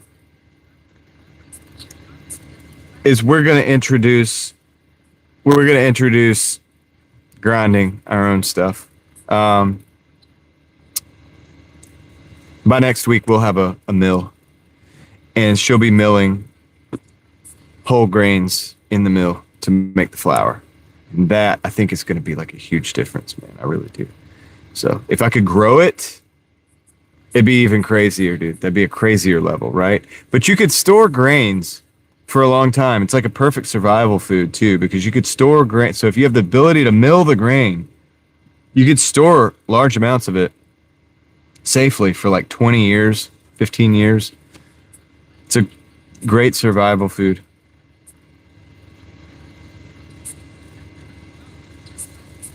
So we're all on it. We're on it, David. I don't have enough space to really probably grow it in mass, but I'll try to buy some stuff that isn't exposed to, glyphosate and all the other stuff. You grew a half acre. Yeah, we just don't have the space for it right now. I am looking at like little plots of land in my area to see if there's anything we can buy just to grow stuff on, even if we don't build a house on it, just to have like a little half acre or acre somewhere where we can grow stuff. So I'm looking at a lot of different things right now, man. I'm trying, dude. But the next step is the mill, and with that, try to find a good source of whole grains to make the flour out of. We're trying to reduce our reliance on store-bought flours and stuff. We're gonna make our own. That's the next step, and it's gonna happen soon because I've been saving up for the mill, and I'm gonna get a hand crank one, and I want to get an electric one as well. She'll probably use the electric one more, but I want to have the hand crank one just for peace of mind, just so that, you know what I mean? And also for the kids and stuff, so they know, like, this is where the flour comes from for the bread and stuff. Because my daughter, she understands the process of the sourdough bread, and she already makes bread. My daughter makes bread. So it's pretty cool. But I'm really happy we've gone that direction. And yeah, I encourage you guys to explore it, try it out, do whatever. There's a ton of resources out there, that can help you with it. It's not even that hard. I mean, shout out to my wife. She does most of it, but because I'm working all the time. You guys see, I'm working. I'm out here working. So, but I make sure she has everything she needs, and she's doing a fantastic job with what she's got. But even if you're single, you could still probably pull it off. You just got to get the starter going, and, so on and so forth. And then from there, it's just one step. Derek, that's what I'm trying to do. I heard a lady that said something about that, and she was like talking about, why would the bread of life be referred to as it is in the Bible, the bread of life, right? And why would that be the reference as bread if bread wasn't good for you, right? So I think it was good for you, and I think it, like, this grain, and I agree with her on that. And we were already on that direction, and I was like, sold. So we're going to get the hand crank mill, and then we're going to get the electric mill, and that's going to be our next step. And I think it's going to be good, because the difference in between just the bread that we're eating now and the bread that we were eating before, like months ago or whatever, it's just night and day, dude. If I went and got a slice of white bread right now and just tried to make a sandwich out of that, a couple slices of that, I'd be so disappointed. I know it, dude. I know I'd be so disappointed. It'd be like eating nothing compared to what we're eating now. So I can only imagine when we're milling our own grains. They bleach all the nutrients and then remove a lot of stuff. Yeah, dude. We're gonna get our nutrients back in our bread, and I want to encourage you guys to do that too, man, because it's so important. Like, I think, man, it's another rabbit hole. We don't have time to go down tonight.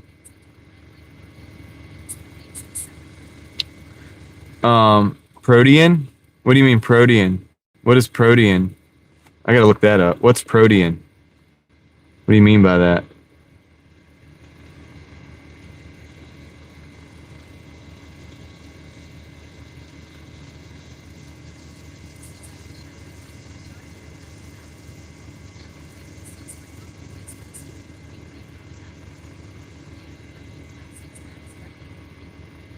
Oh, protein.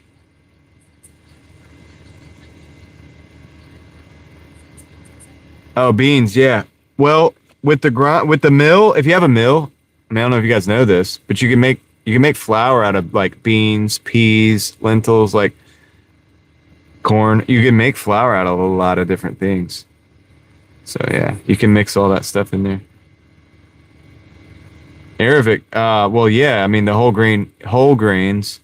If the flour is ground from whole grains and you eat all of that, it actually has protein. It has like I think like zinc, as like all this other stuff. It has folate, which pregnant women need. Folate apparently is in that already. So they remove it to make the white bread. So you don't have any of that. So yes, you want, but buying it from the store and making it are two different things, man. Two different things. But yeah, food should be medicine. That's cool, Donna. Yeah, that's awesome.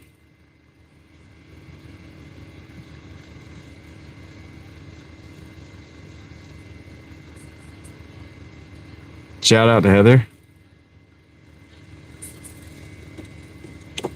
in your blender. Yeah, that's cool. Very, very cool. But yeah, I mean, look, I know a lot of this is different because it's not convenient, and that's what we're struggling with. Is trying to do all these things. It's not necessarily convenient, and it takes time. And like I work all the time, and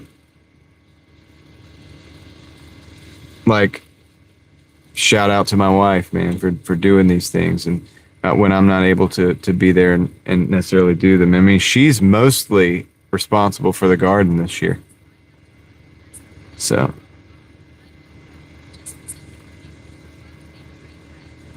yeah. Well, and apparently like the options are like there's a lot of things you can do with the bread. You can add a lot of things like that.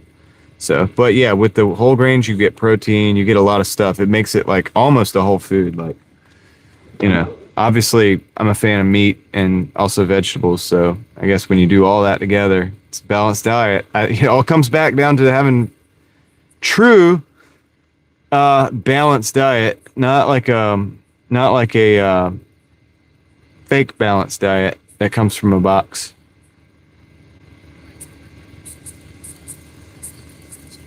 What do I do? Well, for the past several years, I was solely responsible for the garden, for the grass, for a lot of different things.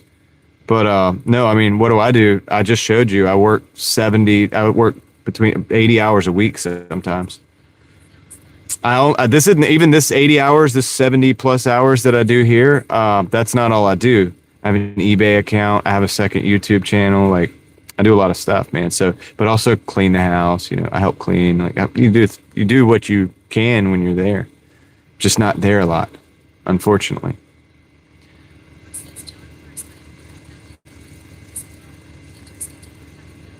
Donna, it's going great. Well, she already has the starter for the sourdough bread. The only difference is we're going to improve the quality of the flour. She's been doing the sourdough bread for a long time now. That's what we eat, when we want bread. So she makes cookies out of it. She makes biscuits out of it. She makes, obviously bread. Presumably you could make hot dog buns out of it if you wanted, or hamburger buns out of it. Like, you could do a lot of stuff with it, but it's good. We also make like banana bread, which is unrelated to the sourdough, but like we make banana bread pretty frequently. Like we'll get a bunch of bananas, and if we don't eat, any of it, that all just goes to banana bread. Never goes to waste. So technically the banana peels can compost. We're not as good about that right now, but that's something we're working on too. It's compost. It's hard when you rent because we're not setting up. Everything has to be something you can move to some other place. So it all has to be almost a nomadic system.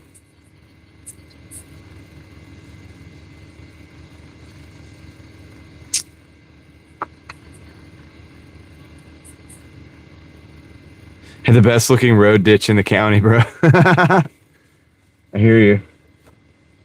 I mean,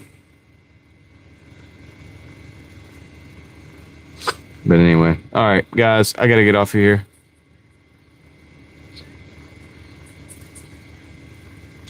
appreciate y'all. I hope y'all have a good one. Thanks for everybody who supported the stream. I appreciate y'all hanging out with me and chatting at the end here and sticking with me through some of the crazy conversations that we have. We're going to continue to have more. If you like those crazy conversations and you stuck through that and you're not already subscribed, go check out my second channel, Real Thoughts Project. You might like that. With that being said, that's awesome, Derek. Yeah. With that being said, we're going to go ahead and get off of here. Tomorrow's the day off, so I will be back, Lord willing. We'll be live streaming. We live stream every day except for Sunday. Every day except for Sunday, unless something's going on. So just look for us in the evening or whatever. You find us out there, and so appreciate that. And yep. So that being said, I'm gonna end it here. Catch you on the next one. I'm out.